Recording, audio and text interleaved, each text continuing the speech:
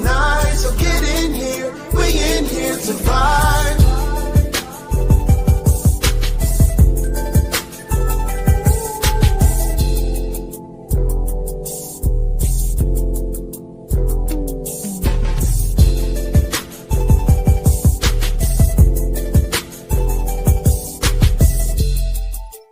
Like and subscribe.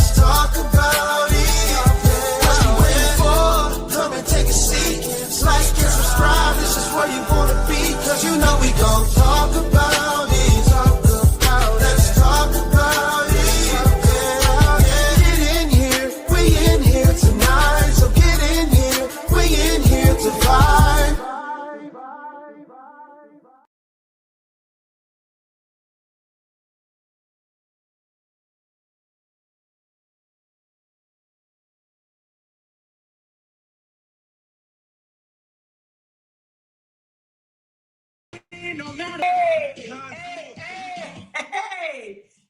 everybody, what's going on? It's your girl, Amora. What is going on? What is going on? What is going on? Listen, I should be on camera for this very special occasion, baby. I should be on camera for this very special occasion, baby. Let me roll that back one time. Let me roll that back one time. Hey, y'all. It's Thursday. It feels like Friday up in here, doesn't it? It feels like Friday, but it's just Thursday, baby. Well, the verdict we all have been waiting for. Now, of course, everybody knows this is just one of the court cases that has been filed against her. Just one. Well, you know, she had one already that she won, basically. But anyway, yes, so we got the paperwork, we got the judgment for Brianna. If you didn't know, first of all, hey y'all. Hey everybody, hit that thumbs up. Hey y'all. Hey everybody, what's going on? Listen, who don't know what we're talking about? Who don't know what we are talking about? Raise your hand if you don't know. Okay, step free for the win. You know it, girl. You better stop playing.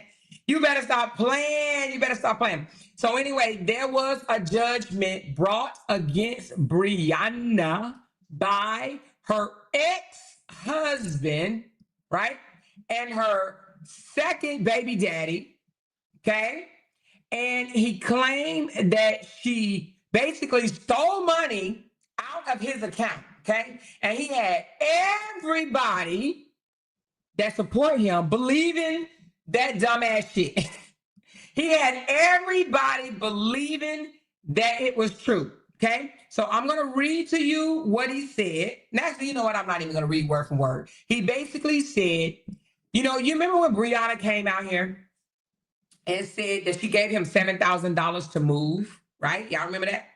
Well, when he came out and was like, yeah, she gave it to me. She my sugar mama. What you thought? What you thought? She was my sugar mama. You know, he tried to like, you know, play in her face and pretend like, you know, she was like a, you know, taking care of him, so to speak, even though now he tries to deny it.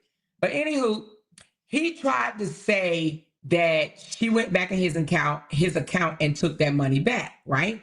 I don't know what happened. Hell, it was 3 years ago, 2 years ago, whatever, right? I don't know what happened at all. However, Brianna responded to his claim. His claim was she stole money out of his account.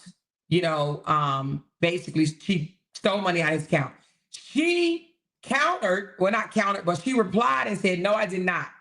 I denied taking $7,000 from you unlawfully, okay? And also, it don't even matter because it should be thrown out because this was while we were married. We are no longer married, and we signed a mutual release of claims in the divorce. So what are you even talking about? So she asked the court to dismiss his claim and find the judgment in her favor, okay? Now, the judge did not automatically do that. The judge did not come out and say, okay, well, you know what, Miss Brianna, I'm going to go ahead and do that for you because, you know, you're a pretty girl or whatever. Nope. He listened to both sides of the party, okay? He listened to the plaintiff, which was LaTruth, Robert Hampton. He listened to him, said everything he had to say. Then he turned and listened to Brianna and heard everything she had to say, and he ruled in Brianna's favor, okay? And the reason why I'm talking like this is because I don't know why people go to court and thinking that they could just tell the judge something and the judge supposed to believe them. You have to take your proof, right? And let me just put this up here right quick before I move further. Okay, hold on 1 second. Everything that I say out of my mouth is allegedly. That's what it says going across here. Everything on this channel is allegedly, okay? All right, we got that? All right, let me put my cash out back up there. There we go. There we go. So anyway, you can't just tell the judge, this is what happened, and please believe me, right? You can't do that. The judge will say, where's your proof? Where is your proof? Okay, right? Said, did he have an attorney? No, he didn't have an attorney. You know, he never has an attorney. The attorney that he had was just for his, well, he didn't have an attorney this time, but the only attorney he's ever had was just for the divorce. That man ain't going to get no attorney. Come on, y'all. Really? Come on. So anyway, he went into court and basically, from the paperwork, looked like he tried to plead his case. The judge wasn't buying it. And the judge, it says, in this case, wasn't just dismissed, like, you know, how mine was just dismissed, denied and dismissed, right?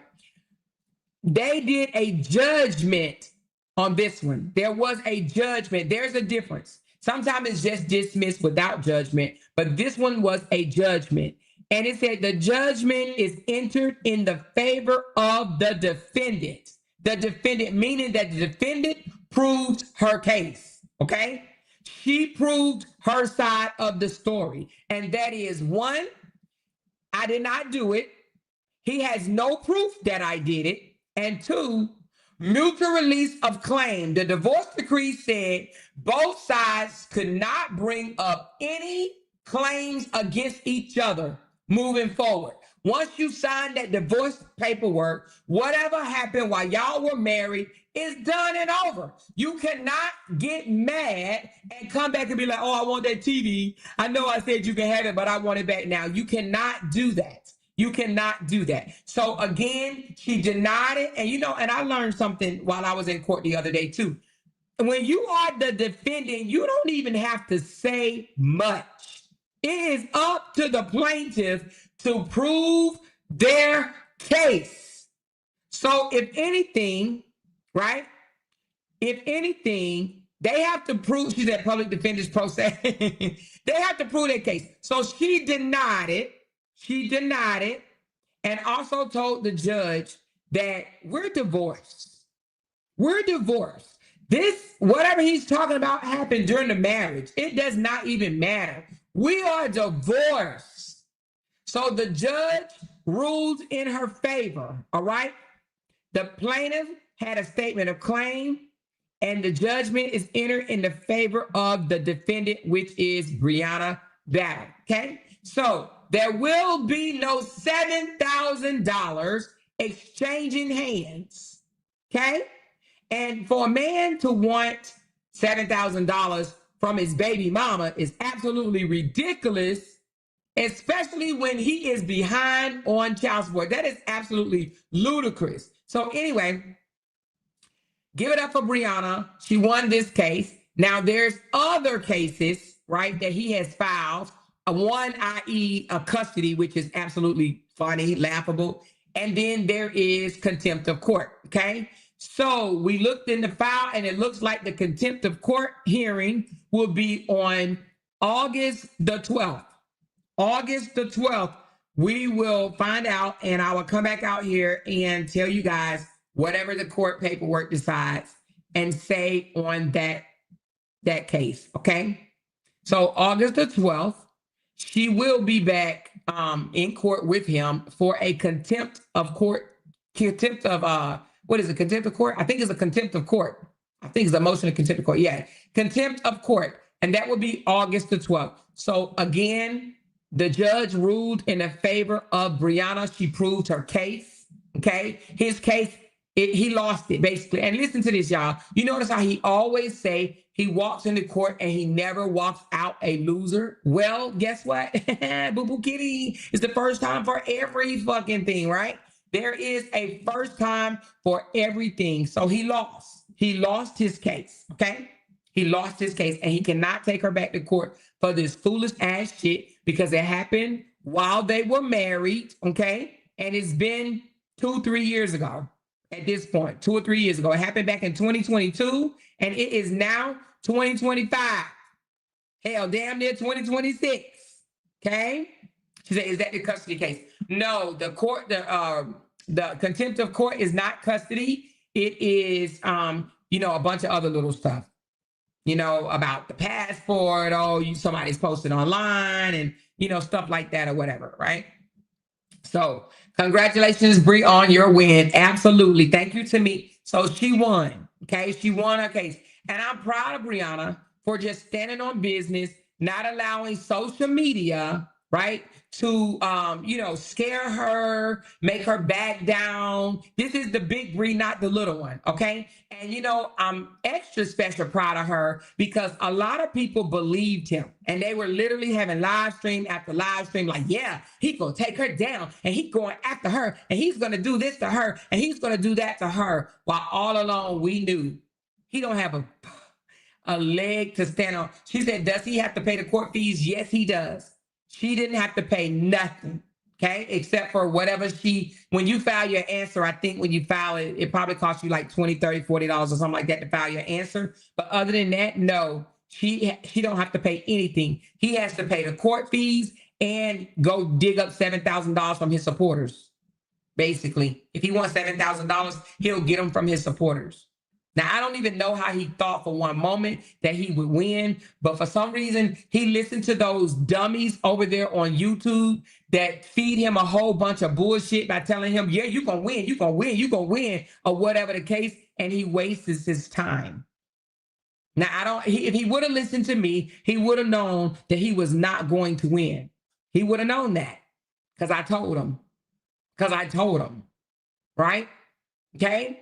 So anyway, again, Brianna comes out as the winner. Okay, it's not like the judge threw it out. She won. He pled his case. She pled her case. The judge listened to both sides and sided with Brianna. She won her case. Okay? Okay? You remember how I said the other day, there was no winner in our case because the judge just shut it down. He didn't want to hear the rest of it. He's like, oh, no, whatever. No winner in our case, right? But in her case, she actually won. They were both allowed to basically tell their side of the story. Okay. She said he's weaponizing the court. He absolutely is weaponizing the court, but it's not getting him anywhere. So again, I'm pretty sure he's probably going to let out a whole bunch of subliminals today. If he haven't already, I don't know because I haven't went over there. She said a decent person would have told him about that clause in the divorce decree. You would think a decent person would have told him, but they want him to think that he really got cases on her because she's this horrible individual. They really want to believe that Brianna is this horrible individual, and I've been trying to tell them for the longest that she's not. Now, is Brianna human? Hell yeah, Brianna human, just like we all are. But is Brianna a horrible human being? Horrible human? No, she is not. They just want her to be a horrible human, and she is not. Okay? She is not a horrible human. And I've been saying that. I've been saying, even when I was upset with her, I was still saying she's not a nasty person. Now, can she be nasty? Can Brianna, I ain't gonna say nasty, but can she be a mean girl? She can be a mean girl, but she also can be a sweet, decent person. You know, I've seen both sides of Brie. I've seen both sides of Brie. Brie got that Detroit in her. She got that Michigan in her, but she also got that Southern hospitality from North Carolina in her as well. Okay. So, anywho, Brianna won her case. It actually says it says judgment is entered in the favor of the defendant. She won her judgment. He filed the claim, right? He filed, she answered, and she won. All right, period. So don't let nobody say there was no winners. There was no winners. Actually, it was. Okay, he lost. Period. He lost. Okay, that's that. That's that. That's that. He lost. So anyway, again, the next court date is August the 12th. I think she has another hearing coming up with the creature girl, the one that got the one that talked about her and stalked her for months on end, and just, you know, the one that just couldn't stop stalking her even after she was given a TPO. She continued to harass her and bash her because she wants to compare herself to her or whatever. She has that case tomorrow. Okay, so let's pray for our girl tomorrow that, you know, the judge sees through the creature girl or whatever you call her, the creature girl. Yeah, I think y'all call it critter girl, critter creature, whatever. I don't know. The one that says she got roaches behind her stove and they only come out because they smell the aroma of her food. Okay, but she know who her roaches are because she's like, that's the same roach. Anyway, nevertheless, we got something else to talk about. So that's that. And now I want to talk about Miss Season. Now, we are going to talk about Lacey too. I did not put her on my thumbnail, but we will be discussing Lacey. But I want to discuss Lacey last, just in case I don't get to it. We could do her tomorrow. I know I keep on throwing Lacey back, like, you know, back. But I think I will be able to do Lacey today because Lacey's actually not long. It's boring, but it's not long, okay? But I want to talk about Miss Season. Raise your hand if you listened to Miss Season's video yesterday while she was sitting in the car for a little over an hour, and she was talking to her supporters and telling them she was good and da da da da da da da da da and all that stuff. Raise your hand if you listened to that. She said, "When Mama go back home?" I don't know 100%, but if they had, if this is the summer visit, then I would think she'd go back on Sunday. If this is the week-long summer visit, I'm not 100% sure.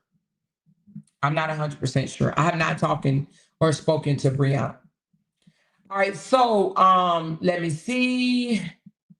Let's okay, so who she said I did not. No, I didn't see it. No, I didn't see it. Okay, so y'all didn't see it. Okay, so only one person. It looks like only one person. That's Marlon. Oh, wait a minute. Taylor Street says she saw it. Okay, so Marlon, so only about 2 or 3 people have seen the video. Well, I'm not going to put y'all through the whole video, but I do want y'all to hear some clips of the video. Please hit the thumbs up. I got 505 in here. I know everybody could run over here like, what's the verdict? What's the verdict? What's the verdict? Well, the verdict is Bree won, okay? Your boy Robert lost. That's the verdict, okay? Take that back and carry it on. But we're going to talk about Miss Season for a minute because, baby, ooh, she just over there grieving, baby. So Miss Season has come out once again to speak to the crowd. And baby, she had a whole lot to say. Miss Season had a whole lot to say. However, I do want to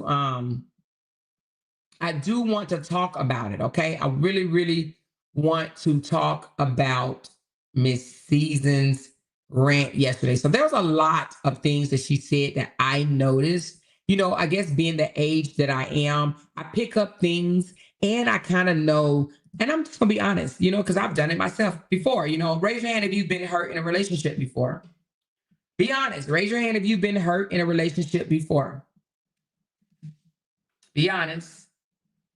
Most of us should have our hands up. I still got my hands up back here. Raise your hand if you've been hurt in a relationship before. I see some hands going up.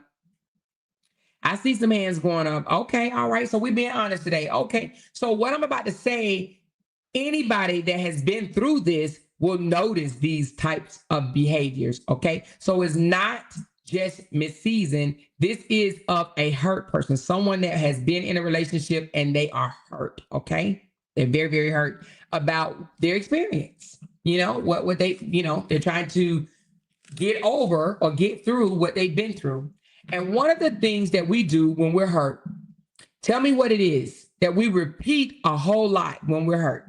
I know we lose weight, but something that we say out of our mouths when we're hurt. What is it that we say? Majority, all the time we say it out of our mouths. What is that number one thing when we're hurt? Anybody? Do anybody know? Thank you. Kicking it with Kenyatta. I'm good. I'm okay. Life is great. I'm amazing. Girl, I am fine. Everything is lovely over here. I'm living my best life. I'm good. You understand what I'm saying? I don't know why that is, but we always do that, y'all. Why? Huh?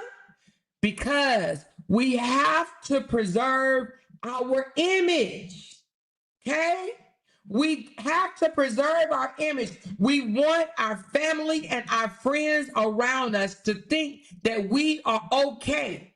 So we overemphasize that we are okay. And we don't even realize just how much we say it.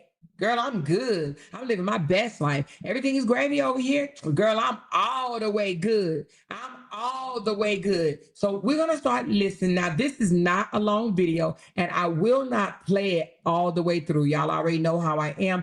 These are only clips that I took out that I want to discuss, okay? Again, this is not the whole hour and have long, I think it was hour and 28-minute video.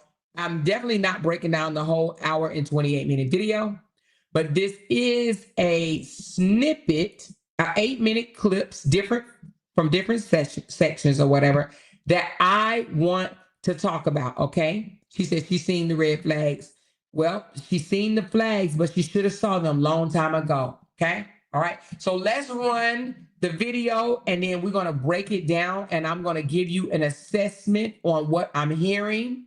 I want you to also pay attention to how she's looking. I want you to also pay attention to the subtle laughs that she make, the kind of condescending little snicker, like the nervous type snicker. Now, the things that I did take out that probably actually would have been a clue, a little bit more clue to her behavior, but I took them out. And those are the she would talk and then all of a sudden say hey to somebody in the audience. But I took those out because I didn't want to hear them. All right, let's roll it. Y'all ready? Let me know if y'all ready. Let me know if y'all ready.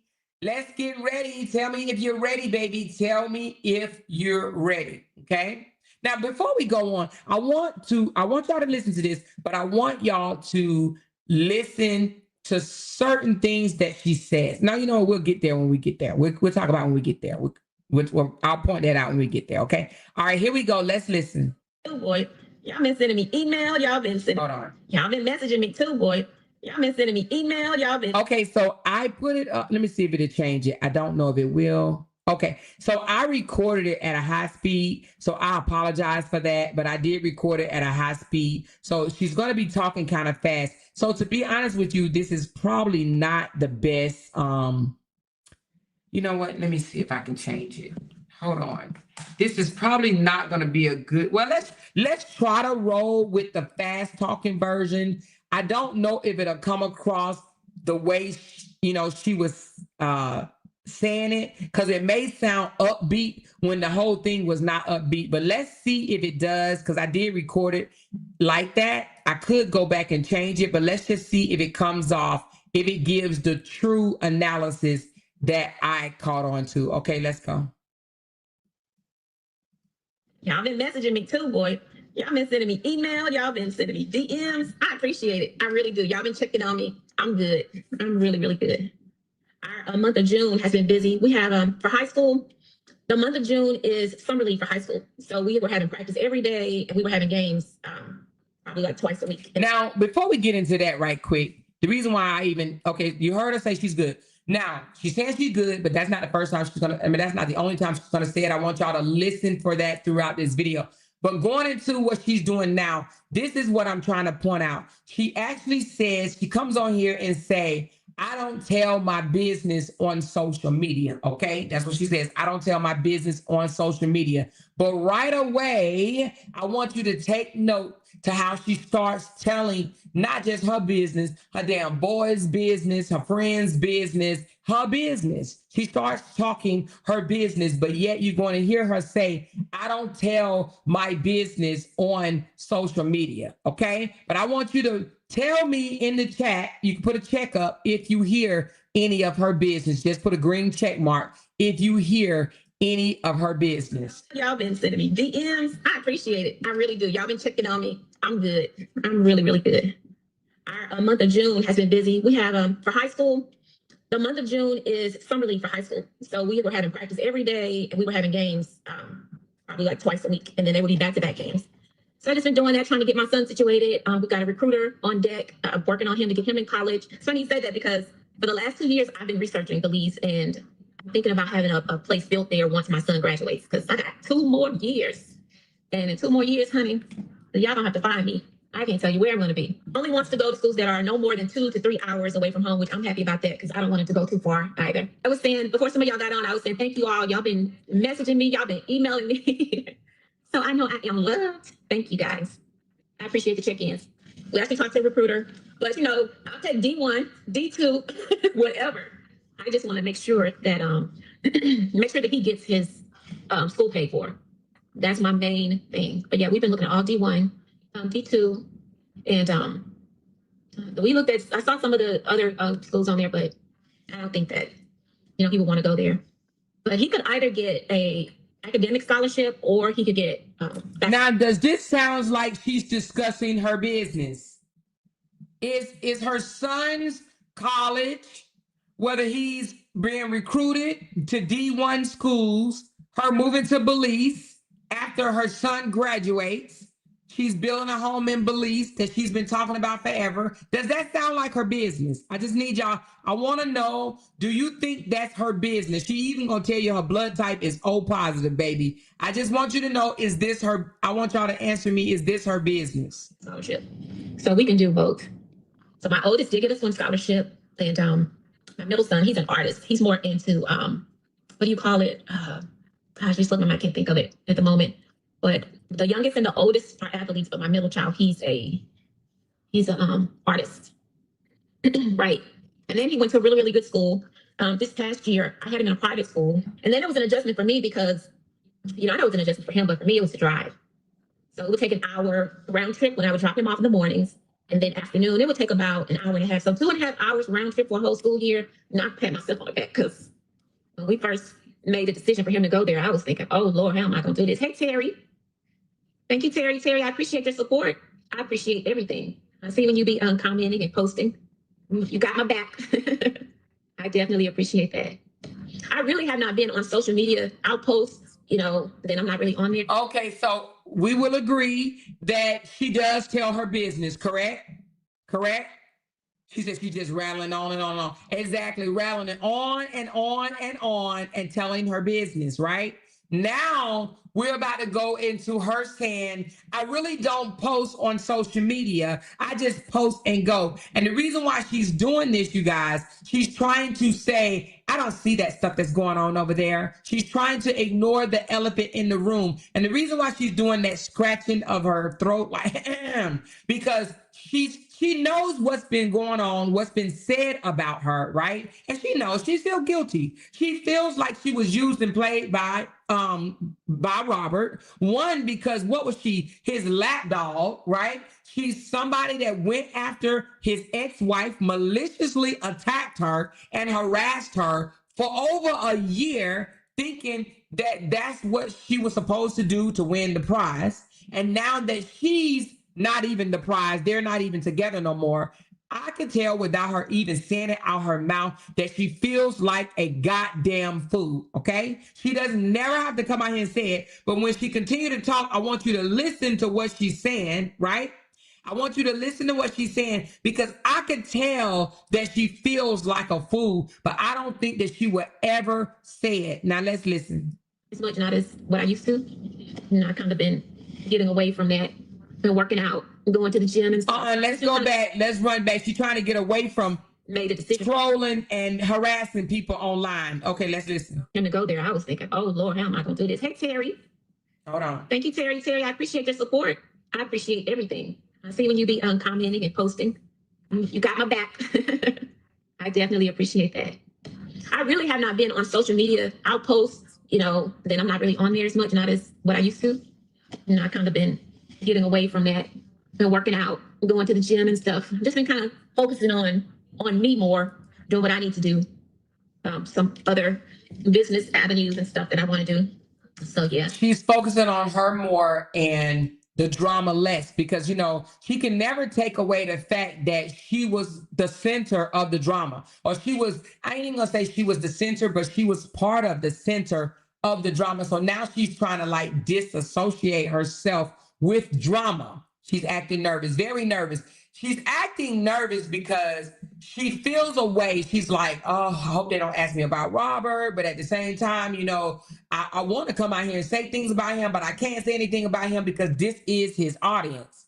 I am talking to his audience. But she feels a way because she feels like she was betrayed by him, but she's never going to come out and say that to his audience. She's really looking for a shoulder to cry on, but she can't find one. She can't run to us and she can't run to them. So she's either sucking all of this in, but you're going to hear her in a minute say that she has spoken to certain people about it. And if anybody says something, she knows who it is, which means that she has vented to somebody in this saga. Okay. Went to the gym and stuff. Just been kind of focusing on me more, doing what I need to do.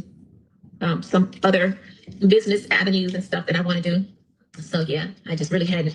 Oh, let me say something right quick that I missed. So you hear how she says, oh, I've been MIA, I haven't really been doing a lot. I haven't really been on social media that much. But she says that out her mouth, right? But at the same time, what did she say?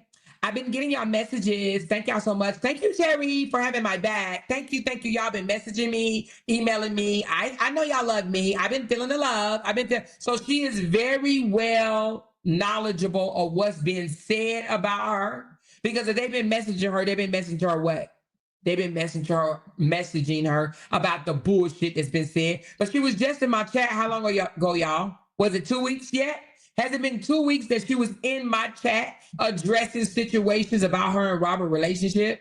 But she ain't been on social media that long, been on social media lately. Okay, yeah, right, boo. How you get your DMs?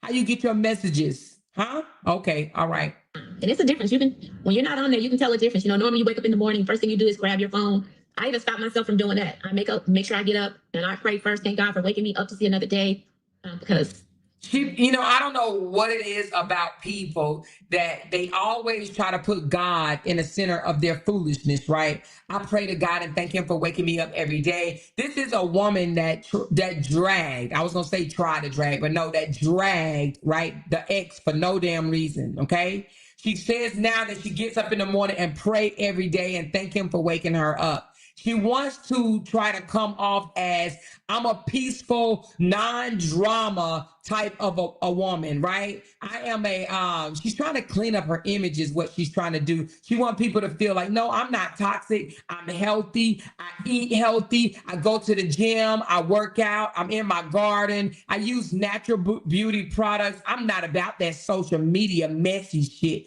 That's how she wants to come off. So she's trying to detach herself from the drama, okay? Business avenues and stuff that I want to do. So yeah, I just really had the time. And it's a difference. You can, when you're not on there, you can tell a difference. You know, normally you wake up in the morning, first thing you do is grab your phone. I even stop myself from doing that. I make sure I get up and I pray first. Thank God for waking me up to see another day. Because I mean, once you get caught up into this, different. It's makes you makes your head kind of cloudy and foggy, and you don't realize it when you're in it. But once you get out of it, she said, once you get caught up in it, right? Once you get caught up in it, it makes you, you know, your head kind of cloudy and foggy. Why in the fuck was she caught up in this in the first place? Why was this 52-year-old woman caught up in this shit in the first place, dragging, bashing, and harassing the ex-wife that didn't have nothing to do with her? She did it because she thought she was going to be the one. She feels like a fool, y'all. I'm telling you. She feels like a fool. That's why she's saying it the way she's saying it.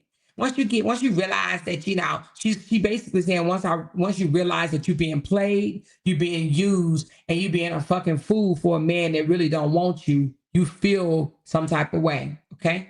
yeah, because I mean, once you get caught up into this, different. It's makes your head kind of cloudy and foggy, and you don't realize it when you're in it. But once you get out of it, you know, I just make it a point not to even be on it as much. Definitely self-care, and that's something I've always done. I've always taken really good care of myself. But you know, I had kind of gotten, you know, caught up in this whole social media thing, which that was never really my thing.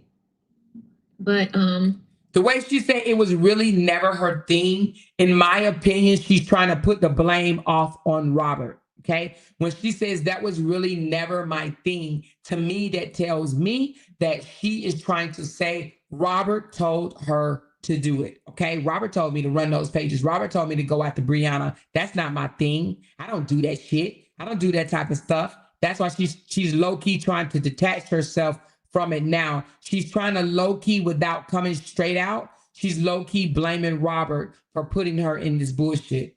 Taking really good care of myself.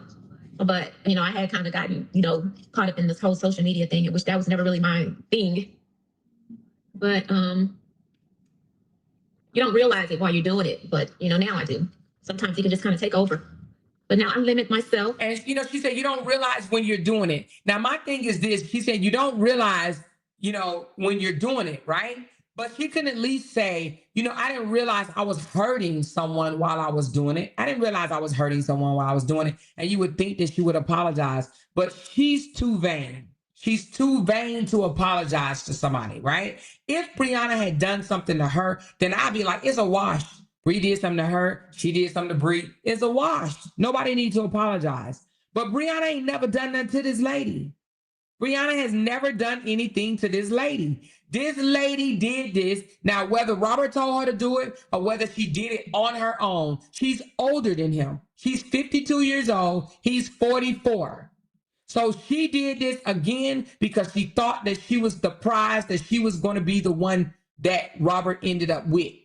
And come to find out, she's the one that looked like she got egg on her face, walking around here losing weight, hair falling out, and looking nervous and talking nervous and just then aged already in a very short period of time.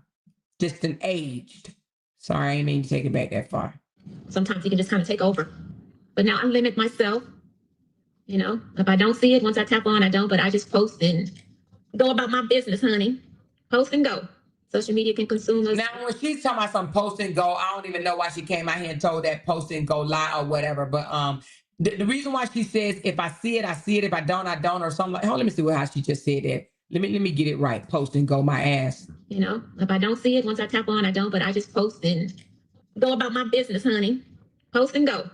social media can consume. Okay, so in my opinion on that one right there, she's basically saying that, I just post and go. She also it's gonna come up. She's gonna say things like, I don't be arguing with them people on social media. Let them say whatever they want to say. Basically, what she's trying to say is she's embarrassed for getting dragged on social media, but she's trying to pretend that she does not see it, or she's trying to pretend that she is above that. You know what I mean? That's below me. I don't care what they doing. They can drag me all they want to. I'm not phased. I don't see it, but she does, and you can tell it. Okay, and she's gonna contradict herself real soon. Just listen. Then go about my business, honey. Post and go. Social media can consume us if we let it. Yeah, there's be so much going on.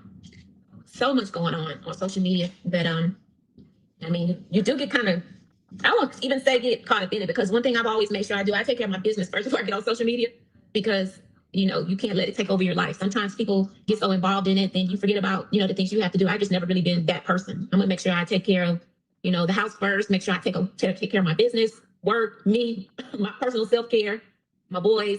So in my opinion, right there, she's trying to say, even though she was the troll queen out here on his side, right? Sage of the city, she was the troll queen of Brianna. She was so wrapped up in this. You have to understand, she was so wrapped up in this.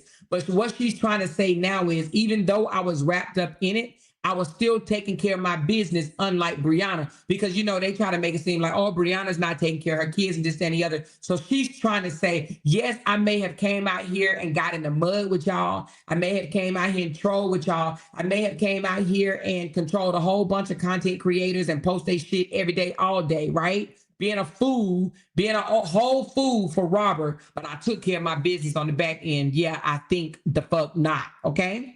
And then, still had time for that, but I'm just not even interested in that. I've been doing the same wake up, pray, fast, and since I've been doing that, I kind of forget. So now she's trying to say she's not interested in it no more. Now that her and Robert is not together, now she ain't about that drama. I'm telling you, without saying it, she's basically trying to say the reason why she was doing that was because of Robert. That now that she's not with Robert no more, she's not into that no more. She's not interested in it no more. That's what it sounds like to me, that it was coming from Robert. Now, Robert is a drama queen. We do know that Robert loved drama, and he may have told her to do it, or maybe not. I don't know. But she's trying to, it sounds to me, is she's trying to push blame like it was only done because I was in that toxic environment, okay? That's what it sounds like to me. Like, I'm really not like that, you guys. I'm really not like that. Trust me, now that I have separated myself from him, I'm living my best life, and I don't want to mess up my great, amazing life since I've separated from him and all that toxic drama. Yes, it's so different. And I even find myself, even when I'm on there, I want to watch different things on YouTube, so. So when she said when she finds herself on here, she wants to watch different things on YouTube, she's basically saying, I don't hear what they're saying about me over there. And if I do, I don't care. She really trying to say that she wants to watch something other than the saga mess. Okay. But she contradicts herself because she's going to do two things. She's going to shout out Stephanie's channel.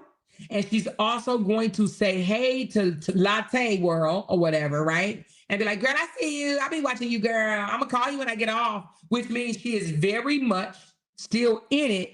She's just not admitting that she's in it. Because if she was not in it, she would not have been telling people. Shout out to Stephanie. Y'all go follow her page. Stephanie does what? Drags Bree. Okay? So she's still in it. Go follow her new page, y'all. Go follow her new page, which means she's still connected and she's still in it. This ain't nothing but a PR moment right here, okay? PR moment, period. Something I just wanted. I'm not that invested in it. Hope you're having a wonderful day. I am. I'm having a wonderful day sitting in the car waiting on my son's practice. So he has practice. Can you even see the school name there? Okay. So we have practice from 6 to 8. So I said still telling her personal business that she claimed that she don't come to the internet and tell. She's still telling personal business. Now we know that her son has practice from 6 to 8. Is that personal business or is it not? Hello, somebody. They killed me with I don't come online telling my personal business. Because if you don't, then what is it called? What is that called? Please tell me. What is it called? Now we know her son goes to practice from 6 to 8. He was recruited, this, that, and the other. Boy, we know a whole lot, right? We know a whole lot about her boys, don't we? Too much. One of my girlfriends for about an hour. And then just we're doing some stuff this weekend. So she was telling me about what we have going on this weekend. And Friday, Saturday, and Sunday. So she's trying to get me to go to the Beyonce concert, but I told her I don't know if I want to go. So she's got tickets for tomorrow, and she has tickets for Sunday. So I don't know if I really want to go or not. So we'll see. My life is not social media. So, I mean, baby, let them say what they say. Because, I mean, there's nothing you can do about that. People are going to be people. Now her life is not social media. Okay, keep on, honey. So don't be fighting with these people on social media. Let them say and do what they're going to say and do. Now it's don't be fighting with those people on social media. Let them say what they're going to say and let them do what they're going to do. Basically, she's saying, I hear them saying things, but I'm not going to come out here and straighten it up because I'm not going to put my foot in my mouth and they're not going to dissect my lies, okay? Because you know what we're saying is the truth. Okay, so she's not even going to test it, not one little bit. She's not going to do it because she know what we're saying is true. And she's even going to say it a little bit later. She's going to say, they see everything. They be noticing everything. Yeah, we do notice, just like y'all did. Just like y'all was all up in somebody's business. We all up in y'all business. Whatever you bring to social media, you made it our business. Just like you just made it our business that your son got recruited into D1, D2. You move into Belize. He go to school, go to practice from 6 to 8. You making all that our business. All that our business. I wanted to tap in with y'all, but y'all know I'm still living and breathing. And some of y'all be messaging me, checking up on me. Your girl is good. So she's still, once again, telling everybody she good. When you have to overly explain that you are good, 9 times out of 10, your ass is not good. Something ain't right. If you got to keep telling people that you're unbothered, then you're bothered. If you got to keep telling people that I'm not mad, then you're mad. If you got to keep telling people I'm not hurt, then you're hurt. If you got to keep telling people I'm good, then you're not. Okay? It's just the truth. Okay? Let's go. Life is good. Life is good. Life is great. And I'm still going to do my season strategy stuff. I've always wanted to do my relationship content. I am going to continue to do that. I'm just going to kind of have a spin to it, like a spiritual spin. Okay, now it's about to get good. It's about to get good now because now she's going to talk a little bit about the elephant in the room, not 100%, okay? But she's going to talk about the elephant in the room that this is what she came on the live for. Now, I want to go back a little bit. I want you to see something. You see the smile on her face right now? When she started talking about, in this next clip, when she starts talking about what she really came on that live stream to talk about, I want you to notice the change in her expression, how much more her face becomes balled up, okay? Because all that fluff that she just did about, oh, my son is going to D1 and I'm sitting out here for an hour. My friend want to take me to go see Beyonce. All of that is not why she came out here to talk. That was all fluff. Can we say fluff? Hashtag fluff in the comments. Hashtag fluff. F-L-U-F. Fluff. Fluff, fluff, fluff, fluff, fluff. F-L-U-F-F. I think that's how you say it. F-L-U-F-F. Fluff. That was all fluff. Now, here's the meat and potatoes, okay? She said, Amor, can you blow up the screen? Let me see. Let me see if I can. Hold on. I don't know. Can I blow it up more than that? Oh, yeah, I can. Damn, I didn't even know that. All right, what about now? I want you to notice the change in her voice, okay? I want you to notice the change in her, not voice, but her forehead, her facial expressions, okay? Here we go. Checking up on me. Your girl is good. Life is good. Life is good. Life is great. And I'm still going to do my season strategy stuff. I've always wanted to do my relationship content. I am going to continue to do that. I'm just going to kind of have a spin to it, like a spiritual spin. So that's what that is going to be about. Season strategy is not about anybody. It's about like mental health. It's about relationships. It's about everything. Staying in relationships, leaving relationships. So when people try to dictate or say what my content is going to be about, you know, they have no idea. Can you tell her face is just balled up more? She's starting to get a little angry when she talks about this. Watch how she talks about this. She starts to grow a little angrier. Content. I am going to continue to do that. I'm just going to kind of have a spin to it, like a spiritual spin.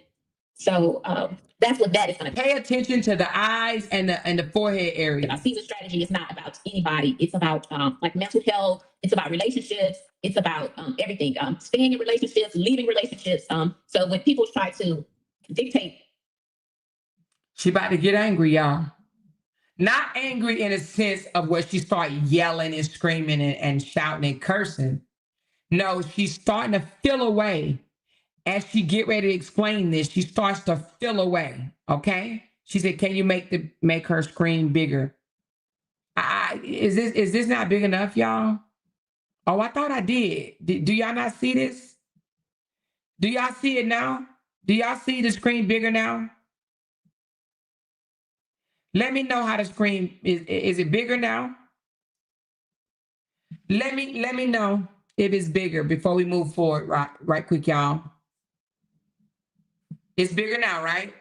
Okay, let us continue. Let's continue. I want you to notice the facial expressions as she get ready to explain about how, you know, she ain't coming out here and telling nobody nothing about her relationships and all this stuff. Now let's go back to where her face is not balled up. Okay, let's go. Like a spiritual spin. So that's what that is going to be about. Season strategy is not about anybody. It's about like mental health. It's about relationships. It's about everything. Staying in relationships, leaving relationships. So when people try to dictate or say what my content is going to be about, you know, she's getting angry. Have no idea. They just a lot of people talk, and that's all they do is talk. All they do is talk. They have no clue what they're talking about. Now, this is somebody that say all we do is talk, right? We have no clue what we're talking about, but she don't. All she do is post and go. All she does is post and go. How does she know what people are talking about when all she does is post and go? And she's been MIA off of social media lately. But all they do is talk. But you could tell she felt a way when she said that, right? Right? Look at her. She felt some type of way, right? They want to just dictate what my content is going to be about. They don't know what my content is going to be about. All they do is just talk. All they do is talk. All they do is talk. She's very much agitated, okay? She's starting to, she's feeling away. She's starting to feel a way, okay? Let's go. Like mental health, it's about relationships. It's about everything. Staying in relationships, leaving relationships. So when people try to dictate or say what my content is going to be about, you know, they have no idea. Let them, a lot of people talk, and that's all they do is talk. All they do is talk. They have no clue what they're talking about. If I have something to ever say about anybody, I don't have to beat around the bush. You know, I can come out and say what I have to say, what I need to say, but I don't have anything to say. Because when I have things to say, if I don't tell it to that person or to the people who are closest to me or my few close friends. She's catching the attitude, right? She's catching the attitude. And is this necessary? But she don't tell her business though, right? She don't come out here and tell her business, but she's literally catching an attitude about what people are saying on the internet. Okay, this is the reason why she came out to talk about this in the first place. Like I said before, all that other shit was just fluff. You have to understand the play. You got to understand the body language. She's angry right now. She's angry right now. She's going to try to bring herself down in a minute. She's going to try to bring herself down, but she's angry. But this is the reason why she came to address her crowd. She's just not going to tell them that. That I may talk to or share things with, then I don't talk to nobody. Like, I don't see a reason for me to come to social media and discuss anything about my personal life. And, she don't see a reason to come to social media to talk about her personal life. But did we just not hear about her personal life? We know her son goes to practice 2 days a week from 6 to 8. He got drafted into D school, B school, A school, whatever the case may be. She moving to Belize. She's going to buy a house. She wearing crochets. She even said that she's O positive, y'all. She even said she lost 8 pounds. You know what I'm saying? Her hair fell out. But what if she means she don't come to social media to discuss her personal life? Is that personal or what? How do we know she lost 8 pounds? Is that personal or what? Is that personal or what? It's personal. Let's go. Stop, and not just her, but don't say, I don't come out here online and put my personal business online when we know we can tell you about yourself. Okay? Yes, you do. About anybody, I don't have to beat around the bush. You know, I can come out and say what I have to say and what I need to say, but I don't have anything to say. Because when I have things to say, if I don't tell it to that person or to the people who are closest to me or my few close friends that I may talk to or share things with, then I don't talk to nobody. Like, I don't see a reason for me to come to social media and discuss anything about my personal life. And I think that's kind of the odd things like that. Because honestly, when you have your personal business is just that. And so she said our personal business is that, just that. Now, I did put this through Chat GPT. Yeah, I know that's my new best friend. And I asked Chat GPT to list the personal things that she revealed. Okay, so can I have a minute? Can I have a minute? Can I have a minute to go over and list the personal things that she released during this hour and I think 28 minutes or however long it was live stream? Do I have a minute? Do I have a minute? Let me know. Let me know if I have a minute to go over the personal things that we found out through her own voice, her own words. Are we ready? Are we ready? Let's go. These are the personal things that she shared with us. She did. Not her ex-boyfriend, not her enemies, not her ops, her. Okay? All right, here's the thing. Dealing with her family and parenting. Her youngest son is being recruited for college basketball D1 and D2 schools. She moved him into a private school this past year. She drove 2.5 hours round trip daily for that school. Her oldest son got a swim scholarship but left college early. Her youngest son considered joining the Air Force but changed his mind. She wants her son to attend college 2 to 3 hours away from home. All right. Now for her hair and appearance. She cut her hair because she swims every day and she just wanted a swim style. Wearing crochets now is easier for her maintenance, admitting to having headaches from the braids being too tight. Health and weight things that she shared with us. Her weight is now 122 to 125 pounds. Wants to maintain anything under 130. She lost the weight intentionally through intermediate fasting. Her fasting window is no food before 1 to 2 p.m. Drinks apple cider vinegar detox mix daily with cayenne pepper, ginger, honey, black pepper, lemon juice, and cloves. She takes calcium and magnesium supplements every day. Mentions she's blood type O. Oh, but we ain't gonna stop there. Let's talk about what she shared about her fitness routine. She goes to the gym multiple times a week. She does kickboxing, Zumba, and weight training. And sometimes she walks and hikes in Stone Mountain. Let's talk about her relocation and travel. She plans to move to Belize in 2 years, okay? What it says she's already purchased the land and she's going to be talking to a builder and a house plan to select a house plan, okay? She doesn't want people to know her exact location once she moves, and she planning an international trip for her birthday, not Jamaica, with a girl named Tay. Okay? Oh, but that ain't all she shared. Her business detail. She's selling Lux body butter and Lux body oil products right now. She runs a business via Etsy and have direct orders. She used thermal packaging with ice packets to ship her during the hot months, and she's preparing for a vendor event to sell her products locally. Oh, we ain't done. We ain't done. We ain't done about her personal life. Her lifestyle and hobbies.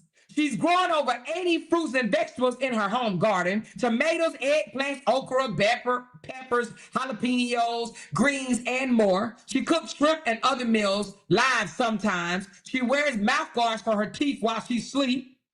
Oh, we ain't done. We ain't done. We ain't done. We ain't done. What's her mindset and social media? She says she posts and log off. She doesn't argue online anymore. She chooses peace and privacy, claims to be in a good place spiritually and mentally, talks about people emailing and messaging her, checking up on her. Why does all of this matters? Well, it matters because she is the one that said, I don't come to social media and tell my business. But yet, she's on social media talking about her weight, supplements, fasting routine, her kids, school, her career choices, her moving plans, her business income stream, her exact diet and workout schedule, her blood type, her hair struggles, and her beauty routine. That is telling her business, period. But let us continue. Let us fucking continue. I don't like when people do that. I don't share my business on social media. Well, how the fuck do I know all of that? How do I know all of that? Because she said it. Now let's run that shit back. Because when I have things to say, if I don't tell it to that person or to the people who are closest to me or my few close friends that I may talk to or share things with, then I don't talk to nobody. Like, I don't see a reason for me to come to social media and discuss anything about my personal life. And I think that's kind of odd. She doesn't see a reason to come to social media and discuss her personal life. So what she should have said is, I don't want to talk about my breakup with Robert. Point blank, period. I don't want to talk about my breakup with Robert. There's no way we should know all that shit that I just said. There's no way. You do talk your personal life. You ain't the only one, but you share your personal life. We know way too much about you. I don't want to discuss my breakup with Robert. Boom. No. I don't come to social media and tell my personal business. You a liar. You lied. You do. Girl, what you mean? Because when I have things to say, if I don't tell it to that person or to the people who are closest to me or my few close friends that I may talk to or share things with, then I don't talk to nobody. Like, I don't see a reason for me to come to social media and discuss anything about my personal life. And see, the reason why she says she don't feel a reason to come to social media and discuss her personal life, right, is because they always blame Bree for coming to social media to discuss her personal life. And they always get on her for coming to social media to discuss her personal life. But Bree's not the only one to come to social media to discuss her personal life. She's not. We know way too much about Miss Season in 1 hour and 28 minutes. 1 hour and 28 minutes. We know way too much about Miss Season. That's kind of odd things like that. Because honestly, when you have your personal business is just that. And it's not in my character to come to social media and discuss anything about my personal business. Because it's not in her character. Oh my God. It's not in her character. She don't even realize what she's saying. It is not in her character to come to social media and discuss her social media. I mean, her personal business is not in her character as she's discussing her personal business. Is not in her character. But what is it in? What? Are you kidding me? Let's run that back, y'all. It's not in my character. I think that's kind of odd things like that. Because honestly, when you have your personal business is just that. And it's not in my character to come to social media and discuss anything about my personal business. Because honestly, it's not in my character, for one. For two, it can hurt me more than anybody. So whatever it is they say it is. Whatever it was, that's what it is. I'm not arguing because I'm not going to mess up. I'm not going to mess up things in my own personal life. Social media is just that. If it was acting, it was acting. She says, I'm not going to argue. But did she not come in my chat and for a good little while? She was in my chat for a good little while, pretty much pleading her side of the stance in the comments, right? That's a lie. I didn't do that. That was not true. He lied then. That is not true and this, that, and the other. But she ain't going to argue. Oh, when she stopped? 2 weeks ago? Oh, okay. Get Taco Bell. Okay, girl. Social media is just that. If it was acting, it was acting. If it was whatever they say it is, baby. I ain't arguing with nobody, honey. So what she's trying to say is, when she just said if it was acting, it was acting. I just made that statement not too long ago. I said basically that it was a skit. matter of fact, I said it when I was talking about the young girl, Clover. I said, Robert, they were just doing skits together. They weren't in a real relationship. It was just skits. She don't like that. Look how she said, if it was acting, it was acting. She don't like that. She doesn't like that because in her heart and in her soul and in her mind and in her thoughts, it was more than just skits for her. Now, it may have been skits for Robert, right? But it was more than that for her. That's why she said, whatever it was, if it was acting, it was acting. She know that Robert told the young lady, Simone, that she wasn't nothing but a transaction, right? She was just a business deal, business transaction. And that makes her feel a way. She doesn't like it, okay? She don't like it at all. I'm not gonna mess up things in my own personal life. Social media is just that. If it was acting, it was acting. If it was whatever it was, whatever they say it is, baby. I ain't arguing. Okay, so Miss Me with that said, well, Amora, there was never a breakup because Robert said they were never in a relationship. So maybe she just don't want to discuss Robert. Okay, I hear what you're saying, right? But Robert said it was never a relationship. But let me just ask you this. I don't know if you are a girl or a guy. This woman came out and said that she would marry this man and that she was in the trenches with him, right? Getting him through his little emotional PTSD, and that nobody just throws away 2.5 years just like that. So even if it may just been, Robert said that they were never in a relationship, would you say that there is a reasonable belief, right, that she thought that they were in a relationship? Would you say that based on the things that she said, nobody just throws away 2.5 years? I would marry that man if he put a ring on it. Would you say that there was reasons for her to believe that they were in a relationship? And she also said, my man, my man, my man. Correct. Thank you, Old Prune Season. She even said if he move on to someone else and she move on to someone else, he will always be her man. So if she was in reasonable belief to think that they were in a relationship, then they was in a relationship. Period. Okay? So you can't just sit here and say, oh, Robert said they were in a relationship, so maybe she just don't want to speak on Robert. If that's the case, she wouldn't say if it was acting, then it was just acting. Listen to her. It was acting. If it was whatever it was, whatever they say it is, baby. I ain't arguing with nobody, honey. Look at her face when she said my character to come to social media and discuss. Look at her face when she says business. Because honestly, it's not in my character for one. For two, it can hurt me more than anybody. So whatever it is they say it is. Whatever it was, that's what it is. I'm not arguing because I'm not gonna mess up. I'm not gonna mess up things in my own personal life. Social media is just that. If it was acting, it was acting. If it was whatever it was, whatever they say it is, baby. I ain't arguing with nobody, honey. Because I ain't about to mess up. I'm not about to mess up my own life, my personal life about some social media stuff. So no, baby, it was all good. So when she say, now, in my opinion, when she says I'm not about to mess up my personal life, right? It sounds like she's indicating, right, that she has another relationship and she don't want to mess up that other relationship talking about her old relationship or arguing about her old relationship. That's what it sounds like to me. Okay, let's listen.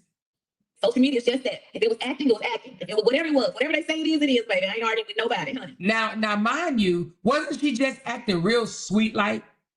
Wasn't she a little bit before she was acting all sweet like?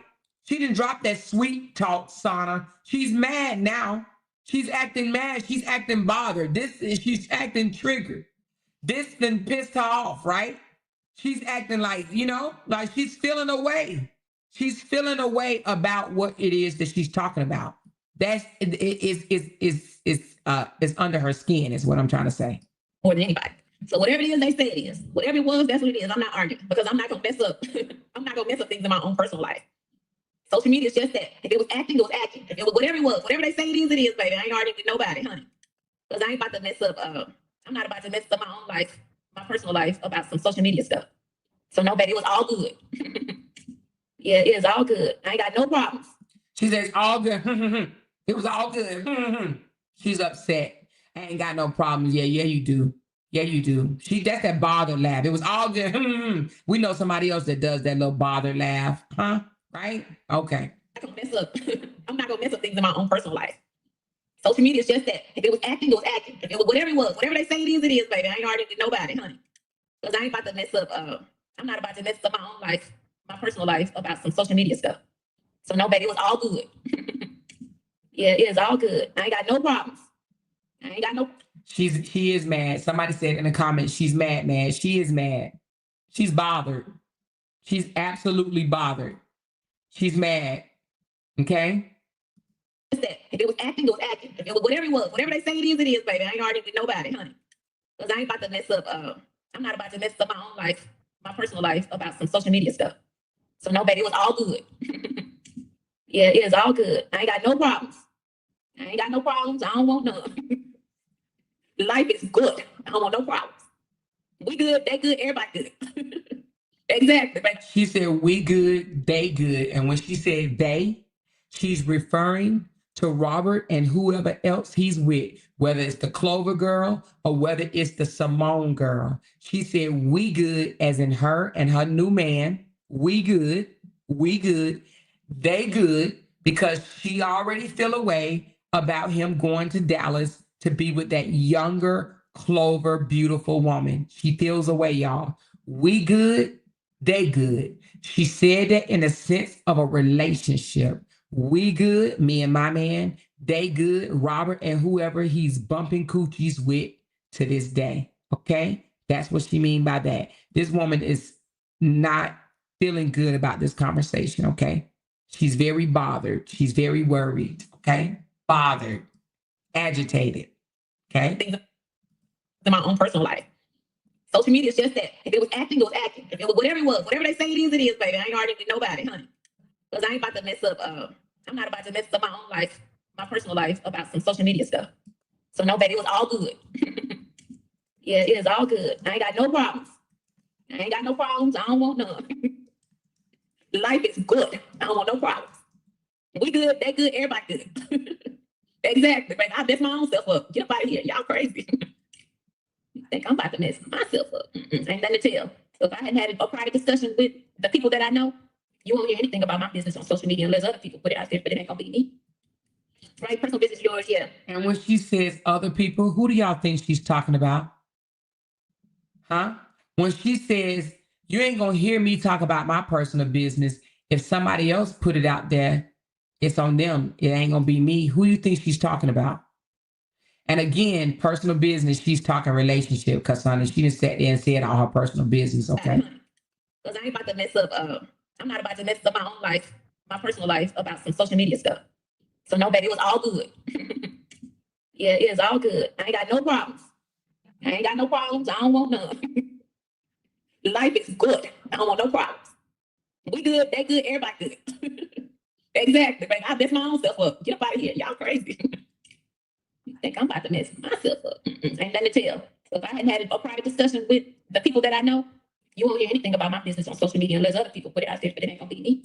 When she say other people, I want you to just look at her face when she say other people, okay? Just look at it.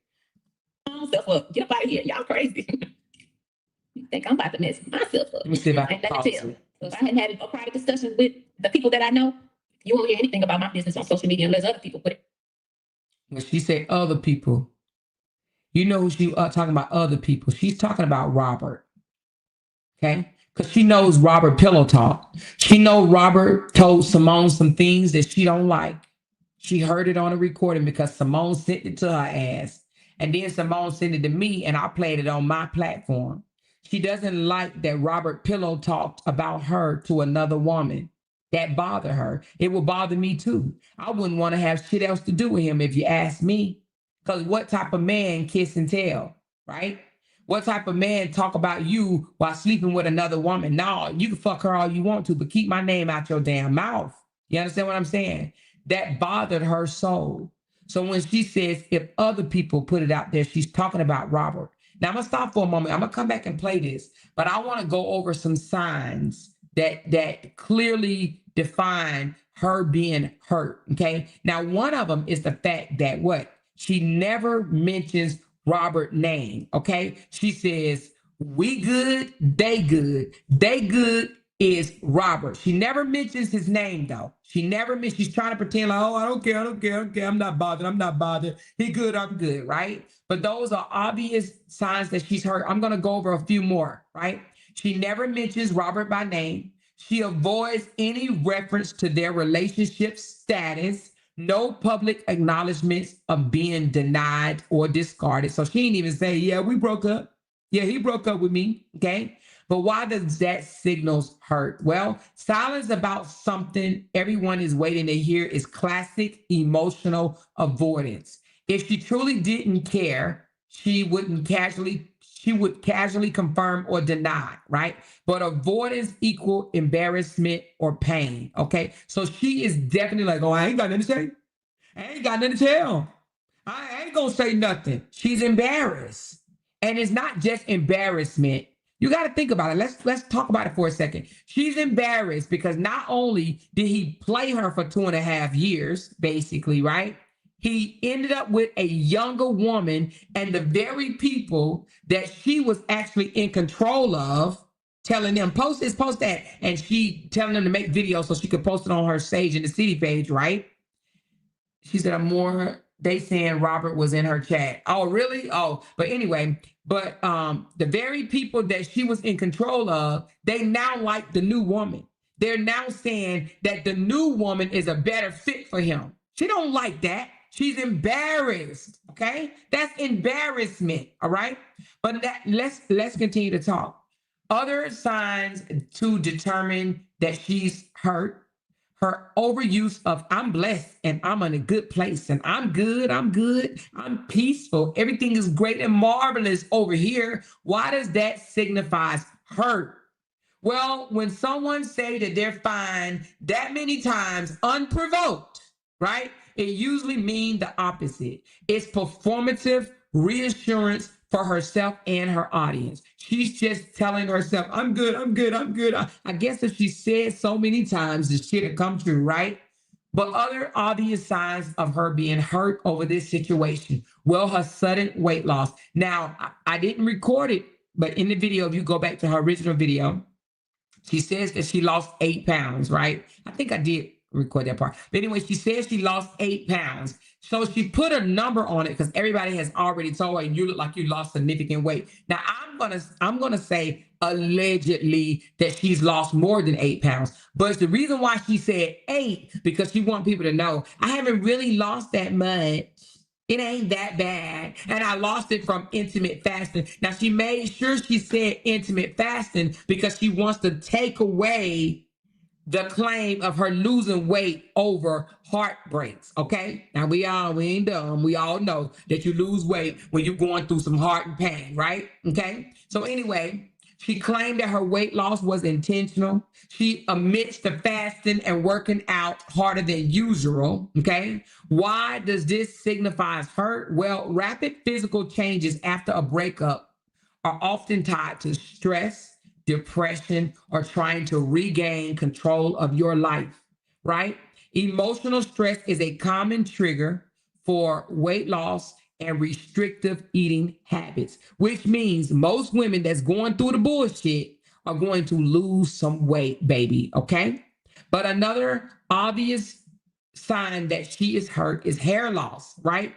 Now, she's the one that came out here on the internet and said, I got a new stylist. I went to a new stylist and my hair was matted and I got mad and I just cut it all off, right? Because she didn't want to tell us that her hair fell out. And we all know she used to wear this wig with this split down the middle and half her hair going to one side and half of the hair going to another side as a straight wig, right? But now she just switched up her hair to crochets, okay? And she mentioned headaches and adjusting to her protective style. Why does this signify hurt? Stress-induced hair loss is common after emotional trauma or public embarrassment, okay? The timing aligns with her public relationship ending with LaTruth, okay? Publicly denying her ass. He publicly came out here and told people that they were not in a relationship. That was embarrassing to her, okay? Now, and another thing, not only hair loss, but a lot of women will cut their hair off, right? When they are going through some hurt and pains because they want to try to get over some shit like that, okay? They want to just try to get over that pain. So they try to, redo themselves over, and haircuts is a part of that, all right? Another sign that she is hurt because she contradicts herself about social media. She says she doesn't tell her business online, but reveal multiple personal details about her life in this very live. Okay. She claims I just post and go, but yet she mentioned she received emails, messages, and comments from the very people that's in her chat. Okay. Why this signals hurt? She's trying to control her image and pretend that she's unbothered, but staying tuned in to social media, it shows that she's very aware of public perception. Okay. And another thing, she's rambling and over explaining. Now, I know y'all know this. When you are long-winded and you start talking about this and that and this and that and just all different type of subjects. She was talking about gardening. She was talking about supplements she used, her gym routines, her business packages, her weight, her kids' school. When you rambling like that, well, it signifies emotional unsettling, okay? That often happens. People overtalk and it's to fill space, all right? She's clearly trying to cover up the elephant in the room with random updates. And the elephant in the room is what? Her and Robert has broken up. Okay. She doesn't want to speak on that. Another sign of her being hurt is loneliness energy. She goes live while sitting in the car waiting on her son's practice, talks about missing calls and being too busy to respond to people, mentioning people is messaging her and her not replying. Why does this signify hurt? That's classic post-breakup isolation. She may be busy, but is also disconnected socially. Okay, she is also disconnected socially. Her online check-ins are her way of staying visible and relevant without admitting that she is hurt. All right. Her live was highly energy. Wait a minute. Her live wasn't high energy or joyful. It was very monotone, calm, but flat. Emotional detachment while pretending to be centered and grounded. Talking about moving to beliefs as a fresh start is often tied to leaving behind emotional baggage. Let me ask y'all something. And I got my hand raised already. How many of y'all went through a breakup and you wanted to leave your city, leave your state, move far away from the person that you was in a relationship with? Raise your hand if that's been you. She's now talking about moving to Belize, far, far away. Far, far away. Good. Thank you. Thank you for being honest. Thank you for being honest. She is feeling that pain. So she wants to run away from it. She don't want to run into Robert in Atlanta. She feels staying in Atlanta connects her to Robert. She's hurt. She owns a home in Atlanta and now is talking about moving to Belize. Now, let's be honest. Have we ever heard her mention Belize before her breakup with Robert? Well, now she's something. I've been talking to a builder. I'm going to buy some land. I've been talking to a builder and I'm going to move over there 2 years after my son graduates. Have we ever heard that she was moving to Belize before? Anybody? Going once? Going twice? Has anybody heard her say, I'm moving out of the country? No. No. She's never revealed that she was moving out of the country. Now, I mean, she ain't even just say, I'm moving to Texas, or I'm moving to Hawaii, or I'm moving to Puerto Rico, or I'm moving to Washington, D.C. This girl said, I am moving to Belize. She wants to be gone and gone far. Now, what I will tell her is, time heal all wounds. Girl, you're going to get over him, child. You ain't got to move to Belize to get over him. Give yourself a couple more months, girl. Give yourself a couple more months, honey. You ain't got to do all that shit. He going to be out of your system in a couple of months, girl. Hold on, child. You ain't got to go run all the way across the damn world. Calm your nerves. You're going to be all right, okay? But let's continue listening to the last little bit. Myself up. Get up out of here. Y'all crazy. Think I'm about to mess myself up. Ain't nothing to tell. So if I hadn't had a private discussion with the people that I know, you won't hear anything about my business on social media unless other people put it out there, but it ain't gonna be me. Right? Personal business is yours, yeah. People seem like they're waiting on on the regulation, baby. I make myself look like a fool. I mess myself up. And that I ain't gonna do. Not even to discuss it. To discuss nothing. Yeah, they're waiting patiently for you to air your business. Air what? What they want me to air? Now, she just said not to discuss it, okay? Now it's what they want me to air. It ain't nothing to air. It ain't nothing to air. Well, what is discuss it? What's the discuss it part, right? It ain't nothing to air. Air what? Life is good. I don't want no problems. We good, they good, everybody good. Exactly, baby. I mess my own self up. Get up out of here. Y'all crazy. I think I'm about to mess myself up. Ain't nothing to tell. So if I hadn't had a private discussion with the people that I know, you won't hear anything about my business on social media unless other people put it out there, but it ain't gonna be me. Right? Personal business, yours, yeah. People seem like they waiting on the revelation, baby. I make myself look like a fool. I mess myself up. And that I ain't gonna do. Not even to discuss it. To discuss nothing. Yeah, they're waiting patiently for you to air your business. Air what? What they want me to air? I just said, should I mess my damn self up? And I ain't gonna do that. But it's nothing to air out, honestly. I don't know what it is that they want to hear, what they want me to say. But there's nothing to air out. I'm good. I'm good. She's trying to say there's nothing to air out, that she's good. She's good, meaning that she don't care. She don't give a fuck. It's over, is what she's trying to say. I'm good. There's nothing to air out. You can just tell. Look at her eyes. Look at the top of her forehead. She's frustrated. She's angry. She's bothered right here. Look at all this tension right here. Look at all this tension. She's upset about the situation. She's talking with so much upset. She's hurting. Yeah, I don't know what it is that they want to hear, what they want me to say. But there's nothing to air out. I'm good. I'm good. Yeah, I talk to the Lord. Like I said, the few people who are trusted. Now she talked to the Lord. Okay. Have conversations with them. I may talk to my friends about a few things, but you know. What she need to talk to the Lord about? What did Robert do? What did Robert do to this lady that she got to go talk to the Lord? What the hell happened? What the hell this man did to her when she got to go talk to the Lord? It ain't nothing spectacular. And if it get out, I know who told it. Because I can count on one hand people that I even have conversations with. So if it comes out, already saying if it comes out, she know who told it. She said, did you monetize this live? Oh, shit. Did I? I'll check in a minute. Hold on. I know who told it. It ain't nothing spectacular. And if it get out, I know who told it. Because I can count on one hand people that I even have conversations with. So if it comes out, I know who told it. But all in all, I'm only going to tell what I'm okay with telling anyway. But that's enough on that. She said she know who told it. She know who told it. Let me do a summary of this live stream. Okay? All right?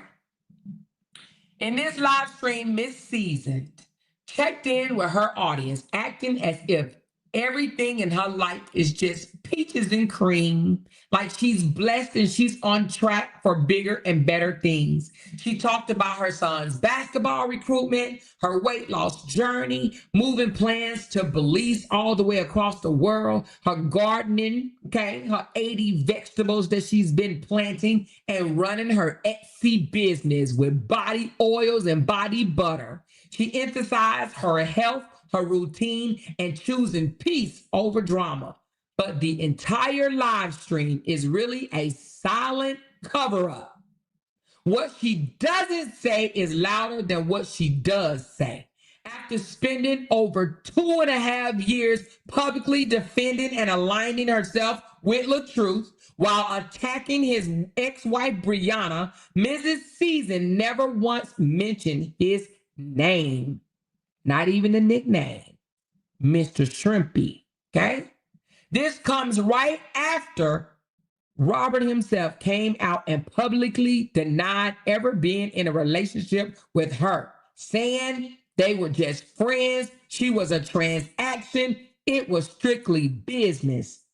The signs of hurt are there. Sudden weight loss, hair change, emotional avoidance, over-explaining, and constantly repeating, I'm blessed, I'm good, I'm in a good place, life is great. She claims she doesn't tell her business on social media, yet she revealed so much in a short period of time. Her weight, diet plans, family, her son, her travel plans, her blood types, and much more. This live stream wasn't about peace. It was about saving face after being publicly embarrassed. The soft voice, the gardening updates, the detox tea recipes is all performance, baby. Behind the soft life is a woman trying not to admit she got left, she got denied, and she got replaced. She is hurt and she is wearing it all over her face. Miss Season Girl. Miss Season Girl. Miss Season. What we gonna do with Miss Season, y'all? What we gonna do with Miss Season? What we gonna do with her? What we gonna do with her, y'all? What we gonna do with Miss Season? Now the Miss Season is hut. Miss Season is hurt. So anyway, that's that on that, honey. We got one more to do, but before we do, y'all got any questions about Miss Season? Somebody said point blank period, and is point blank period. Any questions on Miss Season? She said, I laugh every time. She said, we're going to throw Miss Season back in the pond. Wonder if she would continue on social media. She says she is. She actually says she's going to, y'all ain't even going to believe what she said. She says she's going to start coming live and doing content on narcissistic, toxic relationships. All the shit that I said I do. She said she's going to do. But I'm not going to do what Sweet Ma did and say, she's trying to steal my niche. I'm not going to do that because I know that the niche that I do, that's exposing narcissists, exposing toxic ass humans, right? Manipulators, gaslighters. I know that other people can do that too. It ain't just mine exclusively, okay? All right. So she said she is actually going to start doing that, talking about relationship, manipulation, narcissistic, and toxic type shit. Okay. But I do wonder what influenced it. And I'm not saying me. I'm wondering, did her relationship that she just got out of, did that influence it? Anywho. Okay. Any damn who. All right. She said, all we can do is marvel at her tenacity. And it is actually bad because of her age, 52 years old. You would think that, she would know better, but yeah, she put her, she put her foot in her mouth. I can definitely tell that she's embarrassed. Can anybody else tell that she's embarrassed? I mean, she is legit embarrassed. She's embarrassed. Look at her. She's embarrassed. Her whole face screamed, I'm ashamed of what I did. I'm ashamed and how hard I went for this man. I'm sure she asked herself that quite often. Like, what the fuck was I thinking? I went so hard for this guy. I mean, real hard. Candy said, you win some, you lose some. Hold on. You win some, you lose some, Season. We all been the player and we all done been played. Everything you going through, you deserve. Strap up, enjoy the ride. That part. But everybody always talked about karma this, karma that, karma this, karma that, karma this. And they swear, oh, Brianna's getting her karma, Brianna's getting her karma, Brianna's getting her karma. Why did she think she wasn't going to get hers? Why did she think hers wasn't going to come? Now, she says she lost 8 pounds. She noticed that she's lost weight. People have told her that she's lost weight. She had to come out and try to justify that she's lost weight. Now, she say 8. My eyes say different. But then again, some people they carry their weight differently. But my eyes say totally different. My eyes say 20 pounds. I don't know. Y'all tell me in the comments. Tinker said, how is she going to talk about relationships and she doesn't have one successful one to speak on? 52 years old, played single and lonely. Yep. But she said she's going to talk about relationships. She said she's always wanted to do this content on relationships and manipulation and breakups and whether you should have stayed, whether you should have left. She wants to now do relationship content. Just I've always wanted to do relationship content. I've always wanted to do relationship content. Sharon says she definitely cries at night. Thank you, Tinkers. Thank you, Candy, for the super chat. She says she definitely cries at night. She said, I bet her side friends side-eyeing her about her building Bree behind a fake page. Her bullying Bree behind a fake page. She never comes out and talk about that at all. She never, and then somebody in the comments came in and told her they didn't like her hair. And she was like, well, since you said that, I'm going to wear it longer. meaning that she said she was going to take it out, but she said she's going to wear it a little bit longer since the person in the comments actually said they didn't like it. She definitely in this live stream listening to you. She just posted on Facebook that she talked about moving to Belize over a year ago. Lord Jesus. But I thought she said she just post and go. She just post and go. But now if she did say she was moving to Belize over a year ago, I would love to hear that clip. I would love to hear that clip because I just don't believe that. I believe she wants to move to Belize now because she wants to run away from her pain. Do you really think that Ron and Robert was going to move to Belize together? You think Robert was going to move to Belize? How many of y'all think that Robert would have moved to Belize? Who calls cap on that? Do y'all really believe that Robert was going to move to Belize? I will believe that he will move to Colombia with his brother before I believe that he'll move to Belize with her. That's taking him out of his comfort zone. Robert is a control freak. He has to be in his comfort zone, you know? But she said that she posted that a year ago. Yeah, so that does mean that she's listening to me, and that's fine. There's nothing wrong with that. But since you're listening so hard, why you make that statement? You don't come out here and talk your personal business, but we know all this about you, girl. We know way too much about you in 1 hour, a little over an hour video. We know way too much about you. Way too much. Okay?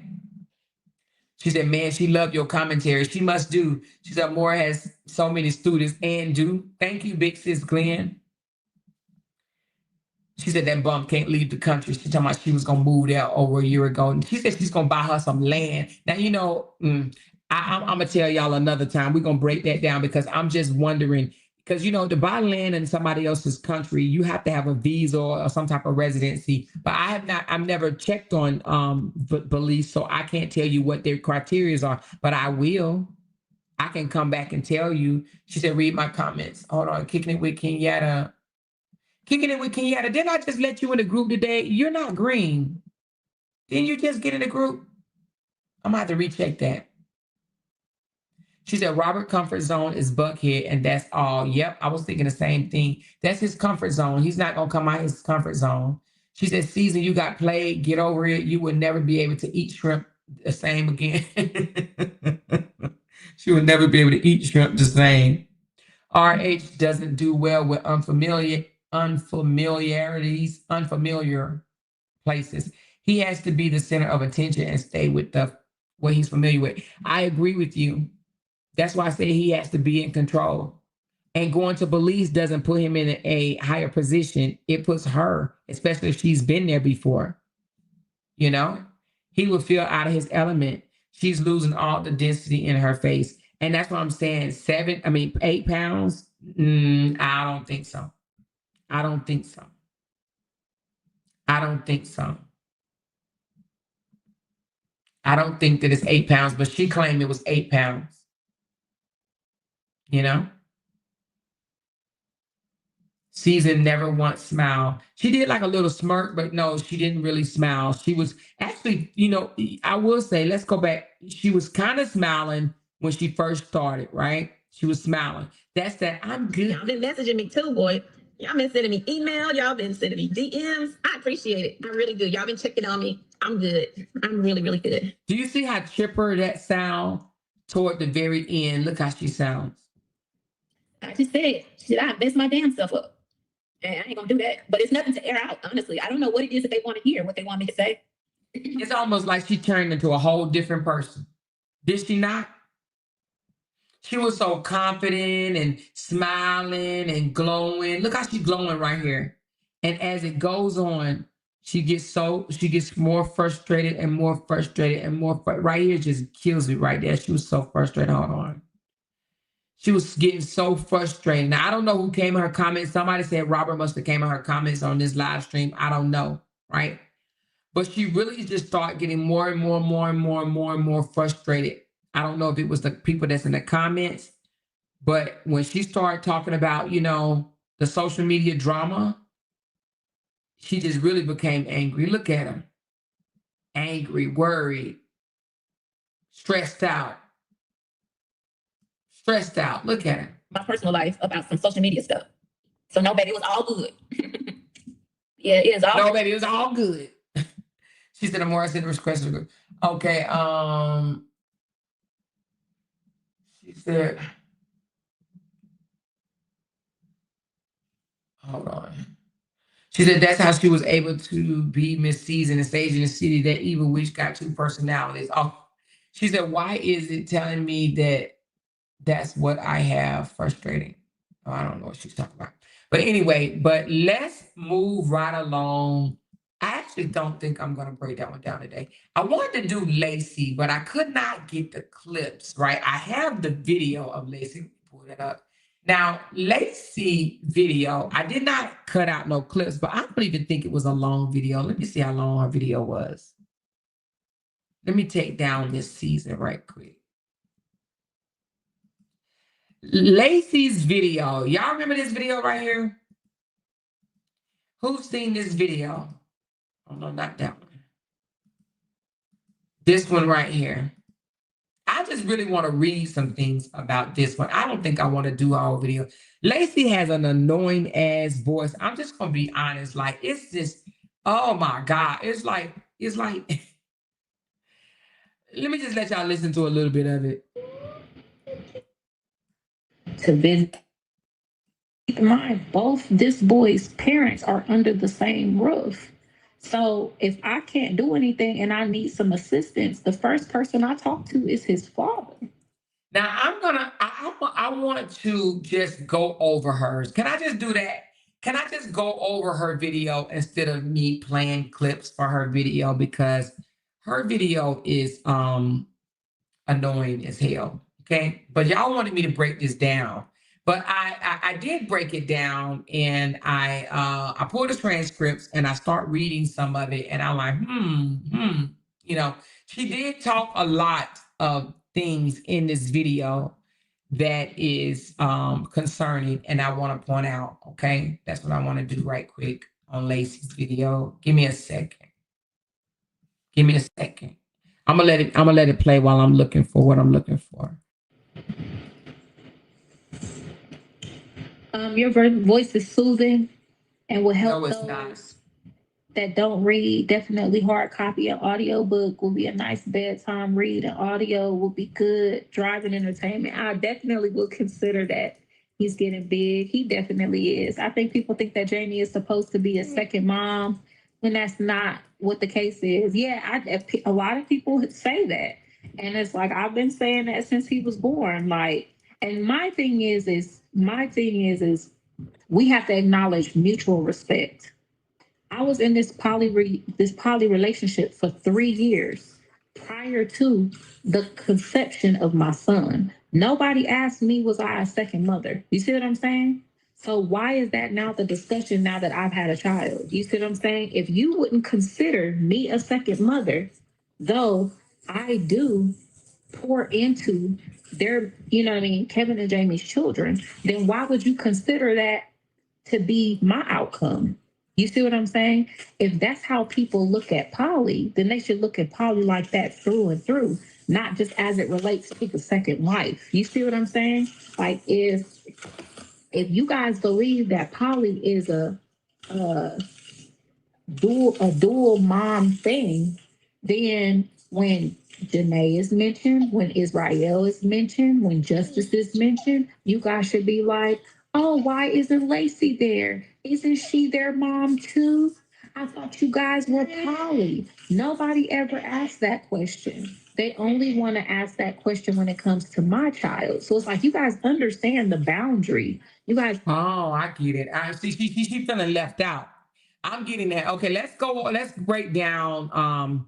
Lacey said a lot in this video. Let's continue to hear that, and then we're gonna continue. Okay, let's continue to hear that. Understand the respect. For some reason, people think it doesn't apply to me because I'm the second wife, and it does. I have children. I have my husband, and if you think you can draw a boundary, in front of me, then like that's not how that works. You see what I'm saying? Some people, things are none of our business. Let's respect your boundaries. My favorite mama. Thank you. Amen, sister. And that's the problem. itself, I feel. Me, stop trying to hit my laptop with your toy. Stop trying to stir the pot. Lacey Meek Meek, what he's still doing up? He went to sleep early. Let me go back right quick. I want to go back. I don't blink and say, oh, having my own wheels. But it's convenient to not have to worry about driving because these people drive, not these people, but I don't understand what the expectation is. Like what do you guys expect to be helped with when it comes to a sister wife? Like, I don't really, you know what I mean? Like for me, when it comes to motherhood, I looked forward to every bit of his requirements as a mom. So when I decided I wanted to be a mom, I didn't come into giving birth to him thinking I was going to be able to pawn off the responsibility of him on somebody else. So um, she doesn't, get up in the middle of the night. She doesn't change him. She doesn't, feed him. You know, I do all of those things. But there may be a time where I might ask her, to hold him, or he'll crawl or walk over to her and they'll play for a little while. Um, but I don't know what that means when people ask me that. Like I feel like people just ask me that just to see what the relationship is like. But what people have to understand is Jamie's not desperate to take care of a baby. Like, you know what I mean? She's raised her kids and she is a grandmother now. So when her daughter needs somebody to watch her daughter, Jamie watches her. You know what I mean? So she's a grandmother. She has a 5-year-old to maintain. So you have to keep in mind that she may have 3 children that are technically grown, but they still turn to her when they need what they need. And then on top of that, she is a grandmother. She has 4 children she's responsible for already. So she doesn't need me saying, "Oh, can you change him? Oh, can you make him a bottle? Oh, can you watch him for a second while I do this and that and the third?" Like that's not what she needs. Like, I get the idea of sister wife. Like, I think that women are trying to figure out why even do this at all? What's in it for me? What's in it for her? And so when women think about it, they're just kind of like, the only way it could be beneficial is if some of the responsibility of raising a child is not on you. But I'm not that type of mother. You know what I mean? I'm not that type of mother. I hear what she's saying. You know what I'm saying? And I actually feel two different ways about it, right? So basically, it sounds to me that people are asking her, and I don't know. I didn't go directly to the live and look at her comments, but it sounds to me that people were asking her in the comments about, does Jamie help you with the baby? Because I think earlier on may have said something in reference to she haven't had a free moment since the baby's been there, right? And we're gonna talk about that in a minute too, because like what the fuck, right? But anyway, but when she says she hasn't had a free moment, people probably start asking her, well, Jamie's there. If you have a sister wife, right? If you have all those people, 18 folks or whatever, I'm exaggerating. Don't take me to court and file defamation on me for exaggerating, goddamn. But anyway, but if you have 18 people living up under one roof, you would think that you would have a free moment, right? When you have a house full of people, you would think that you would have help with your child if a whole lot of people are living there. But when she said that she hasn't had a free moment since the baby was born, I think people in the audience may have started asking her things like, well, Jamie there, why can't Jamie help out? And that was her saying that, listen, she wants to, it sounds to me like she wants to basically, I wouldn't say legitimize. Well, maybe so. Maybe legitimize her position as his mom, right? Even though we know Lacey is the legal wife, she wants to legitimize herself as his mom by saying, I take care of him. I'm independent. I'm the wife. I'm his mother. I'm the baby's mom, Meek's mom. Okay. Lacey don't change him. That's not her responsibility. Lacey don't feed him. That's not her responsibility. Lacey doesn't get up in the middle of the night with him. Okay. Meaning I do all of this because this is my child. Now, I believe she's trying to put herself in the position to say, this is my child. Why you're asking me why Lacey is not helping me? It's not her responsibility. Being in a poly relationship doesn't require everybody in the house basically to take care of your child. That's what it sounded to me like she's saying. However, I question that because what you mean? If we married to the same man, then that means our child got two mamas. That's how I would look. You understand what I'm saying? If I'm sharing my man with you, then you are his mama. Two. So, which means that I'm doing this and this for him. I need you to do it too. If I'm cooking for him, you need to be cooking for him. If I'm changing his clothes, you need to be changing his clothes. If I'm changing his diapers, you need to be changing his diapers. The only way I'm going to get in, which I wouldn't, but if I did get into a poly relationship with someone, I expect everybody, lottie-dottie, everybody in the house to help out. I would feel some type of way if Jamie didn't help me. She said, oh, Lacey is the one with the baby. Okay, I mean, the other way around here, okay? Jamie don't change no diapers. Jamie don't feed them. Jamie don't do that. Okay, Lacey is the wife, the side chick or whatever, and Jamie is the legal wife or whatever, right? But in this same live stream, she reveals that she was the first poly wife, okay? Even though, and I've heard her say that before, and I didn't know what she was talking about. I said, why do she say that she's the wife? Because in her mind, right, she introduced the poly marriage, the poly relationship to Jamie. Okay, so that's why she puts herself as the first wife. She's the first poly wife. She said, "More is Jamie, not Lacey." I said that right? No, Lacey. Lacey. Who is this? This is Lacey. Lacey she claims that she's the first poly wife.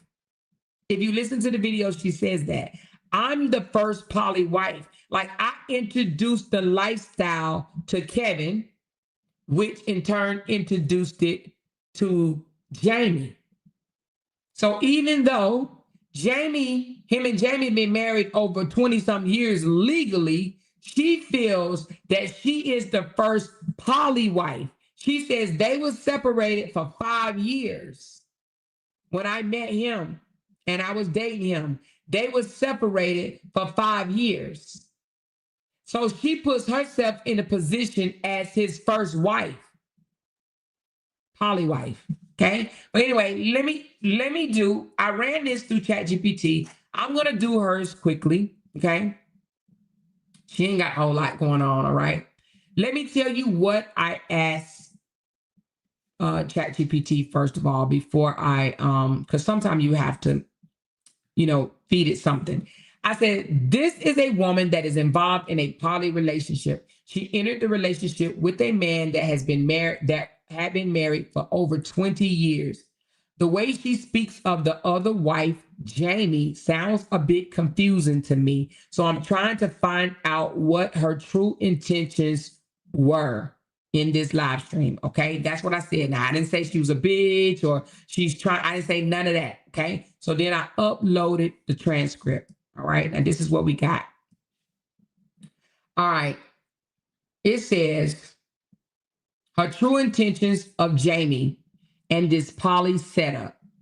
From this, now this is just strictly from this one video. Now, it may not be overall facts, okay?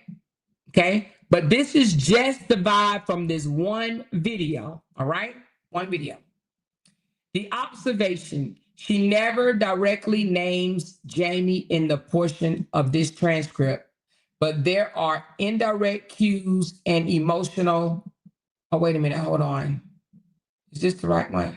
Oh, no, I'm sorry. I'm sorry. I'm sorry. I'm sorry. I'm sorry. I'm sorry. I'm sorry. I'm sorry. I'm sorry. I'm sorry. I'm sorry. I'm sorry. Scratch that. Scratch that. Scratch that. Scratch that. Scratch that. Give me a second.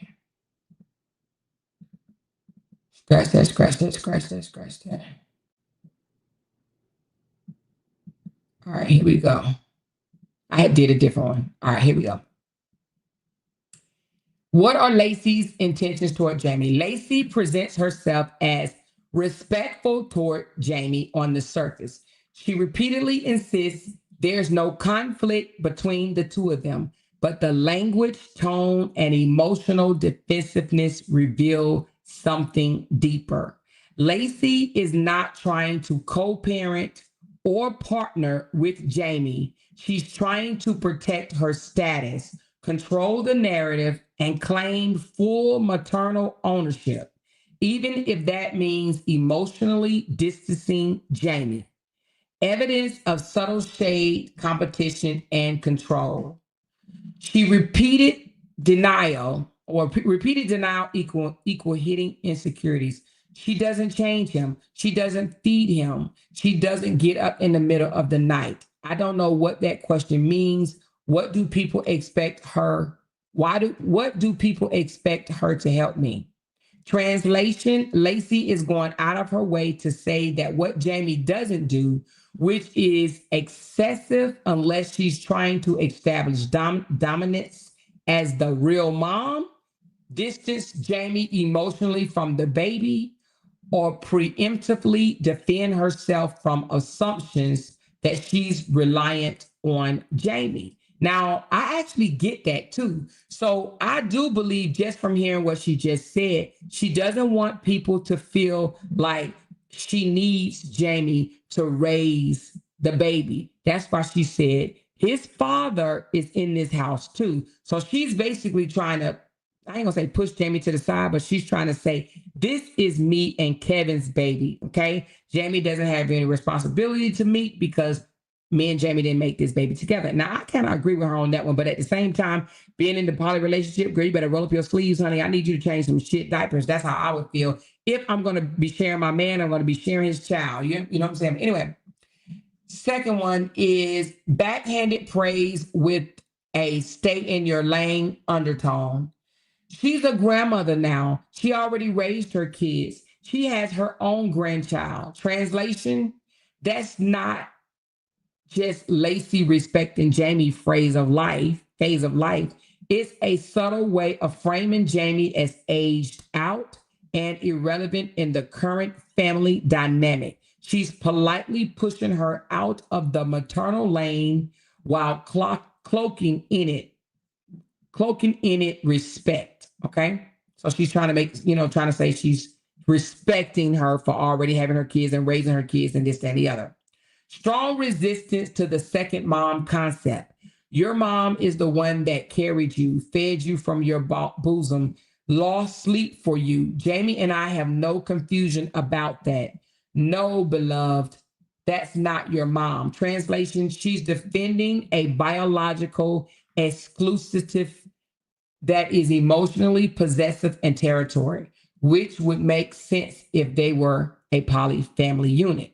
Okay.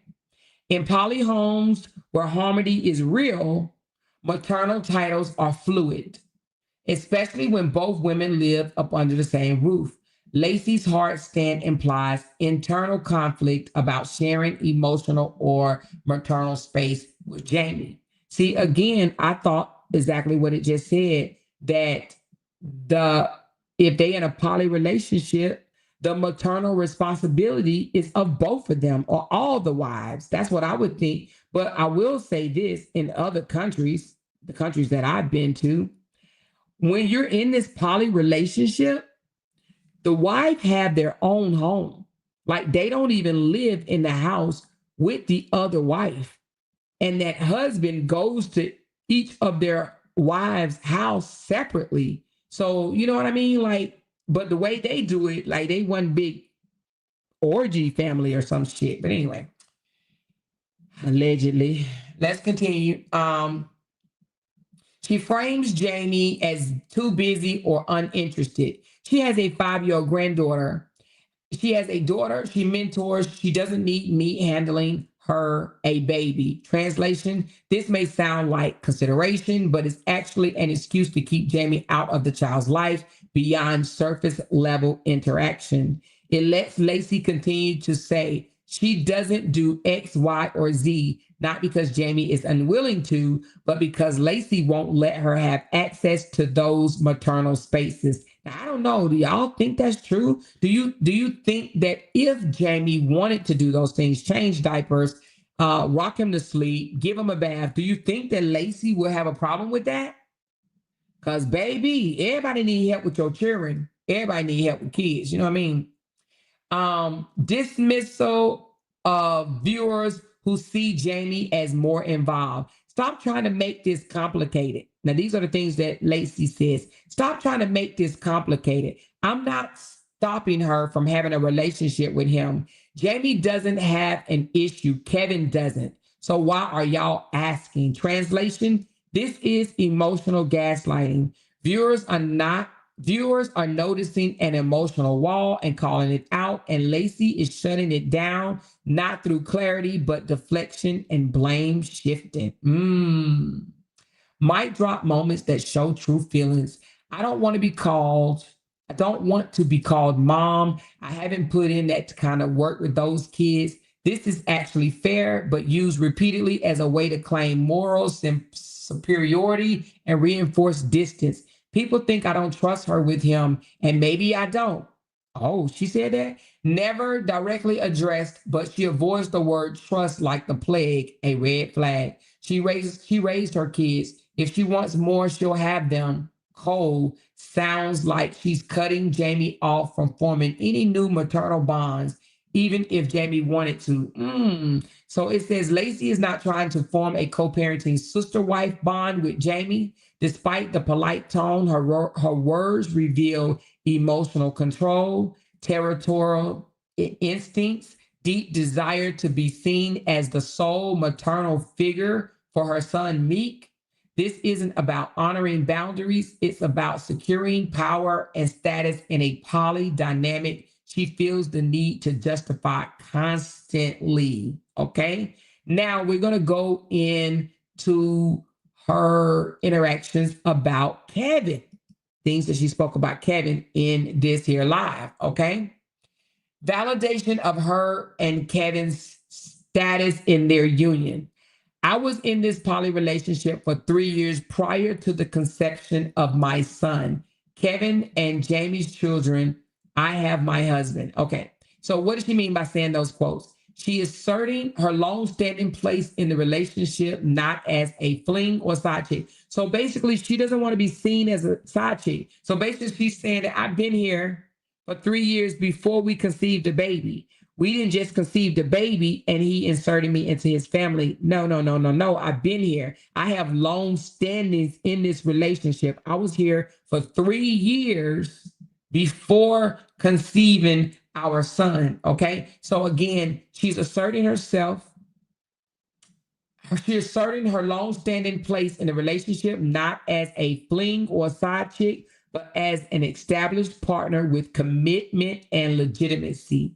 She wants people to understand I didn't just show up and get pregnant. I've been here. I belong here. Defining her paternal partnership with Kevin. If I'm tired, that's a conversation I'll be having with the father. That's the person who agreed to be in this relationship, to be in this with me. Her intent, she's establishing emotional exclusivity and shared parenting with Kevin, not Jamie. So basically what she's saying here is, if I'm tired, the baby can go to the father, okay? Not to Jamie, not to Jamie's daughter, not to the other kids. If I'm tired and need a moment, then Kevin should step in and help her out. That's what she's trying to say, right? Minimizing Jamie's role in the Kevin Lacey unit. This is the type of relationship we agreed to. This is how we decided to navigate it. She repeatedly says the word we, but that we only refers to her and Kevin, not the full trio. Ooh. She talks about relationship decisions and child rearing in private couple terms, not group consensus. Ooh. So ChatGPT has picked up and noticed that her tone is not about family, not about the whole poly unit. It's only about her, Kevin, and the baby. Okay. It's overemphasizes that she actually doesn't over, it states that she overemphasizes we, referring to just the two, her and Kevin and the baby, not the whole family dynamic. Okay. She talks about relationship decisions and child rearing. Oh, I just said that. This signals that while she's technically in a poly relationship, she is emotionally and operationally focused on her own two-person bond with Kevin.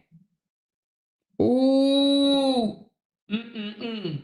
It says, even when discussing Jamie, the kids, or family matters, Lacey frames herself as Kevin's closest companion and emotional partner. Jamie is discussed almost as extended family, not a co-equal wife. Damn. She made a quote. I turned to my son's father. That's the person who agreed to be in this with me. That's a significant phrase shifting. It's a in a true poly marriage where all partners are equally bonded. The phrase might have been, we agreed as a family and our union includes. Okay. So instead of saying we agreed as a family, right? She's saying, I turned to my son's father. That's the person who agreed to be in this with me. Damn, damn, damn, damn. But Lacey version centers herself and Kevin, and Jamie is positioned outside that sacred bond. Wow. Mm. Here's some key quotes that revealed her intentions.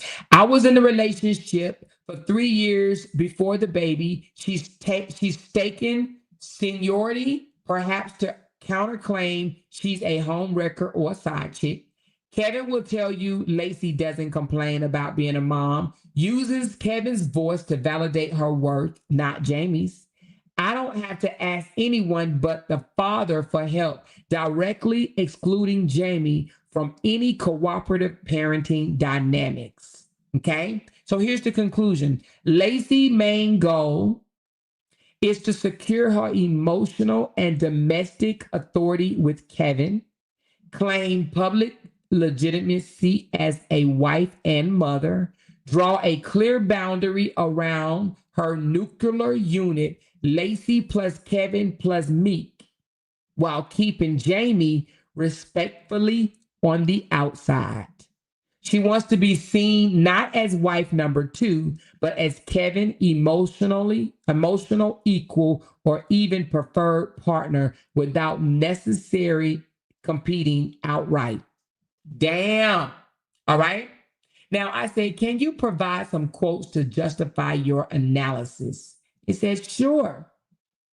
She repeatedly separate Kevin from Jamie in decision making and bonding. Here's a quote that she's used. That's the person who agreed to be in this with me. So when I'm tired, that's who I'm going to. She clearly refers to Kevin, not Jamie. This is a point moved. She doesn't say we agree as a family. Oh, I read that already. She uses Kevin's voice to validate her place. She suddenly excludes Jamie from parenting roles and responsibility, and she wants legitimacy in the relationship with Kevin, not to be seen as the sidekick or side piece. She presents the relationship agreements as personal between her and just Kevin, not shared amongst the three of them. She dismisses Jamie's needs or right to be involved. She uses deflection when asked about tension with Jamie, but is defensive. So then I said, well, does she speak about jealousy or implies that there may be some? It says yes. Lacey definitely implies jealousy is in the mix. Even if she never outright says it, says Jamie is jealous of me, Her language and tone contain defensive deflections, subtle digs, and indirect jabs that suggest she knows viewers are sensing competition and she's working overtime to deny it, dismiss it, and redirect it. Let's break it down. Now, do y'all want me to break down the different hints of jealousy in their dynamic? Do y'all want to hear that? Let me know. Let me know in the comments. Do y'all want to hear that? I'll wait. I'll wait. I'll wait. I'll wait. I'll wait. I'll wait. I'll wait. I'll wait. I'll wait. Okay. Y'all said yes. Okay, let's get messy. Let's get messy. Let's get messy. Okay. All right, let's break it down clearly. Does she speak or imply jealousy? Yes, she implies it heavily, okay? Not just between her and Jamie, but also from viewers, outsiders, and anyone questioning her role, all right? Here's some direct quotes that hint at jealousy and competition. Why is this hard for y'all to understand? I don't know why this is so hard for people to understand. Jamie is not watching the baby because it's not her baby. These are quotes that Lacey has said, okay? This implies that she's irritated that people keep asking about Jamie's involvement. That frustration implies that there is an undercurrent of assumed jealousy or tension that she's trying to shut down by declaring ownership and separating Jamie entirely from the situation, okay? She's already raised her kids. The quote, she has her own granddaughter. She's already raised her children. Implication, this is a polite way of saying she had her time. This is my time now. That's territorial energy, and it hints that Lacey may believe Jamie could feel a way, but she doesn't care, and it's planting her flag. Okay, basically she's saying, Jamie, you already had your kids. This is between Kevin and I. Okay, Meek is ours. Y'all had y'all's grown, your kids are grown. Let me and Kevin have our time. Okay, let us have our time now. You, a grandmother, raise your damn grandkids and go wash them damn dishes. Let me and Kevin bond with our child. Okay, now, number 3, y'all are projecting. Stop trying to make things complicated, okay? This is the quote. Y'all are projecting. That's not what's happening in this house. So stop trying to make this complicated. Implication. Projection is often mentioned when someone feels accused or sense judgment. By using this word, she's basically saying, y'all must be jealous or bitter because there's nothing wrong here. That's defensive tone is a major clue that she's bothered by the assumptions, which means there's some truth to that. Now, I've always heard that if somebody is so bothered by what somebody is saying, then there's some truth to that. Because if you're not bothered by it, y'all remember, let me just give you a quick story right quick. Y'all remember when they came out and they said that my husband was cheating on me with a white girl. And I turned around and I made a joke out of it because I knew it wasn't true. So I laughed in their faces and I said, oh yeah, Melissa's upstairs in the room, right? I was not bothered by it, not one bit, because I knew it wasn't no truth to it. Now, if I showed that I was bothered by that, then it very well could have been some truth to it. So when a person come out here and act like they are so bothered by what is being said, then there's some truth somewhere in there, okay? All right, let's continue. I'm not interested in replacing anybody's role. I'm not trying to be anyone's mom except for to my son. I'm not replacing anyone. Implication, nobody asked her if she was trying to replace Jamie, yet she brings it up herself. That is a red flag. It is a preemptive denial that only makes sense if she feels accused or knows there's tension or jealousy under the surface. Okay, damn, that's deep. Kevin and I agreed to this. This is the type of relationship Kevin and I agreed to. Implication: she continues to center herself and Kevin, not the poly unit. This phrase reinforced the ideal that she's the chosen one, the current favorite, which often triggers jealousy in long-standing partners. The conclusion: yes, jealousy is lurking in the background. While Lacey never explicitly says Jamie is jealous of me, she over explains her role and her worth. She often defends her independence. She uses firm boundaries, setting language to shut down questions. She frames herself as chosen, capable, and irreplaceable. That all signals that jealousy, whether from Jamie or from the viewers, is being anticipated, dismissed, and directly addressed. Okay? Now, this last one right here. No, wait a minute, not this last one. I got two more for y'all. Another question was asked: does Lacey feel inferior to Jamie? Yes, Lacey shows subtle signs of feeling inferior to Jamie, even though she masks it under confidence, self-righteousness, and over-explaining. She never admits to feeling less than, but the emotional defensiveness, passive aggressiveness, framing, and constant need to validate herself reveals that there are some internal comparison happening, and it's not in Lacey's favor deep down. Let's break it down.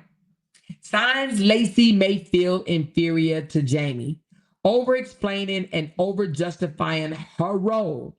She doesn't change him. She doesn't feed him. She doesn't get up at night. She doesn't take him to the doctor. This sounds like a woman trying to prove her value, okay, not to Jamie, but to the audience and maybe to herself. People who are secure in their role don't usually give a checklist of duties like this.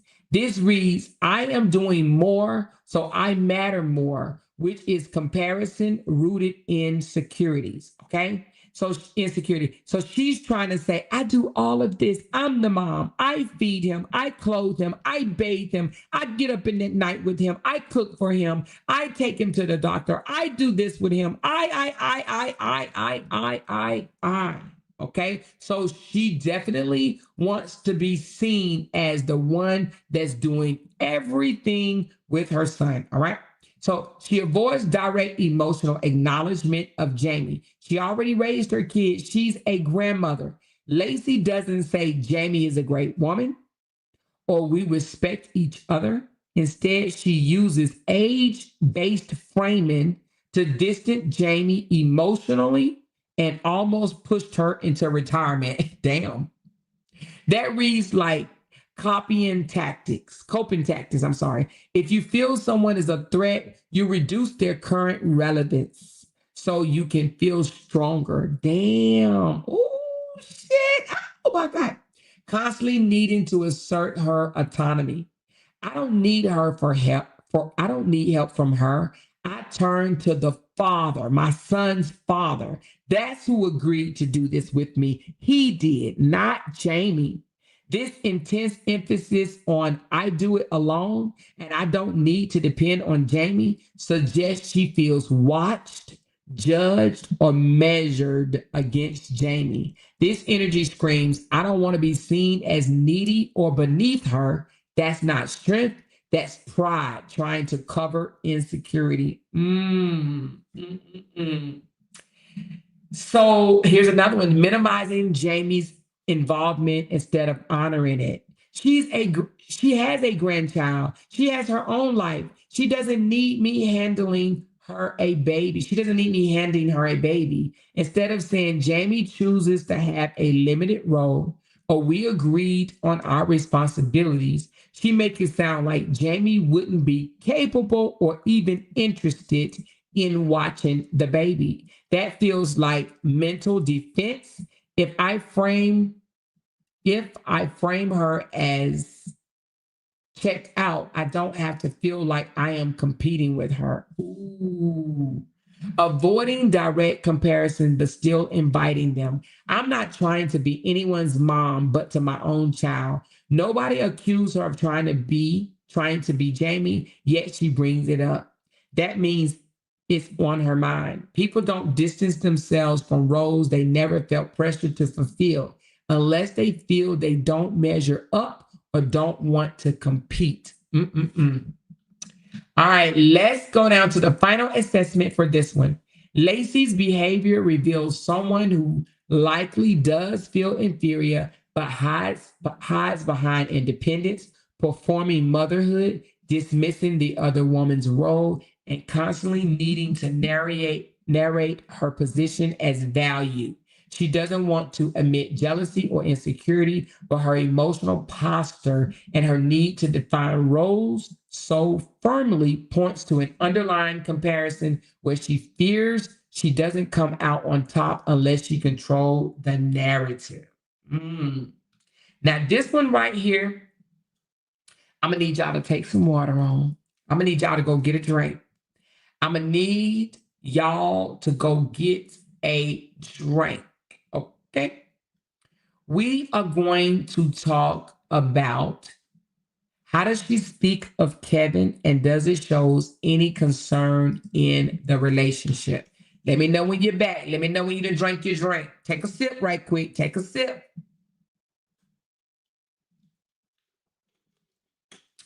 Thank you, Big Sis Glenn. Big Sis Glenn said, I'm only 5 super chats away from my goal. Not 5, I'm sorry, 8. Can I get 8 people to donate $5 super chat toward my goal so we can celebrate hitting the goal? And I'm going to break down what it says about this is just her speaking. Does it show any concerns that her and Kevin, does it show any concerns with her and Kevin in their relationship? Okay, in their relationship. Let me know when y'all ready for this. She said, I'm back already. I got mine. I'm back already. I got mine. All right, here it goes. Are y'all ready? Drum roll. Let me see if I got a drum roll over here in my little stash. Let me see if I got a drum roll over here. Do I have a drum roll? I don't think I have a drum roll. How do I not have a drum roll? I need a drum roll. Okay. I'm going to have to get a drum roll. I don't have drum roll, though. I don't have drum roll. Okay. Well, what do y'all think is going to be? What do y'all think is going to be? Do you think it's going to say they have some problems, or not even problems, but some concerns in the relationship? Do you think that's what this thing is about to tell me? That they got some issues in the relationship? Do you?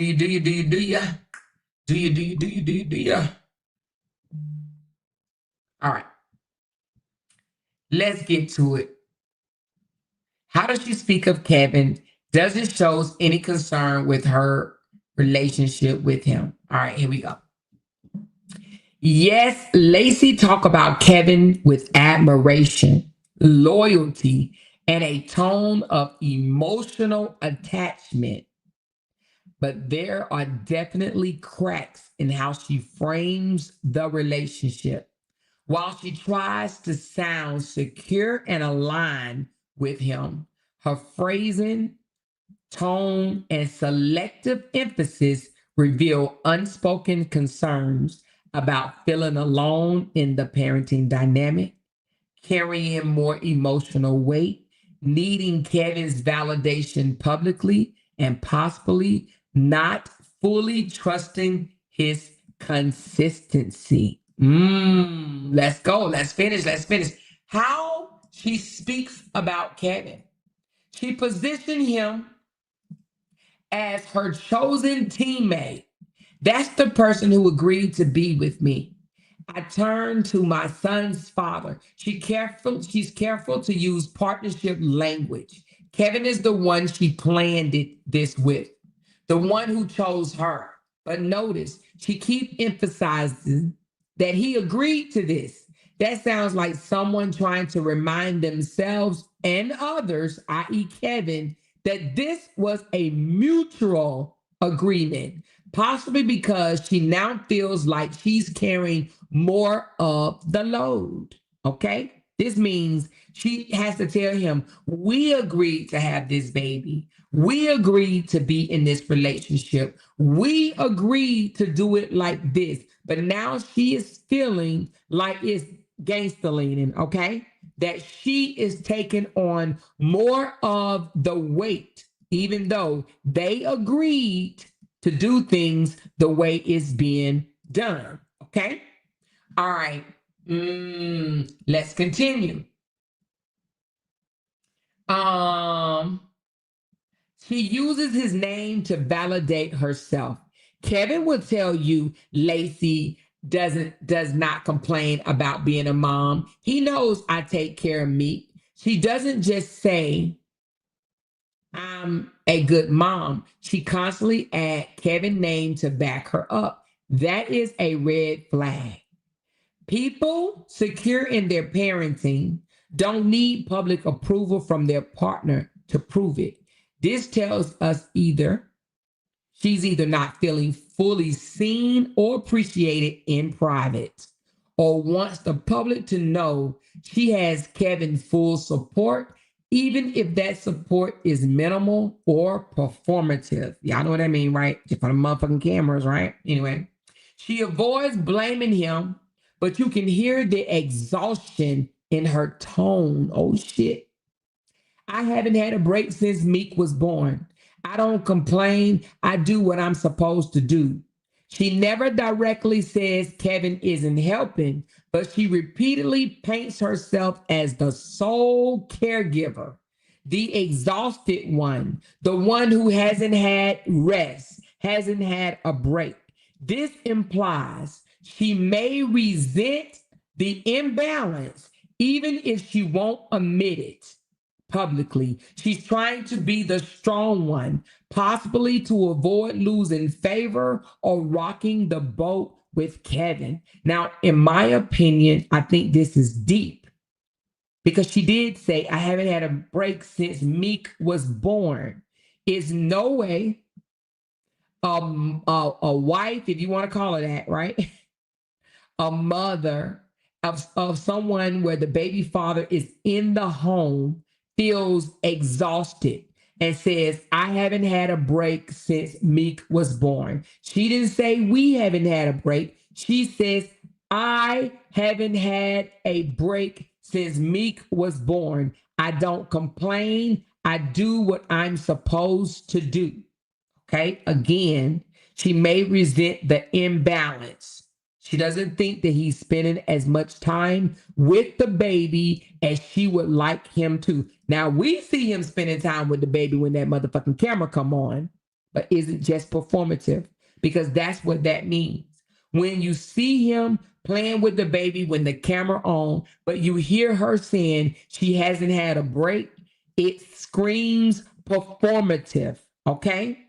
The goal stopped the more. Oh, it stopped? Oh, did I meet it? Did I meet the goal? Did I meet the goal? I'm sure my moderators are keeping up with it. They're keeping up with it. So anyway, we see him playing with the baby when the camera come on, but just yesterday or the day before yesterday, she says she hasn't had a break since he was born. That is contradicting. Okay, now I'm sure she'll come out and post a whole letter and say how she get all the rest in the world and how he be with the baby and get up in the middle of the night and feed the baby and breastfeed and burp and do everything with the baby, and she just so well rested and she don't know what to do. Okay, I'm sure she's gonna say some shit like that. Okay, anyway, she calls him my husband, but rarely talks about emotional intimacy. I have my husband. I don't need Jamie. I go to my son's father. The analysis of that is she defined Kevin as her partner, but not once does she talk about how he shows up emotionally, how they bond together, what he does for her. All His mentionings are practical or as a co-parent, which makes you wonder, where's the romance in this? Where is the love in this? That silence says a lot. Ooh. Signs of concerns in her relationship with Kevin. Constantly says, we agreed to this. She's defending her position, possibly because Kevin isn't enforcing it publicly. Never complains about Kevin, only about her exhaustion. She's bottling resentment to keep the peace. Relies on Kevin's voice to validate her worth. She may feel undervalued without his public support. Describe herself as doing everything alone. Kevin may be emotionally or physically checked out more than she lets on to, and more than they show us when they turn their damn camera on. So while Lacey presents herself as Kevin committed, loyal partner and avoid ever throwing him under the bus, the way she talks around him shows concern. She feels tired, possibly unbalanced in the parenting dynamic. She needs Kevin public validation to feel secure. She seems to protect him from blame while quietly admitting she's doing everything alone. There's emotional restraints in her words, like she's trying to keep the image of a strong couple intact, even if she's struggling behind the scenes. Then I says, what about her speaking about date night? Because she said they used to date all the time before they had the baby, and now they only have one date a night. Y'all ready for this? Let me know if y'all ready. Let me know if y'all ready for this one. Let me know if y'all ready to hear what she says about them dating. All right, hold on. They told me to pause this motherfucker and celebrate my goal being met, baby. Hey, thank you, thank you, thank you, thank you, thank you, thank you, thank you, thank you, thank you, thank you, and thank you, and thank you.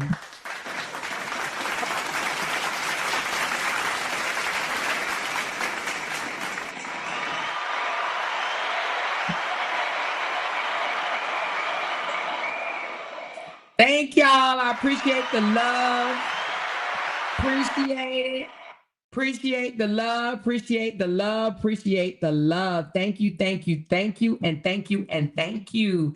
Let's get into the dating night because she said before they had a baby, they dated all the time. He gloated over her. She felt the love, baby. She's saying now that they've had Meek, she only get one night a week. Damn, girl. All right, let's listen. Lacey talks about date nights with Kevin, but the way she brings them up is strategic. It's not just we go out and have fun, is loaded with validation, possessiveness, and subtle power play meant to show she has his attention. They are romantic. They are a romantic couple, not just co-parents. Jamie isn't included or competing. Let's dig into it. I get one night off a week, and that's when Kevin and I go out on a date. That's our night. So when you get one night a week off, who keeps the baby? Okay, anyway, let's go. We have something special, just us. The phrase, that's our night, sounds sweet, but in the context of a poly relationship, is really about staking claim. She's letting it be known Kevin prioritized her. She's not just the baby mama. There's still romance between the two. It's a subtle jab to anyone who might think Kevin's attention is split or that Lacey is just there for the child. That's the only break I get. She wraps this romantic gesture in sacrifice by saying it's her only time off. I get one night off a week. That paints a picture that she's exhausted. She's earned this time. Kevin's attention is her reward. Oh my God, it makes me want to just throw up thinking about that. But it also hints that Kevin isn't consistently showing up the rest of the week, which makes the date nights feel less romantic and more like survival. She doesn't mention Jamie at all. Nowhere in this part of the conversation does she say, we all do something as a family sometime. Jamie has her night with Kevin. We rotate quality time. This silence is loud. She wants you to focus on one-on-one time with Kevin. Her one-on-one time with Kevin with zero mentioning of the wife. That's intentional. She's setting up a hierarchy of closeness. Date nights double as damage control. She likely mentioned the date nights because she knows people think she's doing everything alone. She wants to show Kevin is still showing up. She needs to affirm the romance bond to the audience and maybe to herself as well. It's not just we went to dinner. It's don't worry, y'all. He's still mine. Lacey talks about date night not as a moment of romance, but as a strategic signal of status. She's saying, I'm not just the mom, I'm still the one he dates. Even if I'm exhausted, he chooses me at least once a week. Girl, bye. You might think I'm doing all the work, but I'm still the woman he carves time out for. Underneath all of that, a woman trying to hold on to position in a relationship where she feels like she's constantly proving her worth. God damn. All right. Now, this one says, does she speak of dating more prior to the baby? Yes, Lacey does mention that she and Kevin dated more frequently before the baby, and the way she talks about it is very telling. She doesn't just say, we used to go out more. Instead, she frames it as a loss she had to accept after becoming a mother and exposes both a little resentment and a quiet longing for how things used to be between her and Kevin. Let's break that shit down, okay? We used to go out more before I had Meek. Now I just get one night a week, and even that depends on the baby. She misses what this reveals. She misses that closeness, but doesn't say it outright. She doesn't say, I miss how we used to be. Instead, she says it in a logical way, a logistical way. We used to go out more. That's an emotional, guarded way of saying we used to have more intimacy. Kevin gave me more attention before the baby. I felt more like a woman and less like a full time mom. It's a loss of romance, but she doesn't feel safe enough to name it as that. So she talks around it.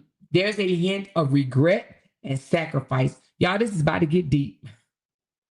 There's a hint of regret or sacrifice. The tone implies she's grateful for the baby, but she also gave up a part of her relationship to have him. Even that date night depends on the baby. Translation: Kevin doesn't initiate more time with her.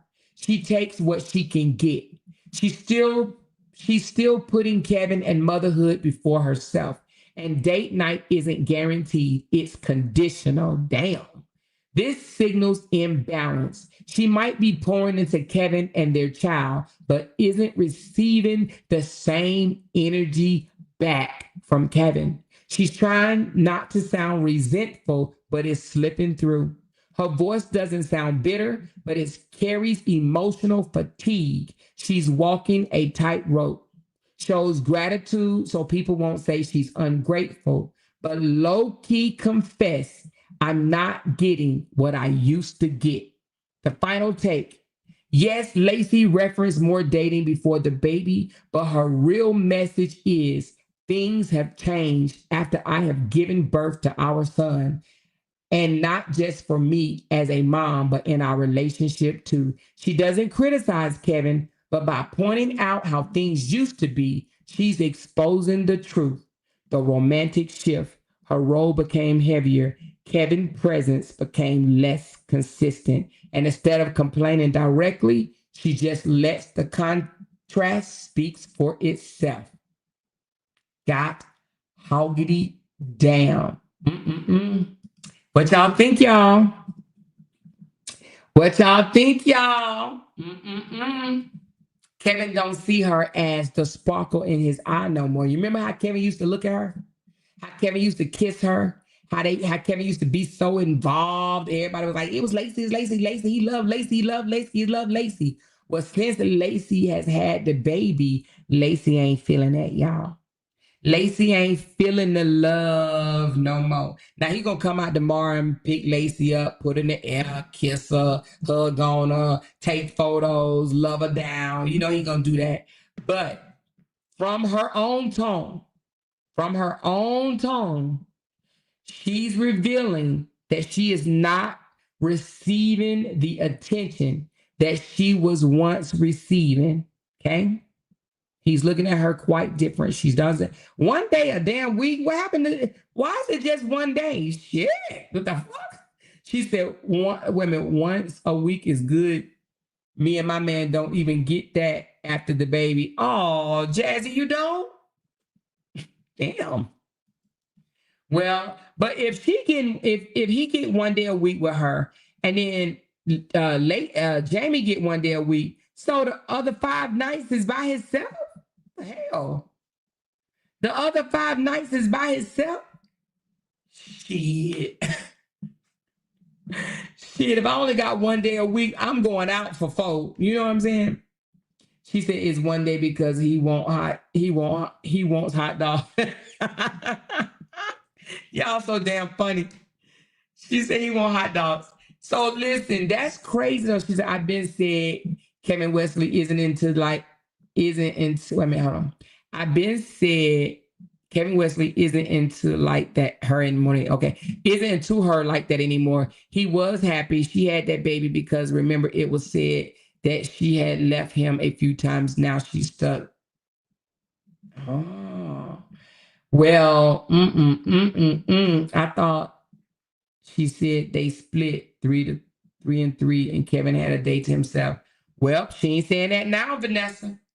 She said she might get one day a week, and hell, that's depending on the baby. Daisy said he stay on YouTube all the damn time. She said even that one day is dependent on the baby. Even that is dependent on the baby.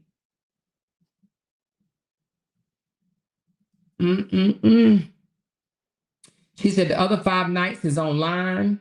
Them other nights, he be with men, Lord Jesus. She said, I see him on that phone all day. How old is he? I want to say he might be 42. 42 or 43.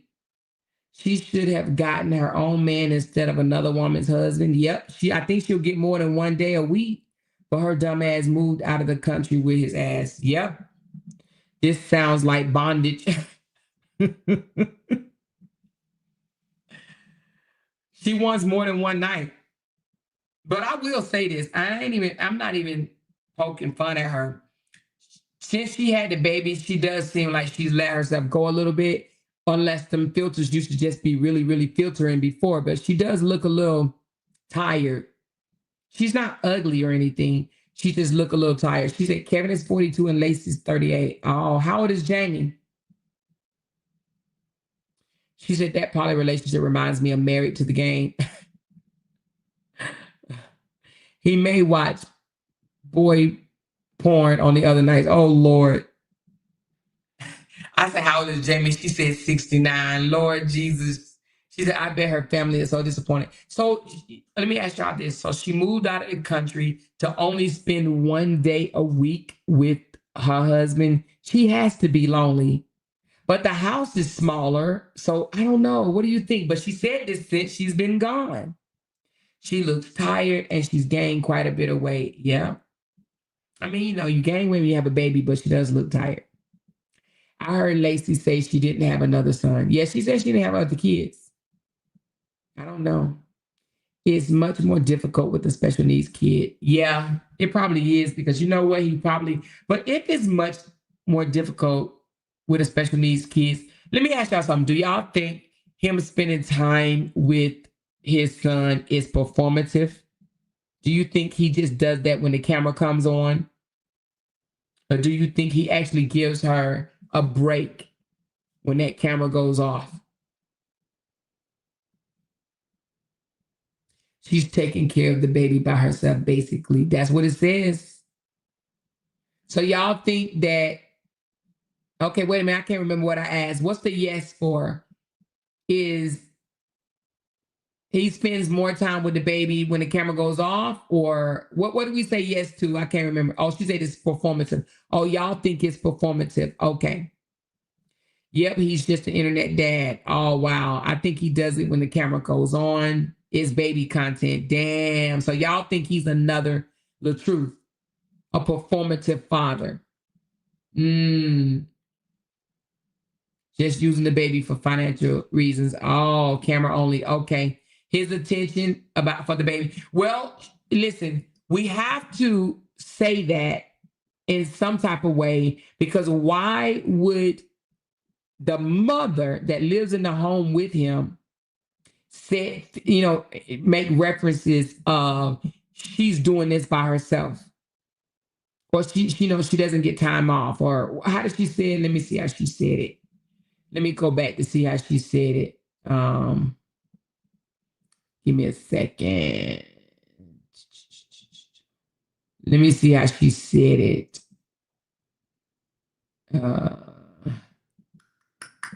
I can't remember exactly how she said it. Oh, she hasn't had time off since Meek was born. So she hasn't had time off since Meek was born. She said, can we hear it again, please? Let me see. I don't think it's on this part. Hold on though. I did not get into poly to say, oh yeah, I can have somebody help me raise my son. You know what I mean? I've been looking forward to being a mother my entire life. You know what I mean? Like I don't blink and say, oh, could you know what I mean? Like Jamie will tell you, I rarely, she probably can't even count how many times I might have had something I needed to figure out as far as motherhood. And I was just like, well, when you had your kids, what did you like? No, I knuckled down and I figured it out because that's the type of mother that I want to be. You know what I mean? I'm not looking for somebody else to tell me their experiences of motherhood. I'm here to discover my own experience with motherhood. I'm here to decide what type of mother I want to be. I'm here to evolve the type of mother that I want to be. And while So she's saying she doesn't rely on Jamie's input to mother her child. She figures it out on her own, which I think that's kind of dumb, because if you have a mother around, someone that's already been a mother, why wouldn't you get their advice on things? But nevertheless, she's basically saying she doesn't ask her for motherly help because she wants to do it, figure it out on her own. She wants to be different than she was.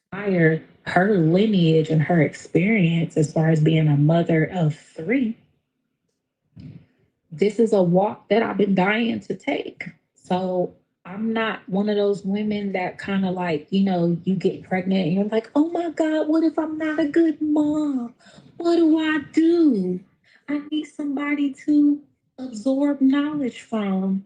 I need somebody to guide me. You know what I mean? Like, and not that that's a bad thing, but that type of woman would be lucky to have someone like Jamie to turn to and go, well, what do I do with this? Well, how do I do that? Well, I don't understand. Well, he won't stop crying. What do I do? You see what I'm saying? I'm not that type. You see what I'm saying? That's not the woman that I am. I'm very resourceful. I'm very knowledgeable. I'm very resilient. And I'm very confident in my own capability. So I didn't walk into motherhood like, oh my gosh, what am I going to do? Like, I need somebody to set an example for me so I know what to do with my child. Like, no, I didn't even think twice. I didn't even blink twice. It's just kind of like, this is what I want to do. This is who I want to be. This is how I want to apply myself as a mother.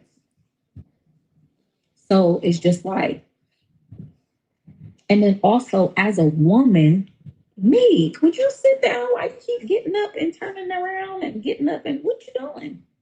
You keep doing the same thing over and over. You still end up sitting right here. What you doing? And then like as a woman, I'm aware this woman has raised her kids already.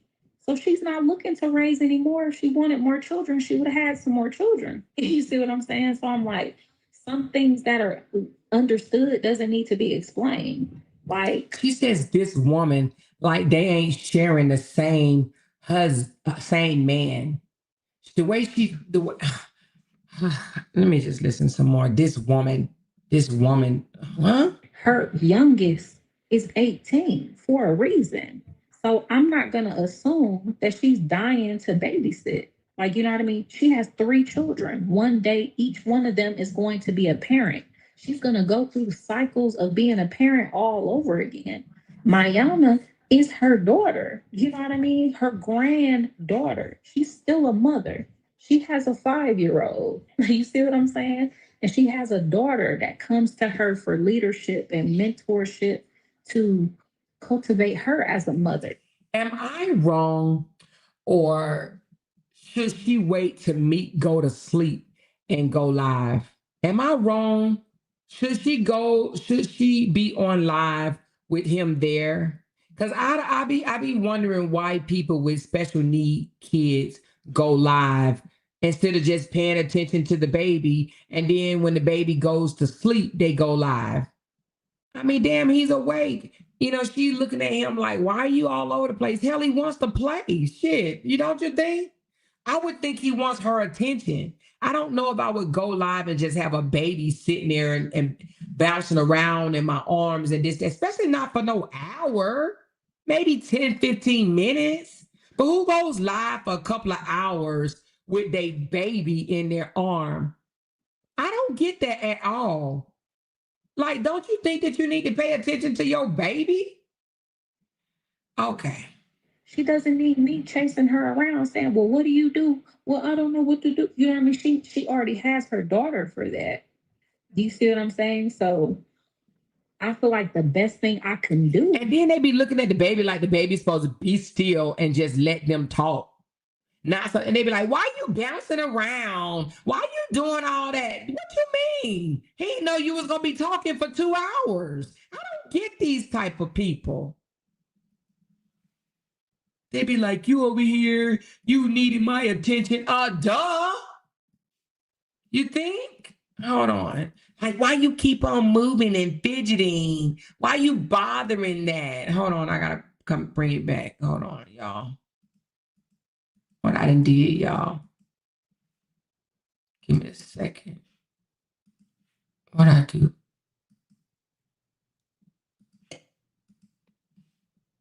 Hold on.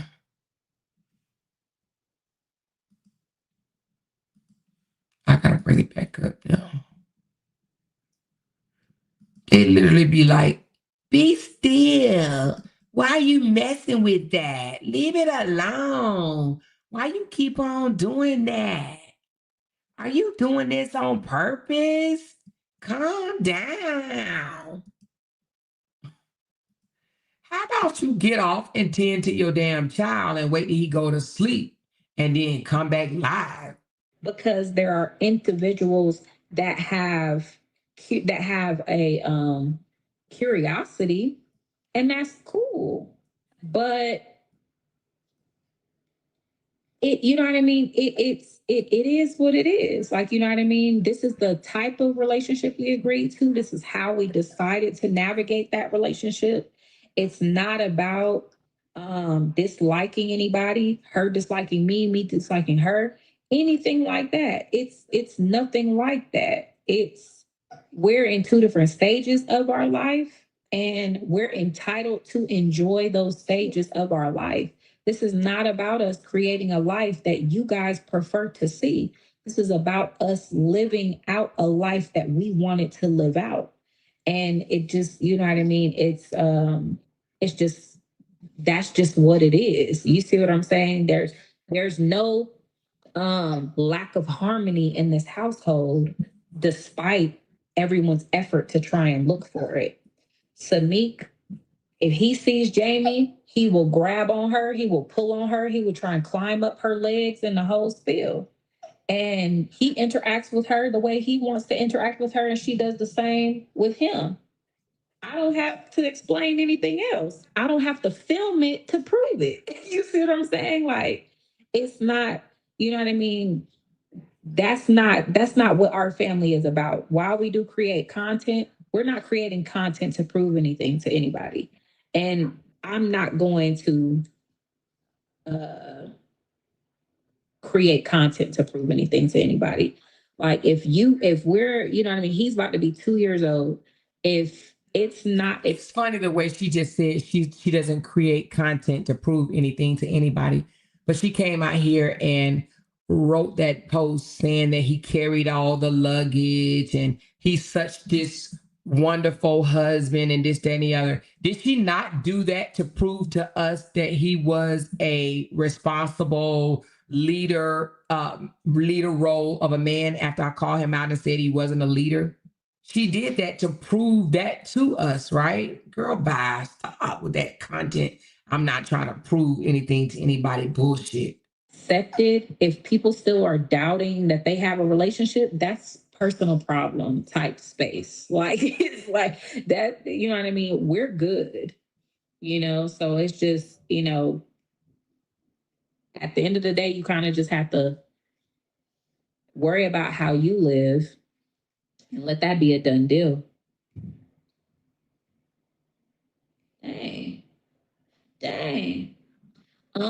Okay, I always was lost in the differences of sister wife. Oh my bad. You're not Let me ask y'all something. So while she's on live, right, for an hour or an hour and 20, 2 hours or whatever, however long this live was, I think it was 2 hours and 5 minutes, right? Why can't Kevin have the baby while she's on live? If he's in the house, why don't he have his child right now? Where the fuck is he for 2 hours and 5 minutes? Do you understand what I'm trying to say? Does he walk in the room at all? I'm just trying to figure out where the fuck is he? Why he can't have the baby? I don't get that. to me. Some of these questions and statements are crazy. Every poly relationship is different. It's just their relationship doesn't intertwine with all three. I thought the same. Dang. I thought the same thing, but I think she desired her child for so long. She doesn't want to miss any opportunities with her son and doesn't want to be a burden.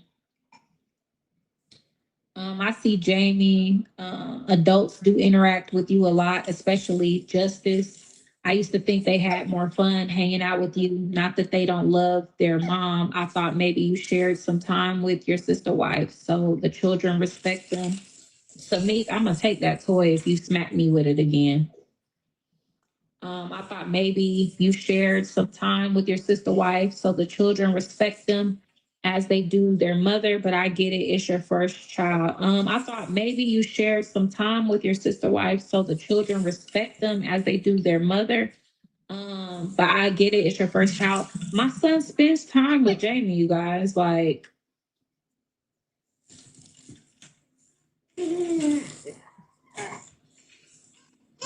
Like I said, what you guys are looking for, you're going to see them interact. You're going to see her hold him. You're going to see him make funny faces at her.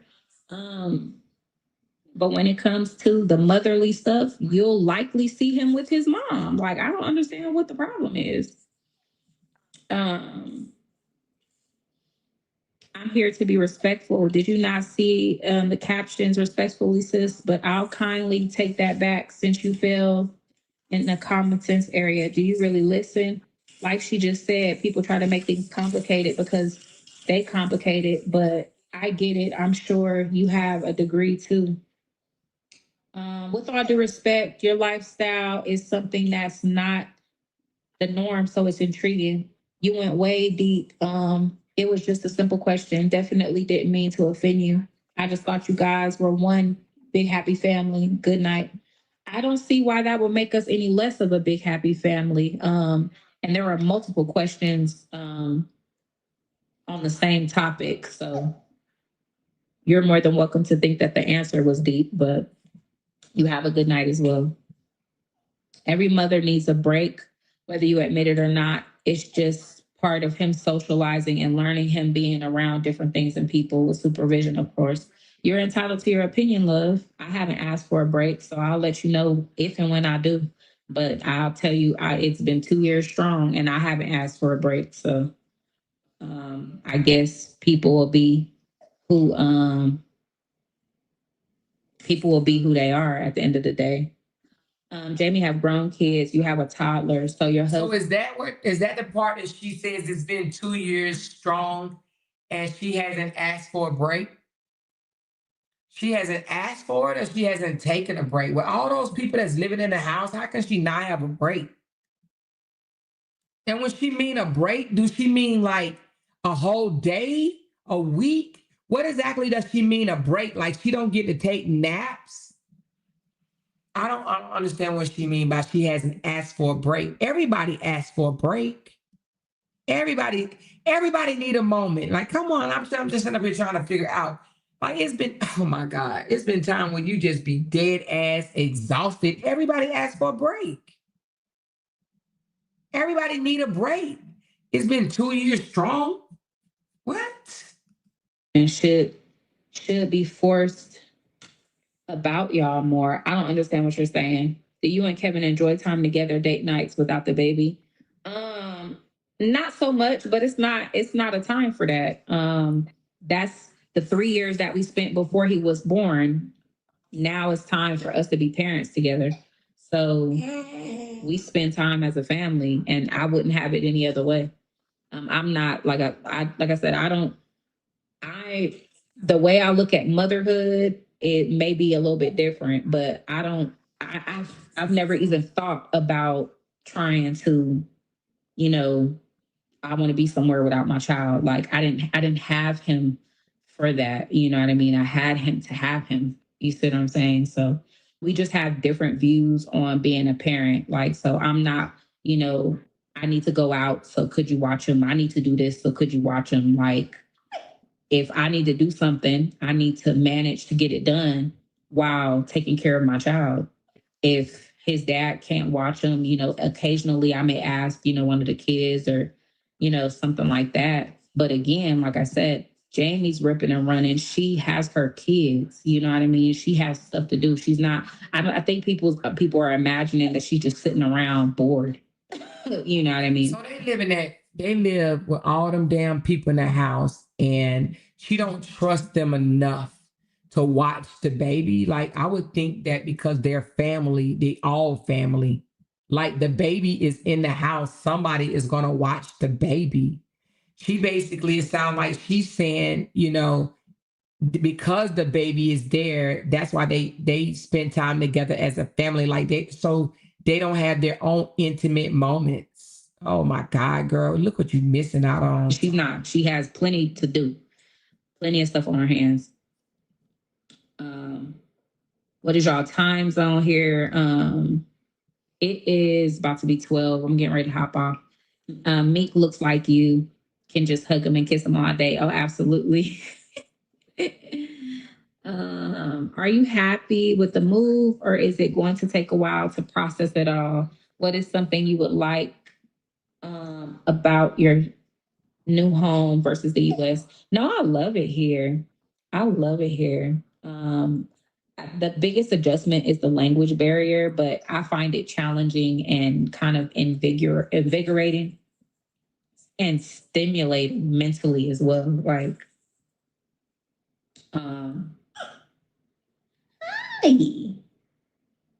I can't really think of anything right offhand. She spent 2 hours and 5 minutes. Somebody said 12 midnight exactly. So it is 12 midnight. The baby is still up and she is online. Why that baby ain't sleep? I mean, I don't know. I've never had a special needs baby, so I don't know if that's not something that you could do. Set a schedule for them like that. I don't know. Next question. So is Kevin legally married to both of us? If you're asking if he has two marriage certificates, the answer is no. If you ask, does he have two contracts? The answer is yes. Oh wow, let's just stop the Q&A. We're being talked to like children that can't comprehend. Meek is the sweetest little boy. He loves his mommy to the core and knows exactly who she is. People get so defensive when you ask them a question like this. not Q&A. Did you truly want the other apartment? I'm asking because you have Meek. I can't see Papa. Come here.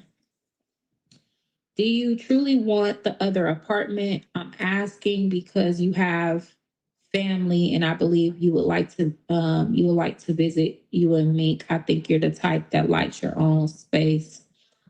Well, the goal is we're planning to build on a plot of land. So um the point is to make sure everybody has their accommodations. So um yeah. Lacey, people ask the dumbest questions. They just trying to be funny. That ain't no difference than a stepmom shaking my head. Our people, man. Thank you, Shonda, for saying that because I couldn't agree more. And I do. I get a little frustrated because people make this sound so super complicated, but it's not. She act like it's normal what the fuck they doing. You know what I mean? People act like this is super complicated, but it's not. It's super illegal. So that's why they want to know how the fuck you do it because it's super illegal here in America. Like I don't understand how she thinks that people supposed to just know how it goes between them. She's like, people act like this is super complicated. Like, I mean, to them it is. To them it It's not is. complicated. But you're right. It's the same role as a stepmom will be in any other situation. But you know, No, it's not the same as same role as a stepmom because guess what? You ain't sleeping with the real mama and the stepmama at the same damn time. Okay. they need it to be something super. I don't know. I don't know. um, if you put Meek down for him to explore, he will be walking in no time. I don't know.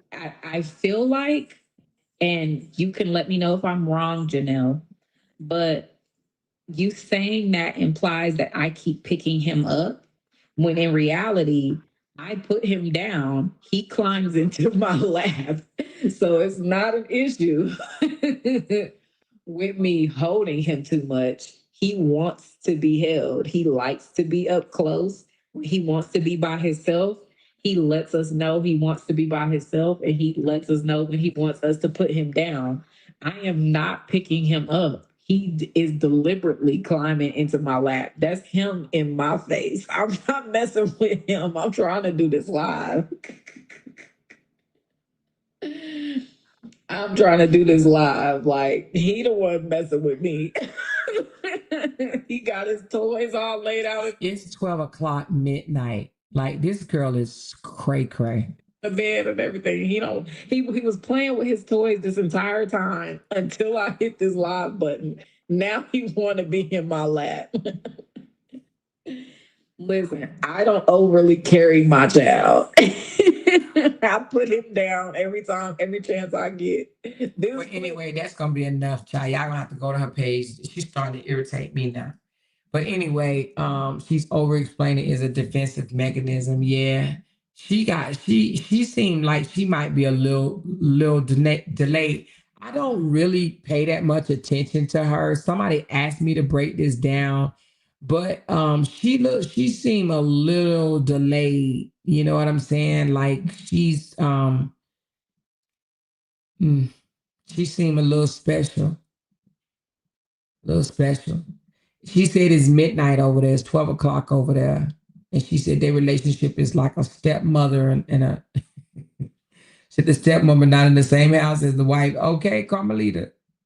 She said it's the same as a stepmom situation. Yeah.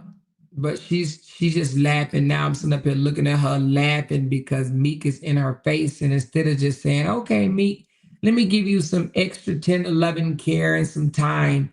I just feel like if you're gonna have a kid, a baby, or whatever in your lap, limit your lives. Stay 10, 15 minutes and get off. I just don't think that you should do no 2 hours and 5 minutes with a baby right there in there, climbing all up on your lap, being all in your face, all in the live. And I noticed that he likes to look at them in their face. I think he's trying to say, bitch, do you not see me? Do you not see me? I'm trying to get some attention and you acting like you don't see me. Do you not see me? Makes no sense, right? So anyway, I don't know why they do that though. I don't know why they do that. Did anyone catch she mentioned Jamie's name last to watch her son? No, but she rarely mentioned him at all, Ash. I mean, she rarely mentioned her at all, Ashley. I may stepmom and I'll be damned if my husband will be sleeping with and us in the same house. Okay, sleeping with and us in the same house. Exactly. She knows that Kevin will always have love for Jamie. She's still talking and still ignoring him. That baby is all over her and she's still ignoring him. How can you do that though? I get relief when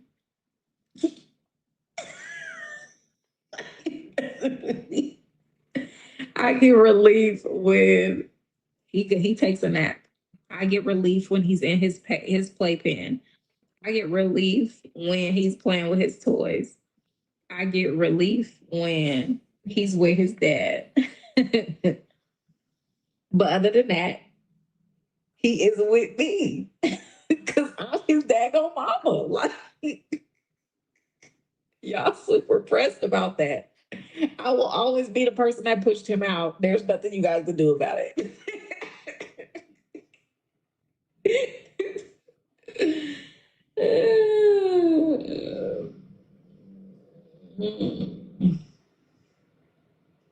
Let me go.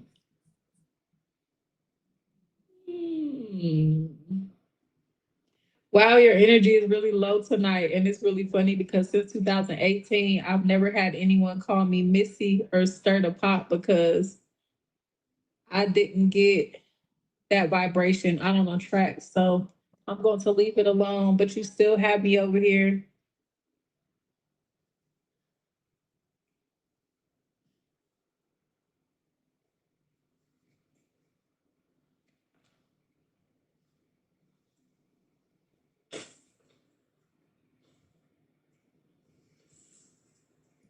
Immediately, it wouldn't be on my mind. Mary and my parents were together for. You said it. The baby starts screaming.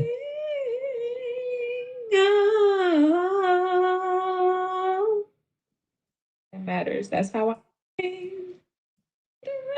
You don't have to send me. Where does he start screaming at?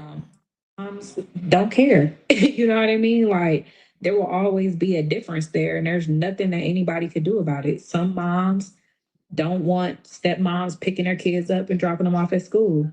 Other moms don't care. You know what I mean? Some moms are okay with them, being haven't. We haven't gone out on a date, and I left him home.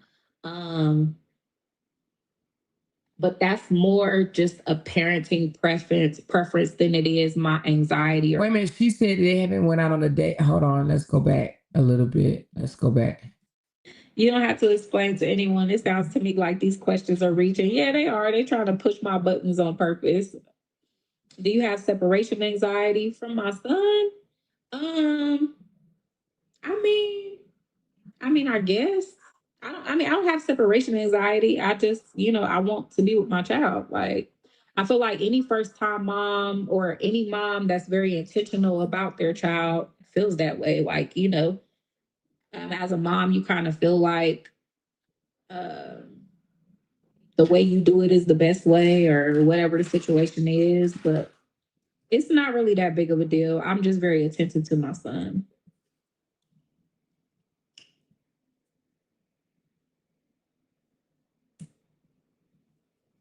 Switch the tables around. Would you like someone to accuse you or interrogate you in your relationship? Let's use common sense. I'm telling you, I'm not the one doing Q&A, hun. She might do it. It's her first time, first baby. I got 7 and I have it.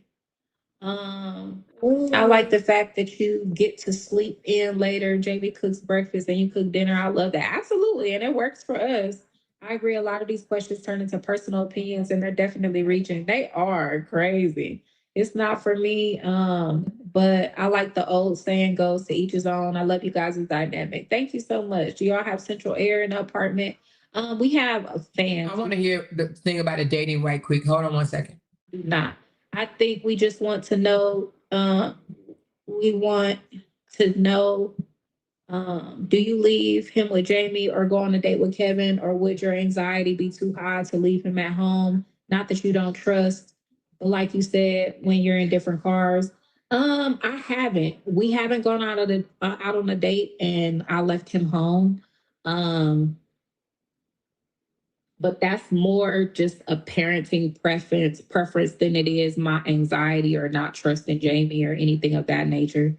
I have 3 kids. I've never had a break. We don't have children to want time away from them. And see, Paige, thank you for saying that out loud. Because I feel like me saying that out loud for some reason makes other women feel like I'm overprotective, I'm possessive, I don't trust a bunch of people with my kid and a bunch of other, and I mean, and it's like, and it's not all like that. It's just I've always wanted to be a mom. So it's a pleasure to be up all hours of the night, even when I'm exhausted. I enjoy seeing his little face. Right now he's teething and he's in so much pain and hooping and hollering. And as much as a person may say, you're crying a lot, you're fussing a lot, and I don't know what to do. At the same time, I want to be the person that he turns to when he don't feel well. Samiq. Um, and it's just like that's just how I feel about it. Like, and so sue me if people want to project onto me. All right, let me just say this. Let me go back a little bit. I'm about to be judgmental right quick. So, Person that he turns to when he. I'm gonna put it on mute right quick. Hold on, let's go back.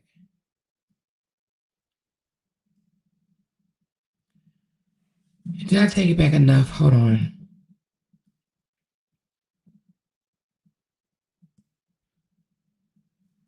I ain't had a baby in a while. I do have my grandbabies. When a baby start laying on you, like putting his head down on your chest area and stuff like that, that baby is sleepy, right? I don't understand. She already said it's 12 o'clock at night, 12 o'clock midnight, whatever the case may be. And she said she's getting ready to get off and I guess go to sleep, right? While she's not trying to put him to sleep, the baby is literally laying on her chest, like not right here, but it's going to become a moment where he actually lays his head down on her chest. And when the baby start getting fidgety like that as well, again, I don't have a special needs baby, but when the baby just start, laying on your chest and fidgeting around and this, that, and the other, it screams the baby is sleepy. I just don't understand. Wants to be comfort, exactly. Wants comfort and affection. I don't understand why she's not picking those signs up and just look at the baby. His head is laying on her chest. Get off the damn camera. 2 hours is too long with a baby in your arm. I'm sorry. I'm being judgmental. Kevin, you need to nip that shit in the bud. 2 hours and 5 minutes with online with her baby is unacceptable. This ain't me trying to judge him because I don't like him. That's just and I would say that about Brianna. If Brianna was there with her baby for 2 damn hours, I would say something. That's too much. That baby should be asleep if she's gonna do a 2-hour live. That baby should not be in her arms crawling around like that for 2 hours. It just should not. Y'all wrong for that. You're just wrong for that. 2 hours and 5 minutes and you talking on the internet. Girl, what's wrong with you? But I just wanted to be a mother so bad. I just love being a mother. I just wanted to be a mother. I just love being a mother. Mother is everything to me. What you know? I can't tell. I can't tell. Oh, I just love being a mother so much. This is all I ever wanted to do. Girl, you spent 2 hours ignoring your son. 2 hours and 5 minutes ignoring your son, but you just love being a mother. Girl, go get you should at least waited till he took a nap or went to bed. I don't understand this right here. And do you know she could probably put him to sleep in like 10, 15 minutes, sing to him, rub on him, lay him down. Somebody said she looked worn out. Well, she is worn out. But at the same time, she could at least put him to sleep. Ain't no way I'm about to be online like that with no damn small ass child in my arms. She said he's not sleepy because he's teething. Man, please, you could tell that baby's sleepy. Even when she starts singing to the baby, he lays his head down and pays attention to her. Watch this. Watch this. Hold on. She's going to start singing to the baby in a minute. Sometimes it's a problem and sometimes it's not a problem. Look how he laying on her now. It's a flaw of mine because he's trying to tell her to shut the fuck up. Look at him. He's like, can you please shut up? Look at him. He's going to try to cover her mouth up again. People have difficulty feeling needed around me. Like if they're getting jealous. I answered the quiz because scared in the night. Look at him. When you know your world just ain't right. Call on me. I will be waiting. He's sleepy. I will be there. Anytime the times get too tough. He's sleepy. Anytime you're... She worried about damn social media. Anyway, child, bye. I understand the need to make $1 or $2, but she's so worried about social media. For 2 hours, nothing to drink or snack on, the baby content. That baby sensed that dark energy. You know what? I do not approve of anybody, and I don't care who it is, going live for 2 hours with a baby in their arm. I do not. And wait a minute. I did hear her say they do not have central air. They just have a fan. Lord Jesus, that's all I can say about that, baby. I will not survive. I'll be back in America or go get somewhere where they got some air. But somebody said, she said that is not their final move, that they are in an Airbnb and they will be moving again. I thought he said this is his permanent house, his permanent dwelling. So anyway, they said that he said that they will be moving again or something like that. Anyway, all right, y'all. I've been on here for 3 hours. Somebody said she looked the same to me. Did she change her diaper or give him something to drink? No, I don't think so. I don't think so. Did she give him something to drink, y'all? I don't think so. I didn't understand what she was like. Stop, Meek. Meek, if you hit me with that thing one more time. If you hit me one more time. Again. Oh, wait a minute. Now, who said he wasn't sleepy? Why he closing his eyes if he wasn't sleepy? Look at it. Did she say he wasn't sleepy? Look. Look. For you, I will lay my life on the line. Look at his eyes. For you, I will fight them all. For you, I will die with every breath, with all my soul. I give my word, I'll give it all. Put your faith in me, and I'll take me free. Ooh, Jesus. Stop. Hey, y'all talking about not again. Y'all so wrong for that. Somebody said she can't sing. I think she can sing some songs. Columbia is wet and rainy. I know it's hot and muggy. They probably all sweaty and stinking in that. That's how. I can't believe they don't have no AC unit, but I don't know. I've never been to Columbia, so. She said it's only right you do Jamie breakdown. We know how she feels. How does Jamie feel, though?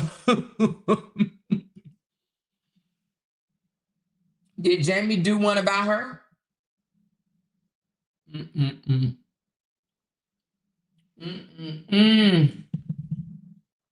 She need to put that baby first. She need to put that. What she say? She needs to put that baby first and stop being selfish, and come back to the U.S. and get great medical care.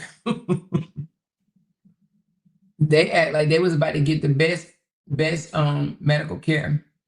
She said, "I'm laying under the AC now. I can't imagine the AC not having no AC in the heat. I know, girl. Your true colors come out, baby. You hear me?" Somebody said, "Stop." She did not hear that note. She said she did not hear that note. Stop. Y'all are too damn funny. She said, "I don't know how they're surviving in that heat." Mm-mm. Well, anyway, that is something that y'all asked me to do her breakdown. And we talked about Brianna Wynn, and we also talked about Miss Season over there being upset about her outcome. Now she wants to go to Belize. Talking about, I've been talking about going, but you know, it's funny because in her video, she says she doesn't answer people right. I let them talk. If they want to say this, let them say that. They want to say this, let them say that. But yeah, she's on her community wall. I did mention I'm going to Belize. I said it a year ago. Did you not hear me? Oh my gosh, because I'm going through menopause. AC me, please, all night. Everyone in my house be freezing. Just don't touch my air. It's extremely hot there. Jamaica's extremely hot in July. Oh my goodness. How you think they go? She said, more rewind it to the end, see if the baby went to sleep. Oh shoot, I didn't turn. Hold on. I think the baby did go to sleep. Hold on.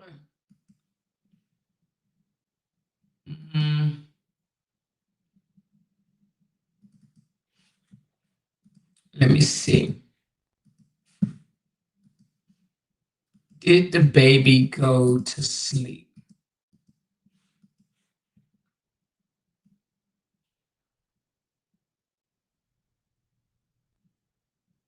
Nope. It looked like the baby was asleep right here. Relationship on social media that it was a total mess. They gave Polly a bad reputation. Yeah, I guess so. You're amazing, my friend. Thank you. My family is out of state. Girl, stop answering dumb questions. Let them go on. If anything ever happens to him and Jamie being the wife, why wouldn't her and Kev be the first immediate contact? What are you talking about? If anything ever happens to him and Jamie being the wife, why wouldn't her and Kev? Who's him? If anything ever happens to him and Jamie being the wife, why wouldn't her and Kev be the first contact? Kevin will be the first contact. Love, get over yourself. He has a dad. You're amazing with the meek, and that's all that matters. Thank you. We moved to Columbia. You should not trust people with your children.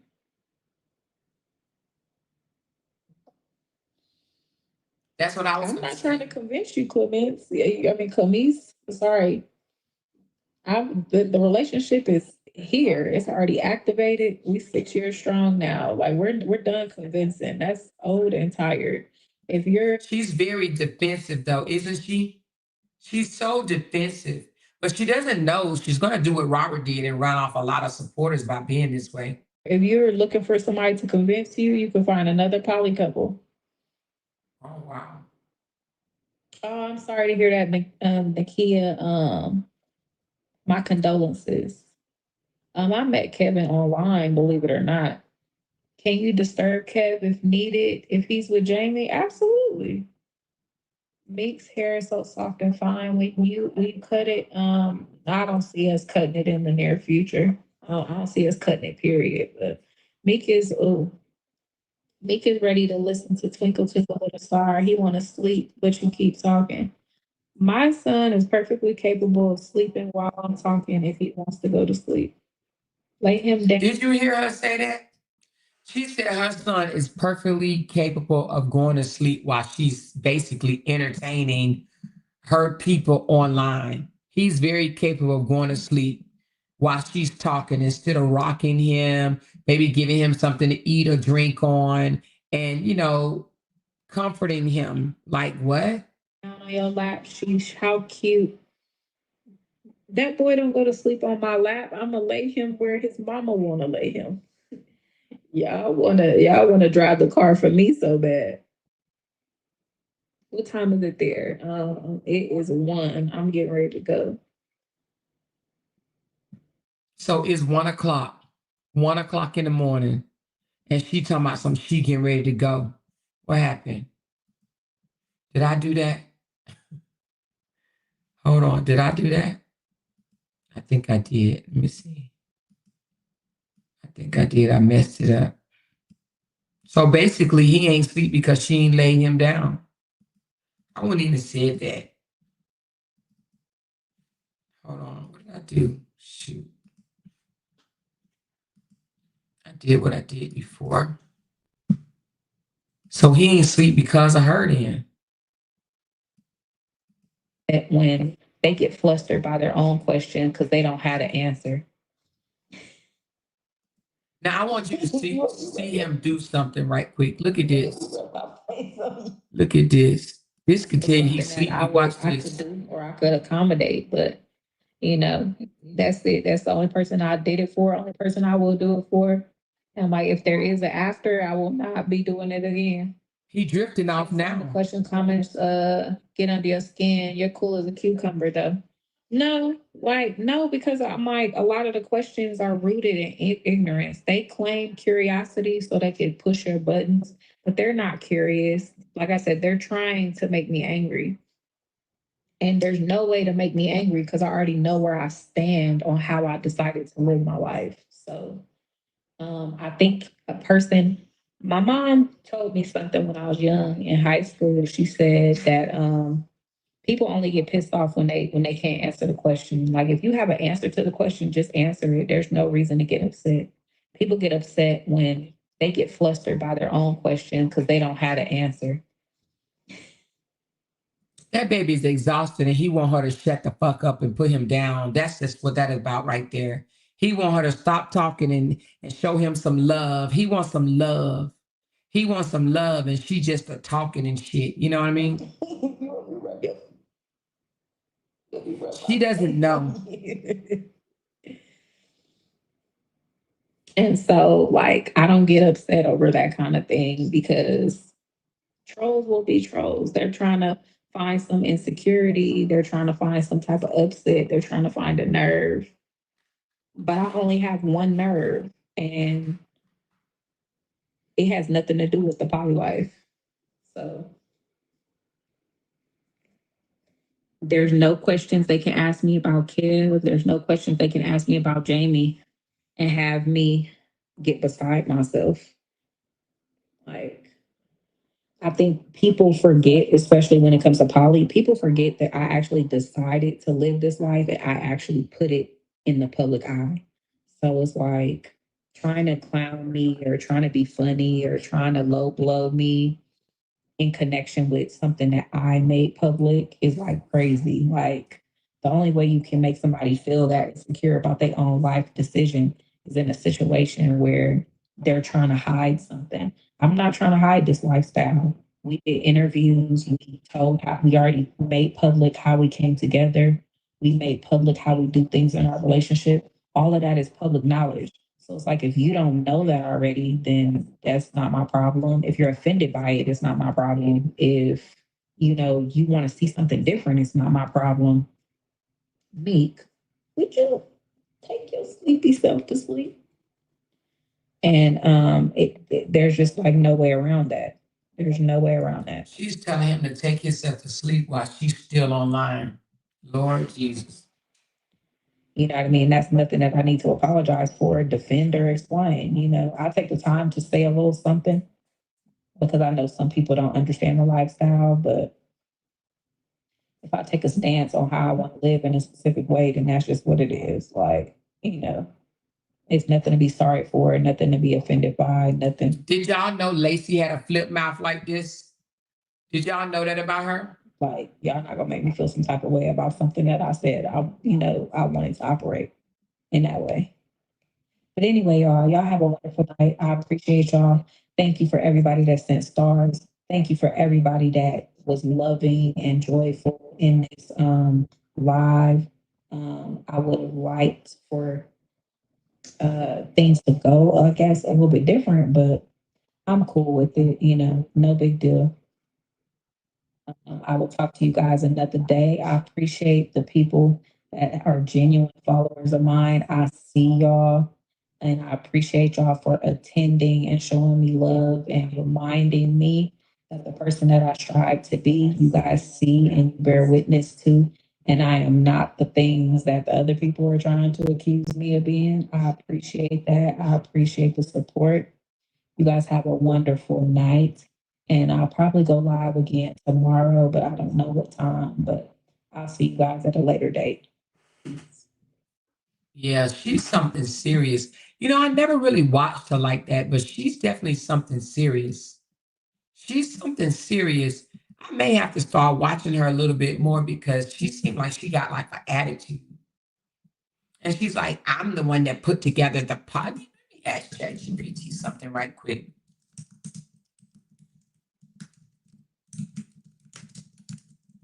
Hold on.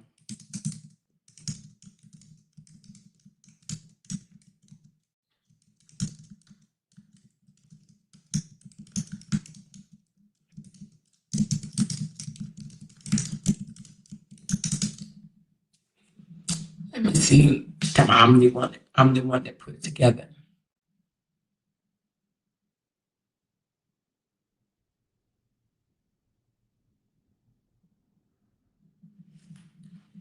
Yeah. So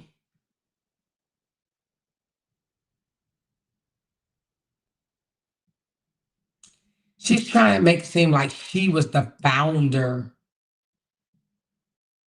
Like she introduced it to him. But I thought I heard him say I don't know, maybe he did say she did because I know he introduced it to Jamie, but did she introduce it to him? I could have swore I heard before that he introduced it to her, but I don't know, maybe not. But she's trying to make it seem like she's the one that introduced it to him. But really, why the fuck would you do that though? Anyway, she said they can't get their story straight. I know, Sheena. Look, Sheena. Hey, Sheena. Kevin was trying to be poly with everyone. That's right. He wasn't he? He was trying to be poly before he even met her, huh? She said, more, please don't watch her. She's not interested. Oh my God, it's fake. Okay, Kimberly T. Wait a minute. Somebody just texted me and said, what is it?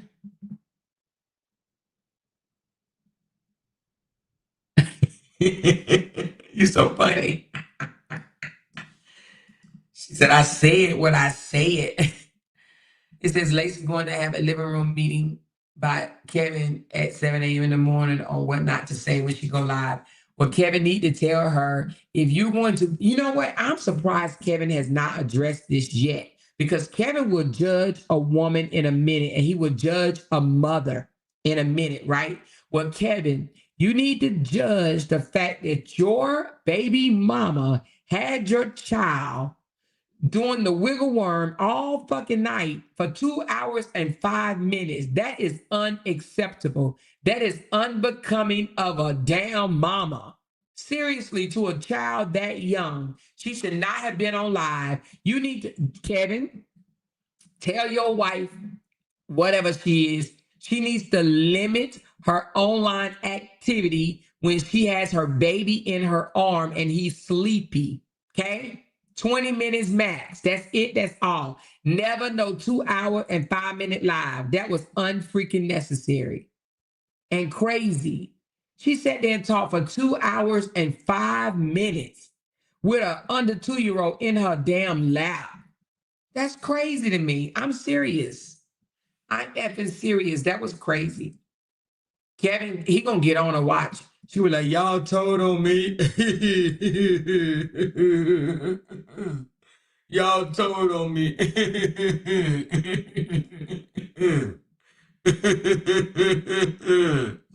Ooh, Lord, somebody just sent me some. Y'all wrong.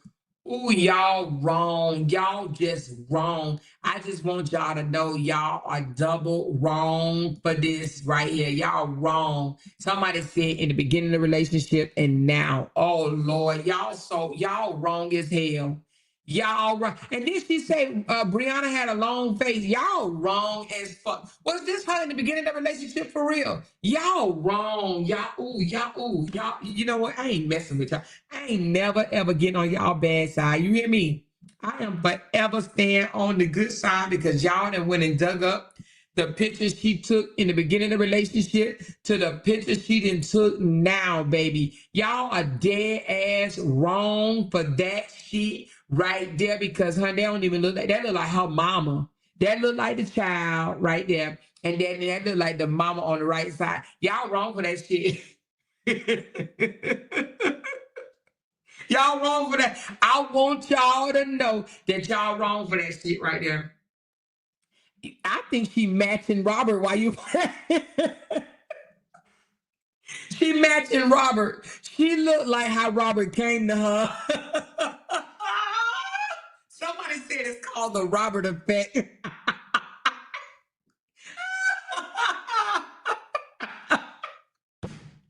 Somebody said it's the Robert effect. I'm done with y'all. That's what happened when you break up with Robert. Damn, that don't make no sense right there. How is this is how it started, and this is how it. Oh my God! She got the Robert effect. But listen, this don't make no damn sense right here, girl. I'm gonna need you to go eat a buffet or something. Did she call now? I'm gonna tell you, karma is a motherfucker. Because did she or did she not call Brianna a long face in one of those damn posts? Girl, I'm gonna need you. I don't think that she realizes it though. I don't think this is what happened. Hey, somebody need to tell Clover, you better not fuck with that man. Your ass gonna lose some damn weight, baby. Hey, any of my big girls out there that want to lose some weight, y'all better go date Robert. The Robert effect. Oh my God. Somebody said this is how it started and this is how it ended. I'm so done with y'all. I'm so done with y'all.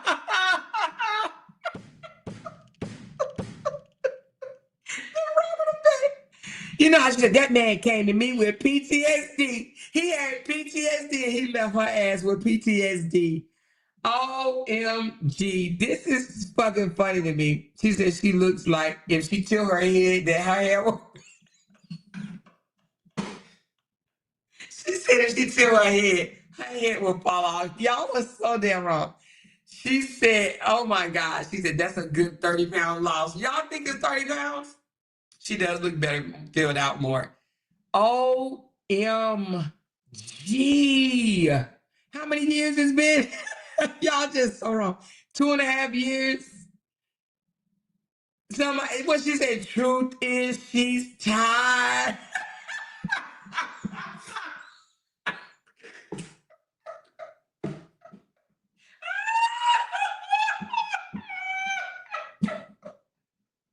Oh my God.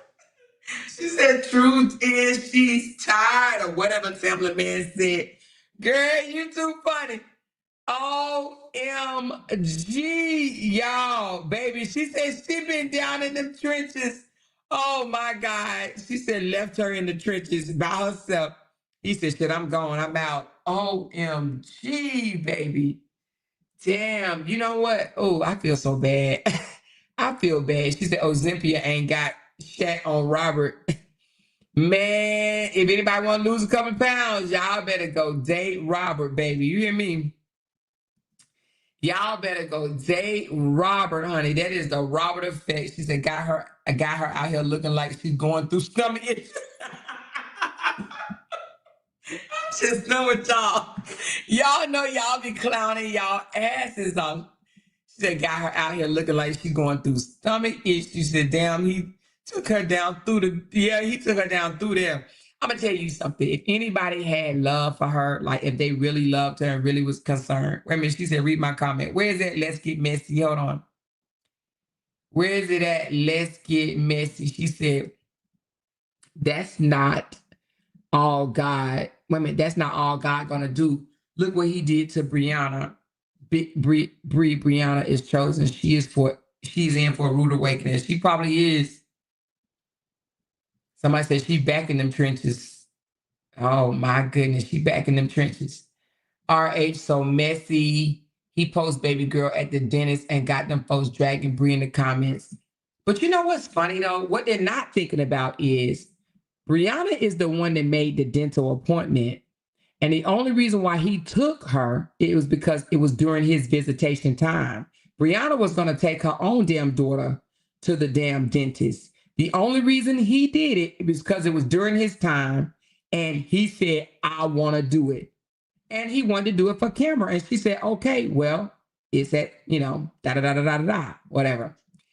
But she's the one made the appointment. Robert didn't make that appointment. He just didn't, she wanted to take her. He said no, because it was during his time. And she allowed him to be the daddy and take the baby to the dentist. He did not make that appointment. I promise y'all, Robert did not make the appointment and he ain't paying for it. Bree made the appointment and Bree money is paying for it, okay?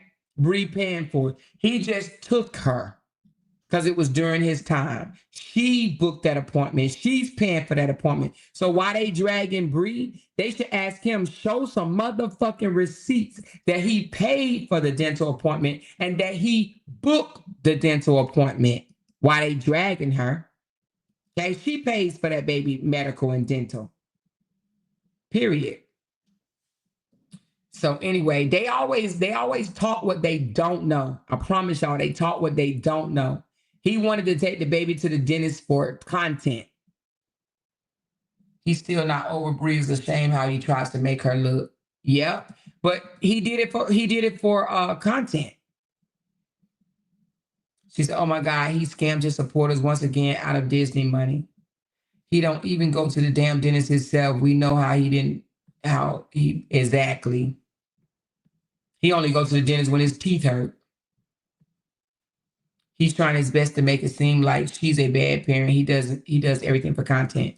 But it's funny though, but he won't come on here and say who booked the damn appointment. They think Bree is such a bad mom and she's not. Bree is the one booked that goddamn appointment. It's her dentist.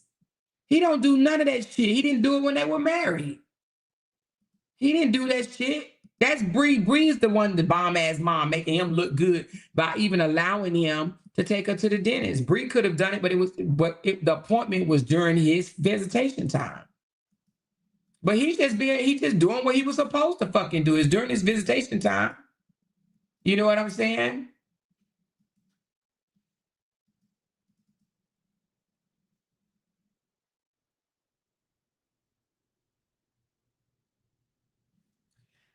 Oh, he said, I was planning to take my daughter to Disney World, but instead we had to take a trip to the dentist. Disney World canceled for now. Well, I would be nasty, but I ain't even gonna do it. But just know he's a lying motherfucker. Okay? Let me shut my fucking mouth.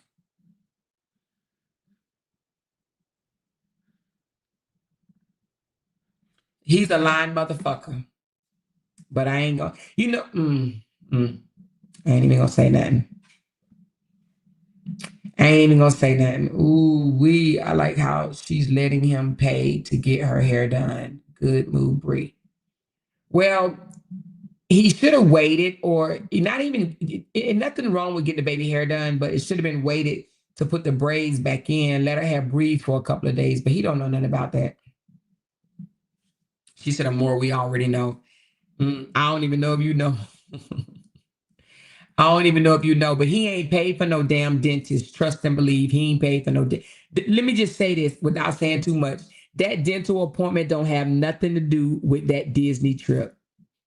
Just know that, okay? It has nothing to do with that Disney trip. She said, "Don't say it. We know your damn lie." I ain't gonna say it. I ain't gonna say it. I'm gonna hold it. But listen, that trust me when I tell you, it don't have nothing to do with that Disney trip at all. He's a fucking liar. And that's why shit happens the way it does to him. He's a fucking liar. It has nothing to do with the other. And he's so manipulative. So manipulative. What you listen to this, y'all. What does him going to Disney have to do with her going to the dentist if the Disney trip was paid for by his supporters? Why don't somebody go ask him that? Go ask, what does one have to do with the other? What does, because he ain't paid for that dentist trip, okay? That's on Brianna's insurance. What does going to Disney has to do with the other? It doesn't, but he want people to think it does. He's a fucking liar, okay? Period. She said you don't cancel dentist trips. You don't cancel Disney trips for dentist appointments. Dental appointments are scheduled 6 months in advance. He's lying. Absolutely, he's lying, Glenn. He's absolutely lying. She said, he posted the same video Monday, so we already know the hair ain't the same. The hair ain't the same. I don't know what that means. He used the Disney money to pay for Miss Violet. No, the Disney money, they already bought the ticket. That has nothing to do with that dental appointment. That dental appointment don't have nothing to do with that Disney trip. He's lying to y'all. He's lying to y'all. He's lying to them because he ain't lying to y'all. I know y'all know better. He's lying to them. It don't have nothing to do with it. I promise you. It has nothing to do with it. He done had about 4 people in Momo hair. He needs to pick one. He is going to use Disney money on something else. I thought they bought the Disney tickets and stuff already. I don't think you can get a refund for no damn Disney tickets. If they bought the Disney park tickets, I don't think you can get a refund. You might be able to change the date, might be, but I don't think you'll be able to get a refund. But I just know that dentists don't have nothing to do with it. He's supposed to win a week, so why they couldn't go after the dentist appointment? My daughter has a dental appointment the next week that's been scheduled since January. You can't get an appointment that soon. I wish I would cancel Disney for dental appointment when I had to reschedule it when I go away. It has nothing to do with the other. I promise y'all. That's a lie from the pits of the fucking hells. That's a lie. If you want so fucking conniving in this shit. Anyway, I was telling you to look at her hair. That's how you know he didn't just take her. Oh, okay. No, but he did just take her to get her hair done. She got a new do. Why show your daughter crying online while she's getting her hair done? That's crazy. Emotional manipulation. Emotional manipulation. That's why. Yeah, if they bought the tickets for him, can't you? I think you. I don't know. I don't know if you can change it to another date. The Disney is a trip planned weeks, even months in advance. He's full of shit. No one is canceling Disney for a dental appointment. Exactly. He's a fucking liar. He should come out here and tell the truth. Lying ass piece of shit. Fucking liar, man. He's a liar. He's a liar. He's a damn liar. That's why nothing goes well in his life. He's such a liar and is. And is. She said, no, I'm saying he took her to the dentist on Monday or more before he got her hair done. Oh, I don't see the dentist picture. Hold on. But I'm telling y'all, he's a liar. He is a damn liar.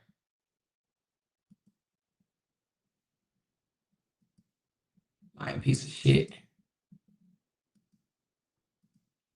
I wonder, can he ever come out here and just tell the truth? But he, I'm telling you, baby, it's just crazy work. Crazy work. Does that dude tell the truth about anything? I'm talking about anything. Does he? She's looking like a long necked giraffe. Why do they think Bree is a bad mom? Because she doesn't know everything online she's doing for her kids. Shaking my head. It's a video on his page more. Let me go see it. They think Bree a bad mom because they look at what he does and think, oh, he's such a great father because he's doing this and he's doing that. But what they don't understand is he's doing it for the camera and he only sees her every so often. You know what I mean?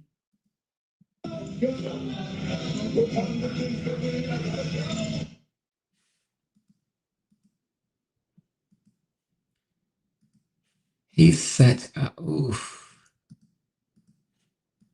You know, I feel bad that Bree have to deal with him. I really feel bad that Bree has to deal with him and his shenanigans and his foolishness. If Bree, oof. Mm-mm.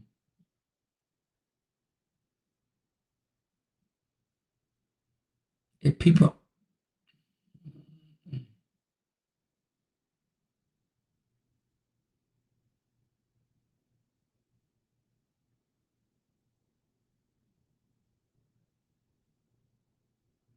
mm-mm-mm.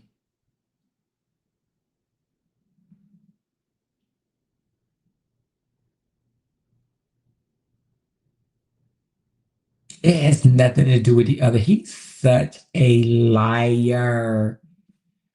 Ooh, Robert, you're one of the biggest manipulating as lying persons. Well, just one because there's a few others, but he's one of the biggest manipulating lying people that I know. And deliberate.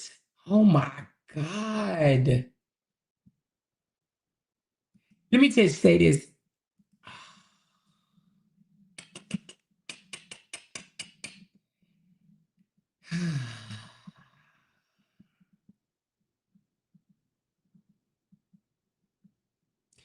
She said, why he keep that child in his lap? Well, because he want people to think he's such a loving parent, honey. He's such a loving parent. She said he bitched about that dentist appointment as well. He didn't want to bring her. Candy, be quiet. Candy, goddamn, Candy, Candy, Candy, Candy, Candy, Candy, Candy, Candy.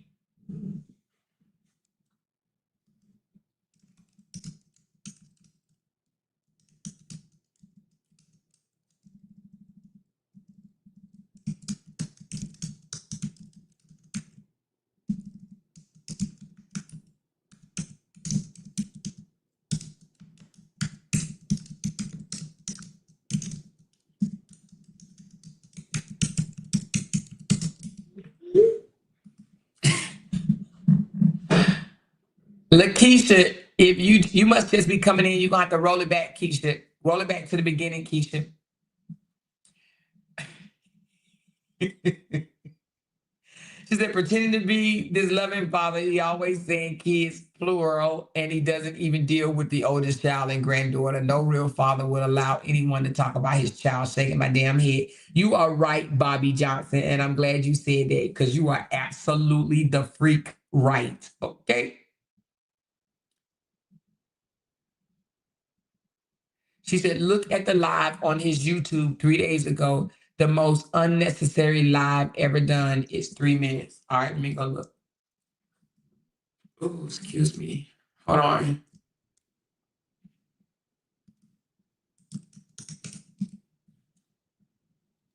You said 3 days ago. You said it's 3 minutes. Let me see.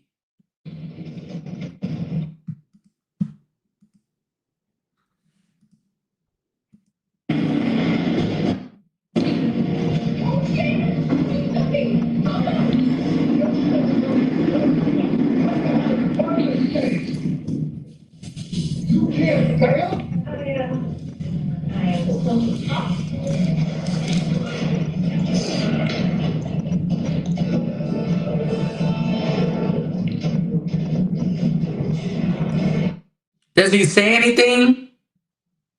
Or is it just him online with his child?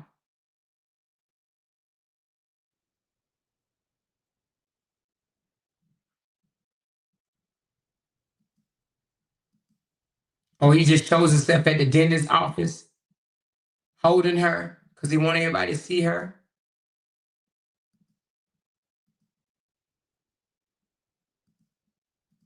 And he doesn't say anything?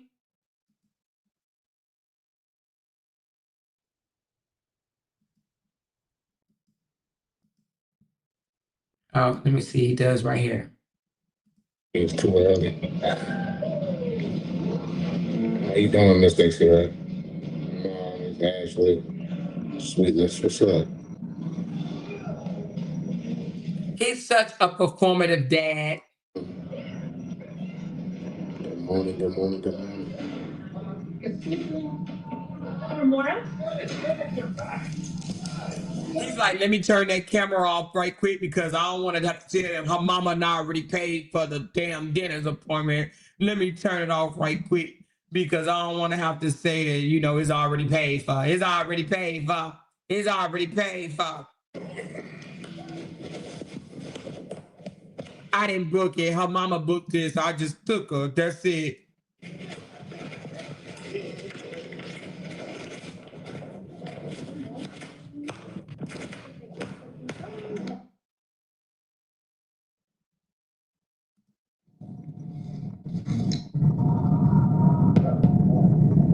Yep, prayers up.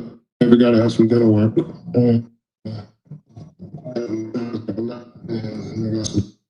So I gotta. What did he say? I couldn't even. Let me. Well, you ain't gonna be able to get. So he said, prayers up. The baby got to have some dental work. Oh my God. Oh my God. Oh my God. If they purchase those tickets for Disney in advance, there's no refund. Oh, it's not? Oh well, motherfucker. Stop being fucking you. Look at her hair then. Why post about the dentist trip and the dentist trip and Disney trip and the dentist trip? That dentist trip was days ago. Sure was. Fuck it sure was. The dentist trip was days ago. Fuck, it's Thursday, almost damn Friday, ain't it? That dentist trip was when did he post this? 3 days ago? What day was 3 days ago? It was the 7th. Let me see. Yeah. The dentist appointment was the 7th. Why he posting it? Oh, he did post it on the 7th, though. So, but why he mentioning about the Disney trip? Because he's a liar. And let me tell you one thing about the dentist. I don't know if y'all go, but if you go, just know that before you leave the dental office, honey, they already tell you how much your the work in your mouth gonna cost. Okay. So before you leave the office, so if the dentist had anything to do with the Disney, he would have posted that shit on Monday. Okay. Okay. Y'all better understand and read between the damn lies. That man lies so much. He got them women over there thinking that Brianna, this horrible ass mother. Well, Brianna held the house down and his fucking ass down. She said, can you check to see if I upgraded to level 3? I'll check. But some of some of y'all are not members. If you want to become a member, grab that link, grab that membership link, and become a member. Grab that membership link. Grab that membership link. He lied so much he believes himself. Exactly. He caught up in his damn bills with that money. Girl, I don't think that. So did he just not want to go to Disney? I ain't gonna say that. I ain't gonna say that. I ain't gonna say that. I'm gonna tell my group though. I tell my group. I ain't gonna say it on here. He needs to be at the dentist for himself, inquiring about a mouth reduction. Girl, you so damn funny. Oh my goodness. She said you could tell if it's paid for. They took her straight back. She said you could tell it's paid. No, you don't normally, well, you know what? When you check in, you get him your insurance card. And when you come out, they'll say something like, okay, you're going to need this done and this done and this done and this done and this done, right? And then they're going to tell you what you need done. And you schedule that shit for another day. She said all that junk food he gives her. He do give her a lot of junk food. This is what he always asks her. You want some ice cream? You want some ice cream? You want some ice cream? All we see her eating over his house is ice cream, chips, cookies, and that type of shit. Daddy, can I get my chips? Daddy, can I get my chips? Daddy, can I get ice cream? Daddy, can I get chips? That's all she eat. We probably seen her eat a whole meal, like once or twice, maybe 3 times.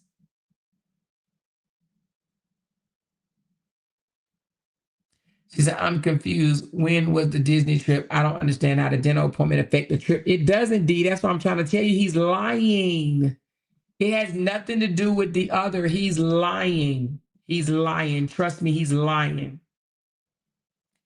Did he have to pay for that flight and hotel? That I don't know. I don't know. But I'm sure he's going to tell them people that bought the damn ticket. First off, how he going to let your supporters book a trip without seeing if she had an appointment? He didn't make the appointment. It's just the appointment just so happened to follow on one of his visitation days, and he wanted to take her. And he wanted to take her for clout. What Bree gonna say? No, you can't. It's his child. You know? When was that? Because she was white, biz, and her hair down. That was on Monday. That's what he posted on the 7th. He went live on the 7th. Oh, I believe you. I'm wondering why his supporters aren't asking this. Because his supporters are dumb as fuck. Let's just be honest. His supporters are dumb as fuck. All of them. His supporters are dumb as fuck. The ones that actually believe the shit that come out his mouth are dumb. They are dumb. They are really dumb to believe his ass. They are dumb to buy his shit. They are dumb that they're convinced that he is more than a performative ass daddy, period. They're dumb to believe that shit. They actually believe that he is a good ass man and he's a good ass father. Period. Why? Because he goes to the store and Walmart and Target and buy her some shit or whatever. And then, you know, and get on camera. Now, what father buys shoes every other week for his child? I guarantee you he probably taking them motherfuckers back and rebuying them every other week. What father buys shoes for his child every other week? Who even does that? Does that sound like sense to you? That shit is for the fucking camera. Who goes shopping and buy their kids shoes every other week? He just want people to think he's such this great ass daddy. And them shoes be cheap ass shoes any damn way. $9, $10 shoes or whatever. So they can be like, oh my God, you're such a wonderful guy. You're such a wonderful man. And the reason why they say this is because they baby daddies don't buy shit for their kids. So hell, if he bought the baby a piece of bubble gum, they'll be like, oh, you're such a wonderful man. You're so great. You're amazing.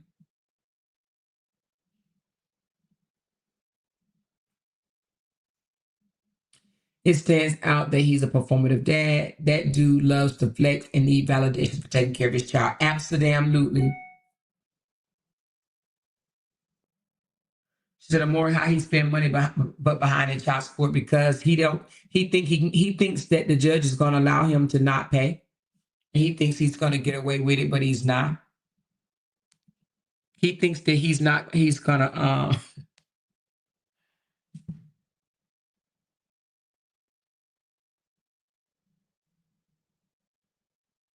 Yep. Yep. That's exactly what it is. That's it. Oh, fucking well. Oh, fucking well. Shit. Oh, well. Oh, fucking well.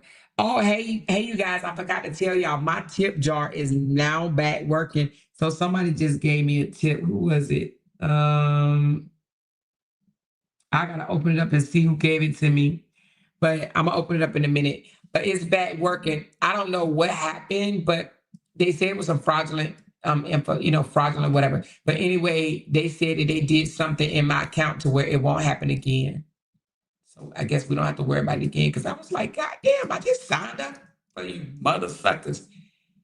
But anyway, they was like, oh, sorry, sorry that happened or whatever. But it's back up and working. So who just gave it to me? Oh, Lavette, thank you. Thank you so very much, Lavette, for the $20 tip, baby. I appreciate that, girl. Wait a minute, somebody else gave me one. See, who is this? Oh, I got two.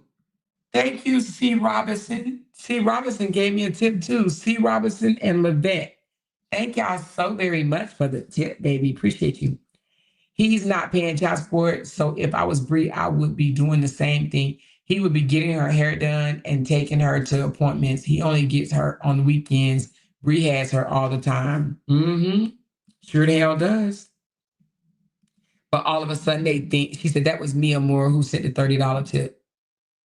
Oh, it says C. Robinson. That's you? Oh, thank you, Chris N.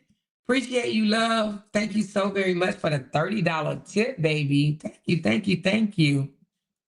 So yeah, they think he's such a great father because he's utilizing his visitation. You know what I'm saying? Like he's actually picking her up when he's supposed to be, So that's why they're like, oh, he's such a great ass dad. He's such a great ass daddy. He's such this great ass daddy. And it's so funny to me because some people be like, I really pray in the mighty name of the Father that he gets custody of his child. And the thing about it is they don't know the real him. But anyway, he won't. They are fools. They are absolutely fools. If it wasn't for court order, he wouldn't be getting her. That's right. You were absolutely right, Monique. Remember? That joker went like 9 months without seeing his child or something like that. They didn't say nothing about it then. You know what I mean? They didn't say nothing about it then. It's funny to me, though. He just wants to see Bree and stay connected so he can still have some sort of motion. Yep, that's it. No, he's not getting custody. Don't think for woman. Let me tell you something. Trust me when I tell you, he's not getting custody. And anybody that's holding their breath and thinking that he's going to get custody, they are dead as wrong. These people don't know law. These people don't know policies. These people don't know procedures. Okay. These people don't know anything. They just think that if somebody filed a lawsuit or a motion or something against you, that they're automatically going to win. You understand what I'm saying? That's just not how the law works. It's not how the law works at all. But some people think that's how the law works, and it does not, okay? You can't just accuse people of something that's not true. He started getting her when someone told Bree about child abandonment. Sure did. Sure did. They just want to coddle his bullshit. They're like in the background, oh, I hope the judge give him his child. Well, you can keep on hoping, baby, because you're gonna be disappointed, okay? It's not gonna happen. It is not going to happen. I hope he has to pay all the court fees. He does. When you file a lawsuit and you fail to prove your case, you are responsible for every piece of you're responsible for every court costs. You are responsible. But anyway, y'all, I've been on here long enough. I am about to peel off. But before I do, let me give y'all a big round of applause for pointing to my channel today. And let me thank y'all so very much for these super chats. Sonia, thank you so much. She said, God's favor. Girl, you got that right. Candy, let me start this thing out right. We're celebrating our Ulysses Bree win today. Also, the goal is 50 till super chats or more is about to bring the tea and did. Thank you so much, Candy. Appreciate you. Woo Child, thank you. One of me, thank you. Patrice, thank you. Hype me up. I love the name. I love it here. LOUDTalkerz certified. Hey, where content is real facts, funny and informative. Let them hate on the GOAT while they are losing and she's forever winning. Yes, honey, we the winning team over here. I don't know what the fuck they talking about. They ain't won a court case yet. They ain't won shit. Thank you, Hype Me Up, for being a member for 18 months. Thank you, LaCondes. Hey, winning. Thank you, Big Sis Glenn, Send Sonia Hayamore in chat. Hands going up. All we do is win, win, win, no matter what. Hey, and we stay down. And we stay down. Hey, baby, I love it. Miss Stubblefields, thank you. Barbara Clark, thank you. Daisy, Binky Bink, Tinker Boo. He had an attorney pro se. Yep, attorney pro se was there. Candida, Mr. I always win at court. Your ass lost today. Sure the fuck did. I walk in court and I'll win. I don't need no lawyer. I just win, win, win. You lose, lose, lose, Joker. You hear me? Thank you, Candida. Thank you, Tanya, Latanya. We see you, Bree. Motherfucker, deny, deny, deny. You better say it. Miss Pamela, we see you, Bree. Thank you, girl. Miss Boner, thank you for the new membership. 22 months in, Lorraine. I see you, girl. Tamika, thank you so very much. Congratulations, Bree, on your win. Okay, girl. Thank you for the membership, Queen. Thank you, Rita, so very much. Griselda, how you say your name? Griselda.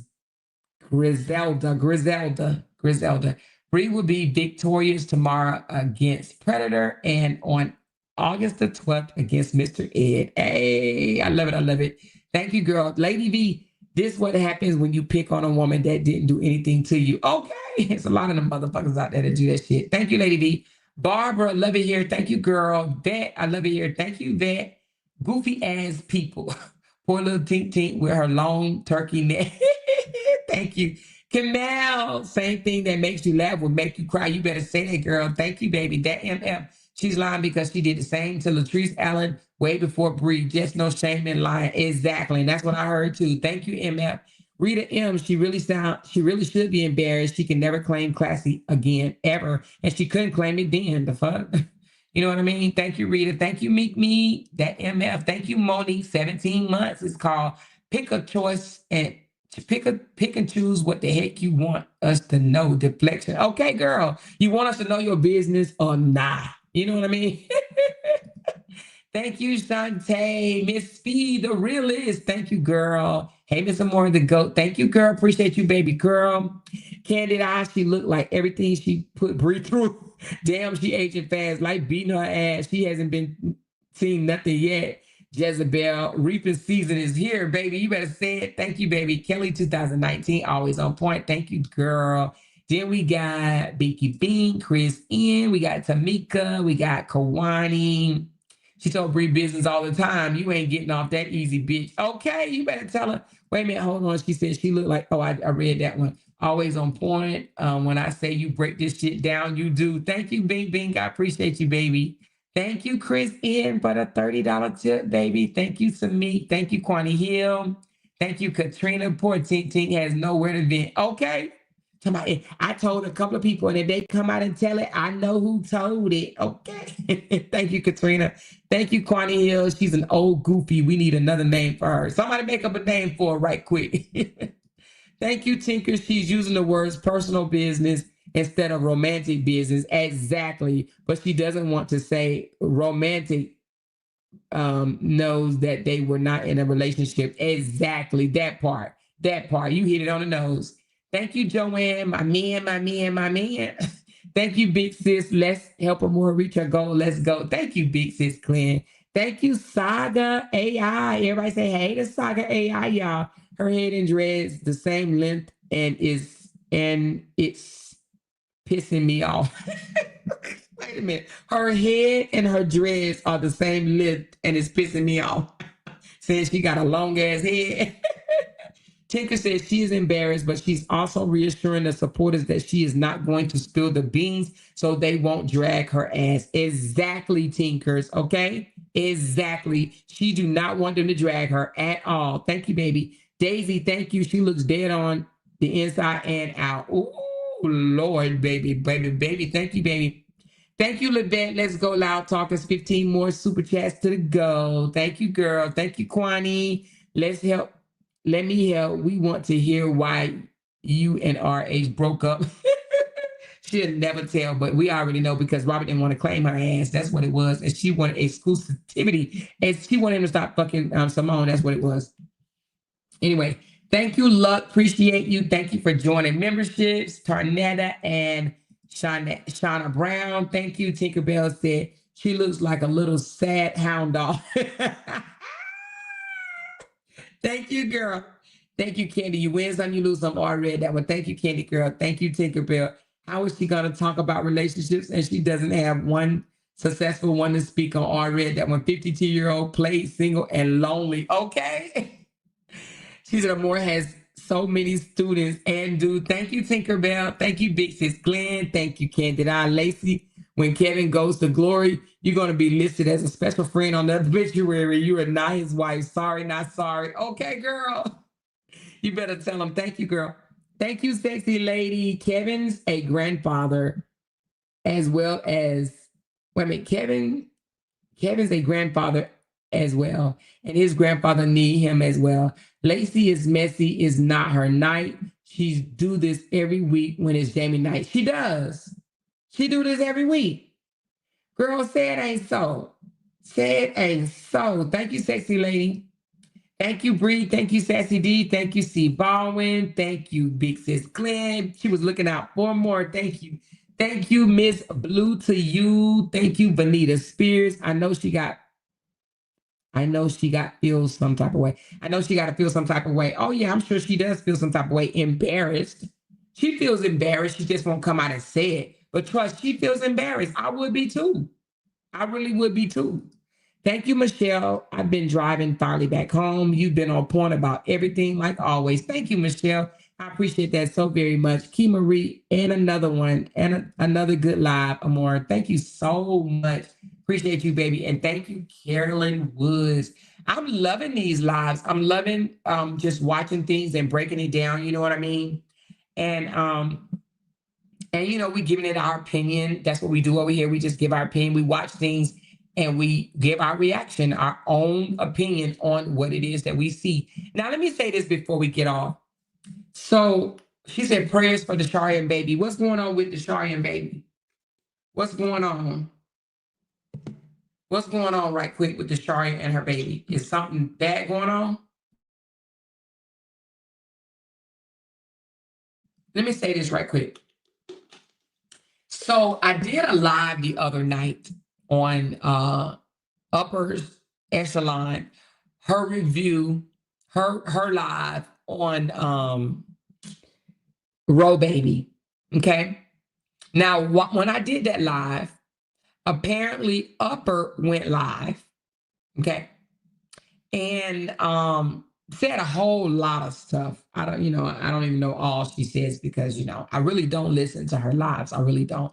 But I did hear a clip where she actually says, I don't break down your live. Why are you breaking down my live? Stay off my page. You harassing me and this, that, and the other. Let me just say this because I know that she's in here. I know she's listening to me. If you bring something public, and that's including me, if you talk about something public on your platform, and if somebody else want to break down what you talked about publicly, they should be able to without you getting mad and, accusing somebody of hating you. People that break your lives down don't necessarily mean they hate you just because they don't agree with you. Okay. I wanted to say that because I know she's in here. And then I heard her say, you just want your supporters to hate me or think of me, look at me bad or whatever. First of all, my supporters don't even like you. So I don't even know where that came from. You had to pull that straight out your ass because what does that even mean? You just want your supporters to feel a way about me or however she said it. I'm paraphrasing it because it was something like you want them to hate me, you want them to not like me, or you want them to whatever. But my supporters don't like you. So I don't even know what you're talking about. That doesn't even make any sense to me. But nevertheless, if you come out publicly and say something, and if I don't agree, or if I think that you're being manipulative, I'm going to blog on it. And if you think I'm being manipulative, you can blog on me. There's nothing wrong with that. That's not harassing. That's not bashing. That's not even dragging. But if I don't agree with what you did, and I do not agree with what she did, not the first time or the second time, I don't agree with it. But just because I don't agree, That don't mean I'm harassing you. What, you harassing me now? You harassing me now? I don't break down your lies. Do I? And she says, and this don't have nothing to do with you. What? Does any of this shit that we blog on have anything to do with us except for my court case that I blogged on the other day, Monday? Huh? Majority of the things that we blog about don't have nothing to do with us. You know what I mean? So anyway. So apparently she did not like my review of or my reactions or my response to her live stream. Okay, but she gonna be the hell all right. Exactly that part elevated, or let me highlight that right there. Okay, that part. Anyway, her content is boring. I can't stand someone who think they know everything. Girl, child, a lot of them content boring. That damn chronic cough she has is horrendous. She's a smoker, okay? She said, I don't care for Laura either. Yeah, she was like, you just want your supporters to feel. I was listening to her. I said, what? What do you mean I just want my supporters to feel this or feel that? Like, what? What? Are you kidding me? So anyway. But anyway, I just wanted to say that. She says, I haven't liked that bitch from the beginning. I didn't like how she moved and she wished dead on someone. Should I continue? Bitch, because you have done a lot lower. Okay. Yeah, I don't know. I think she wanted, she said I missed the membership link. Oh, let me drop right quick. But I think that she, some of these people be trying to like in my opinion, I think they be trying to go quiet, because they really want their supporters to think that they're, doing the right thing by staying out of the mess or whatever. But it's not staying out of the mess. They just as much messy. Hold on, I'm about to drop it right now. They just as much messy, but they want their supporters to think that they're not messy. Okay, I just dropped the membership link to join memberships, and I'm getting ready to drop for the group. However, let me do it right quick. Candy, can you drop it right quick? But just know that you're not going to get in unless you are on the list $9.99 and above. Okay. Sierra needs to be ashamed of herself. What she done did again now? What she do? Sierra always doing something jacked up, man. She said they break down other people's videos. What makes them so special? Exactly. She was mad as hell that I broke her video down. She was literally like, don't break down my shit. I don't break down your shit. Don't you break down my shit. I'm like, what? When has breaking down each other's live streams been off limits? What? She said, I paid $12.99, but it's cool. Jen, if you paid $12.99, did you answer the questions, Jen? I think you in there, aren't you? I think you in there, Jen. Hold on. We let somebody named Jen in there. I hope it ain't the wrong ass person.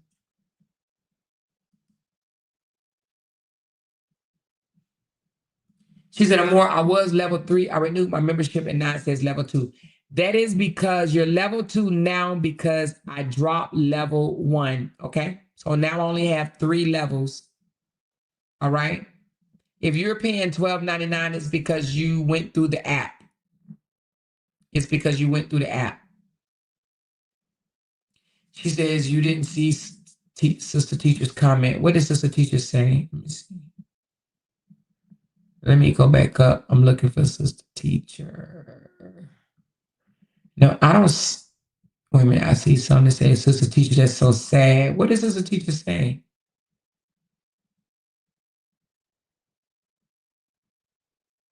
I don't see Sister Teacher comment. Oh, here you go. I heard today his oldest daughter and granddaughter is homeless. They are allegedly sleeping from couch to couch. Really? Desharia is homeless? I doubt if her grandmother will let her be homeless unless she just left.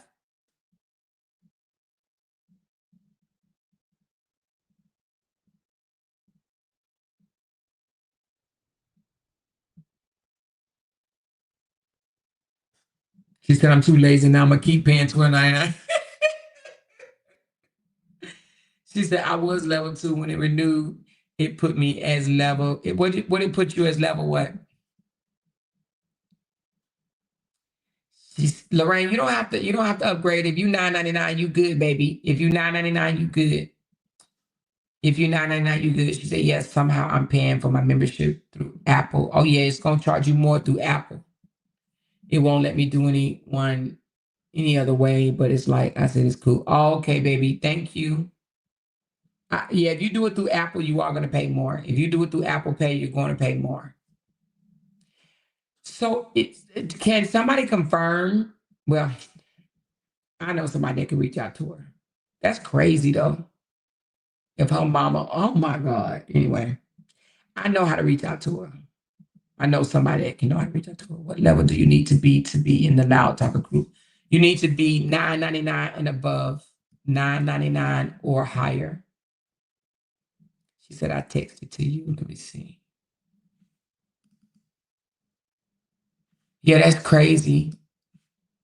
Thank you, Candy. Level 3 on my end is $39.99. It's supposed to be $29.99, so you must be doing it through Apple. You must be doing it through Apple Pay. But you level 4, girl?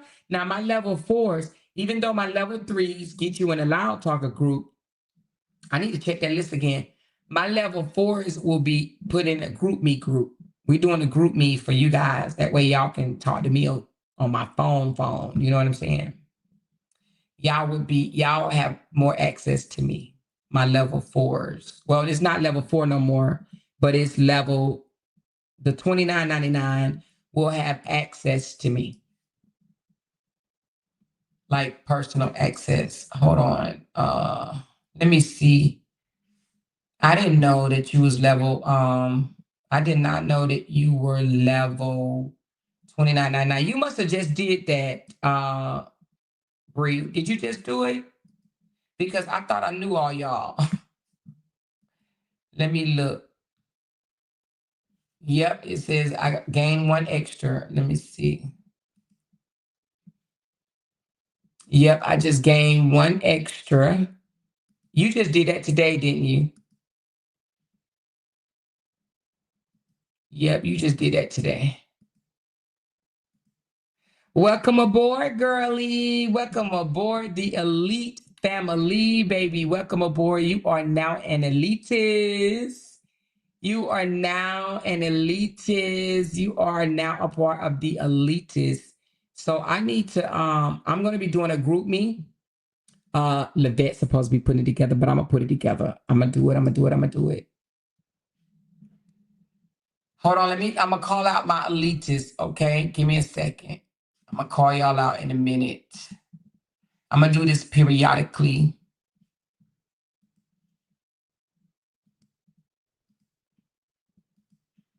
So my Loud Talker elites are Shanita Burlinson, last name Johnson, Missing Color Girls, Tinkerbell, Bonita, Platinum Bracelet, That MF, Bonita, 40 Days and 40 Nights, Diane Parker, Lakeisha Twin Page, Woman of Purpose, Rachel Ray, Binky Bink, and I am Glenn. Wait a minute, who just said that they just joined? It hasn't came up yet, Bree.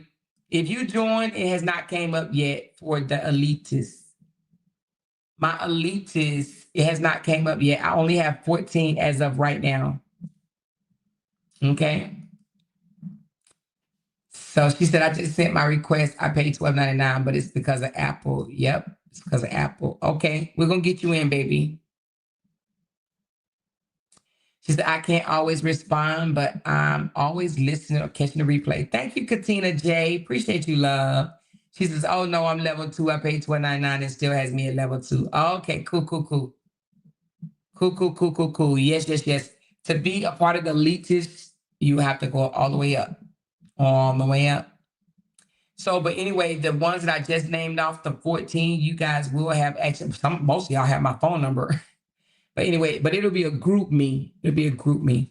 Be a group me. I'm gonna tell you so far. If you are in the Loud Talkers group, let me know. Are you guys enjoying it? We got 100 people in there so far. Are you guys enjoying it? It's pretty peaceful, huh?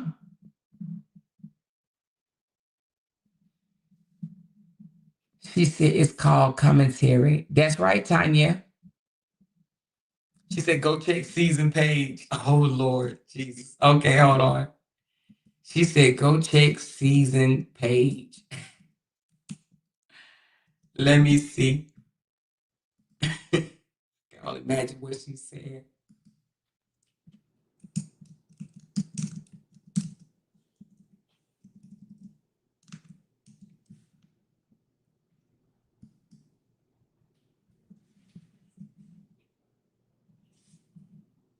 Hold on.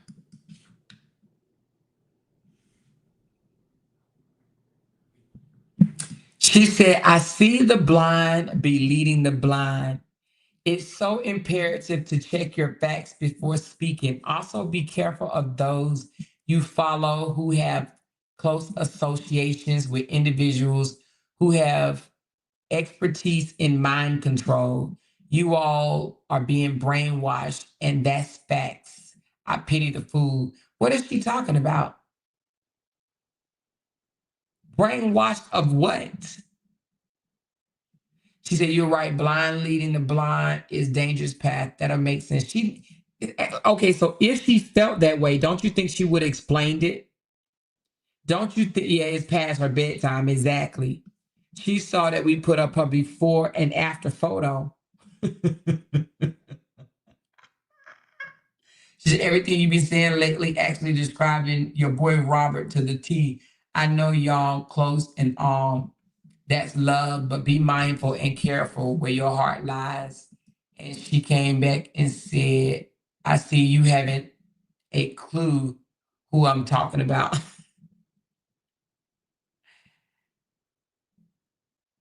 And she said, baby, listen, they don't know the half and got their nose so far up her backside.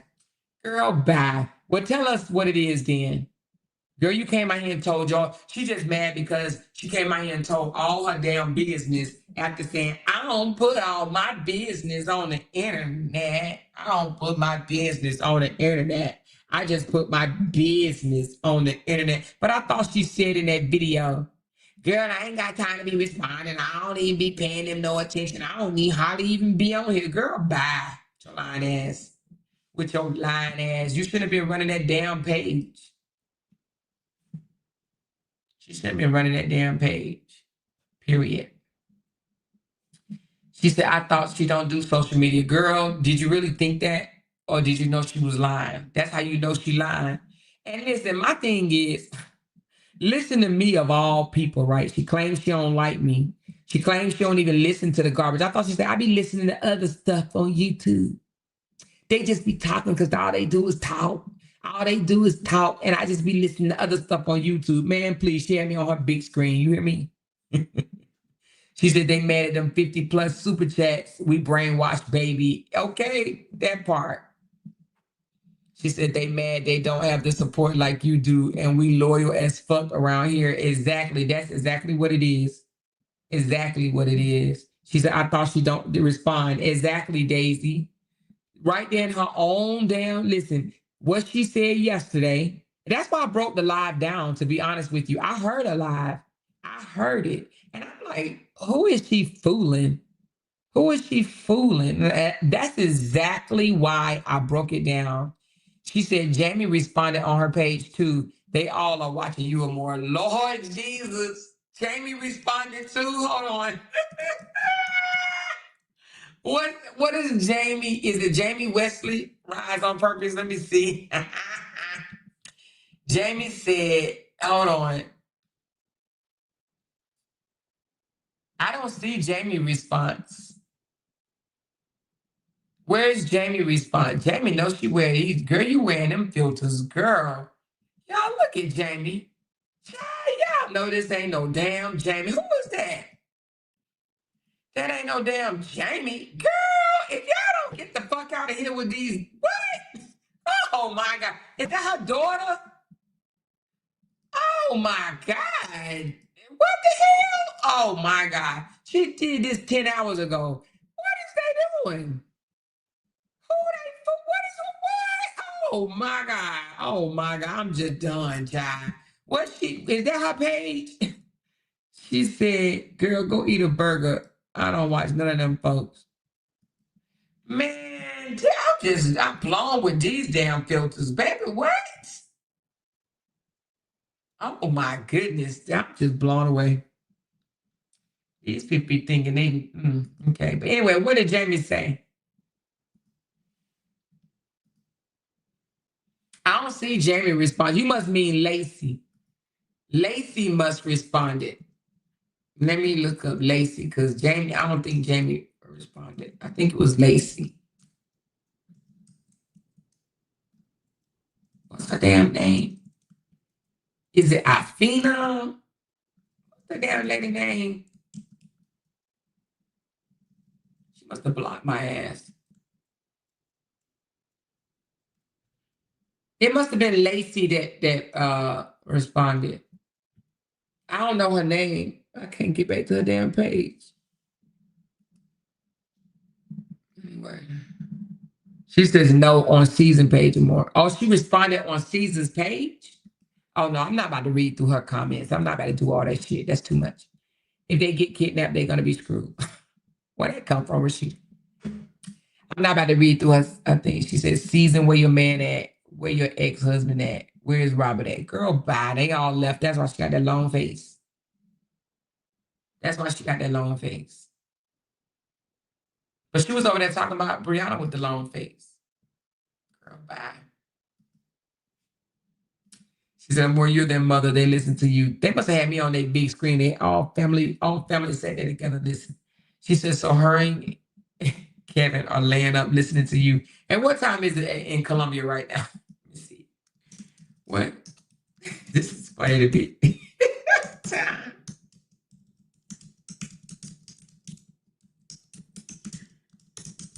Oh, Jesus. Oh, it's 10:45 p.m., so it's not that late. Oh, shit, we the same time? Oh, wait a minute. The country.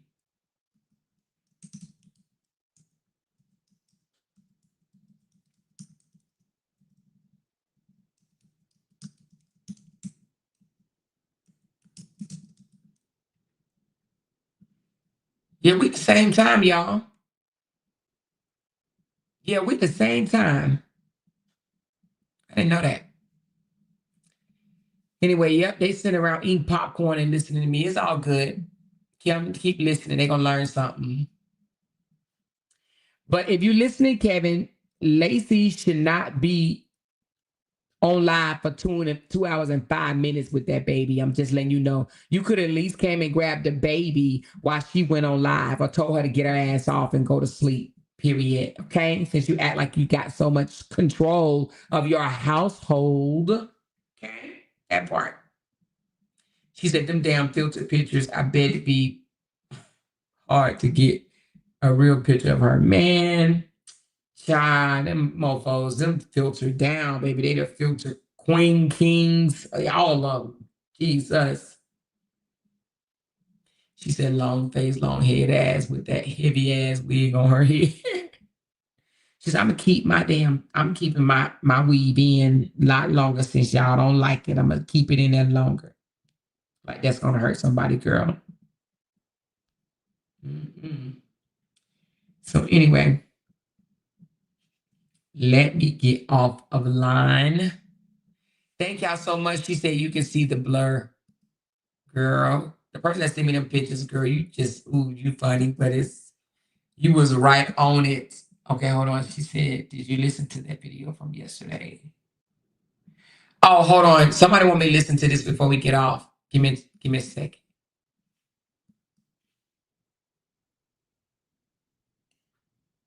When was it? Hold on, let me see when this was.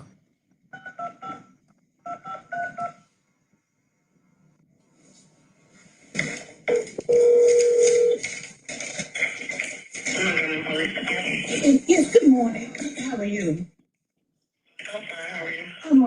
LOUDTalkerz this morning. I just received a phone call from my sister that told me that there's a lady on Facebook, I assume. I mean, these people are crazy.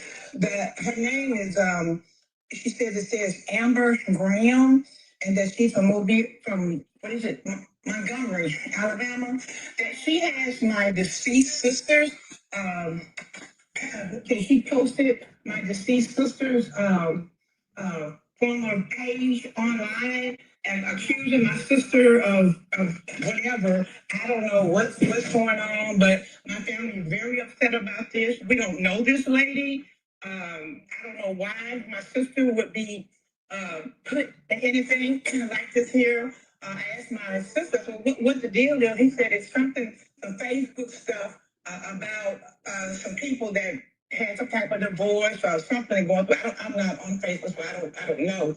But my family is very upset about this. Apparently, I don't know when they put it up. I don't even have Facebook, but my sister's coming over here to show it to me. She said they saw it this morning, and it's up that this lady is disparaging my sister. My sister's dead, and apparently she said this person is some type of what you call them, blogger, and that she has what one, she's a falsely accusing my sister, so my sister's dead, and we're really not going to deal with this. So we're trying to figure out how do we file charges against, where do we need to go to file charges against this lady for doing this?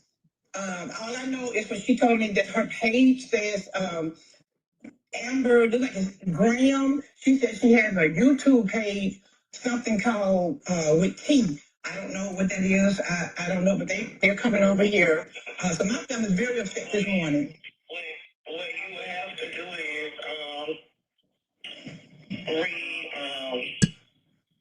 you have to go. Well, they can go on Facebook and report the post on Facebook, whatever post is up. Yes, ma'am. Social media. Mm-hmm. Report the post to them to have them to remove it. Okay. Well, how do we? What about this lady? We don't even know. I don't know who this is. Like I said, my other sister them, they are on Facebook. I'm not. But this. I mean, I can't even believe that this is that they even that they have my mom information up there. Well, in order to accusing her of something. Apparently they think whoever they're talking to, that is her. I mean, people have same names all over the country, but that is not my mother. And so, and I'm very upset this morning. We're very upset about this. Yes, ma'am. Now that would call for charges to be pressed. Yes. The only thing you can do is, you know, that is the real person, the actual person. You could do a small claim. You could take it a small claim to court. Okay. Well, I mean, they're defaming her. Like I said, I don't know who this lady is. They called me like just an hour ago and was telling me that the person name is Amber Graham. And they said that she's either from Montgomery or Birmingham, Alabama. And I don't know anybody in either of those places. But I told them I'm calling our lawyer tomorrow, and as you know, see how we get these charges filed. This is ridiculous. This is ridiculous. These people are just going crazy with this Facebook stuff. Yes, ma'am. Like I said, it wouldn't be charges to be pressed. Mm-hmm. And the information to sue. Yeah, I don't know. Well, they'll have to. My sister may have to, give me the all. She said did I know this name? I was like, no, I don't know anybody named Amber Graham. And so she was like, well, I'm show you that she got her page, her old page up, and we're just like, wow, accusing her of stuff from the grave. Yes, people do it all the time, but as I stated, you could feel that throwing the person. Okay. All right. You said we have to. You said I don't know how to do it, but my sister can do it. So they have to contact Facebook. You said first. Mm-hmm. Okay. Okay. All right. And then we have our attorney. We're going to talk to our attorney tomorrow. But this is crazy. This is absolutely crazy. Okay, then. Thank you. This is, she's gave me this number. This Montgomery Police or this Birmingham Police? She just gave me the number to call. The Montgomery Police Department. Okay. All right. So how do we find out, get the information regarding this lady that did this?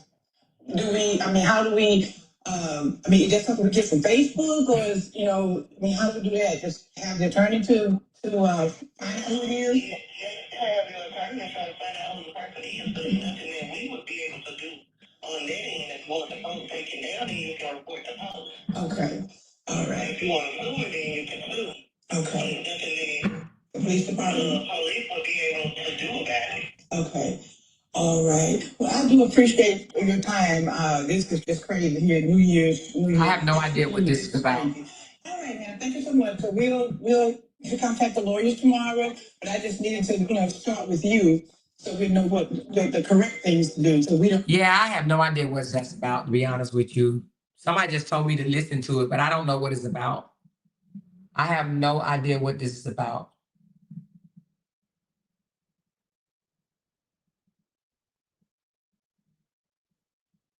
Oh, I see what they said. Okay. Anyway, she said, did that lady post this on social media? Yeah, it's on social media. Somebody sent me the link. But anyway, it's old. It's old as crap. It looked like it was back in 2023. It's old as crap. So I don't even know what that's about. I have no idea. She said this recording was last year, right? 2023. Yeah, but I don't know what it was. I don't know what the purpose of the call was, or the purpose of it being sent to me was. I have no idea. She said a more doxing may be legal in other states, but Alabama, they passed a law for doxing. You said it may be legal in other states, but Alabama, they passed a law for doxing. What does that mean?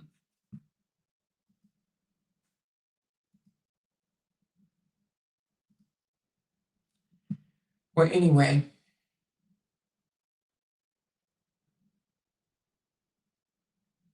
It said Kendrick Lamar and Whitney Alford just quietly paid off over $347,000 in school lunch debt across 103 U.S. schools, giving thousands of kids one less worry and setting an inspiring example of generosity and compassion.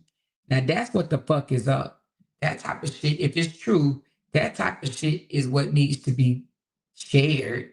He just paid off almost $400,000, $350,000 worth of lunches, school lunches. Now that's a damn flex right there. You know what I mean? That's a flex.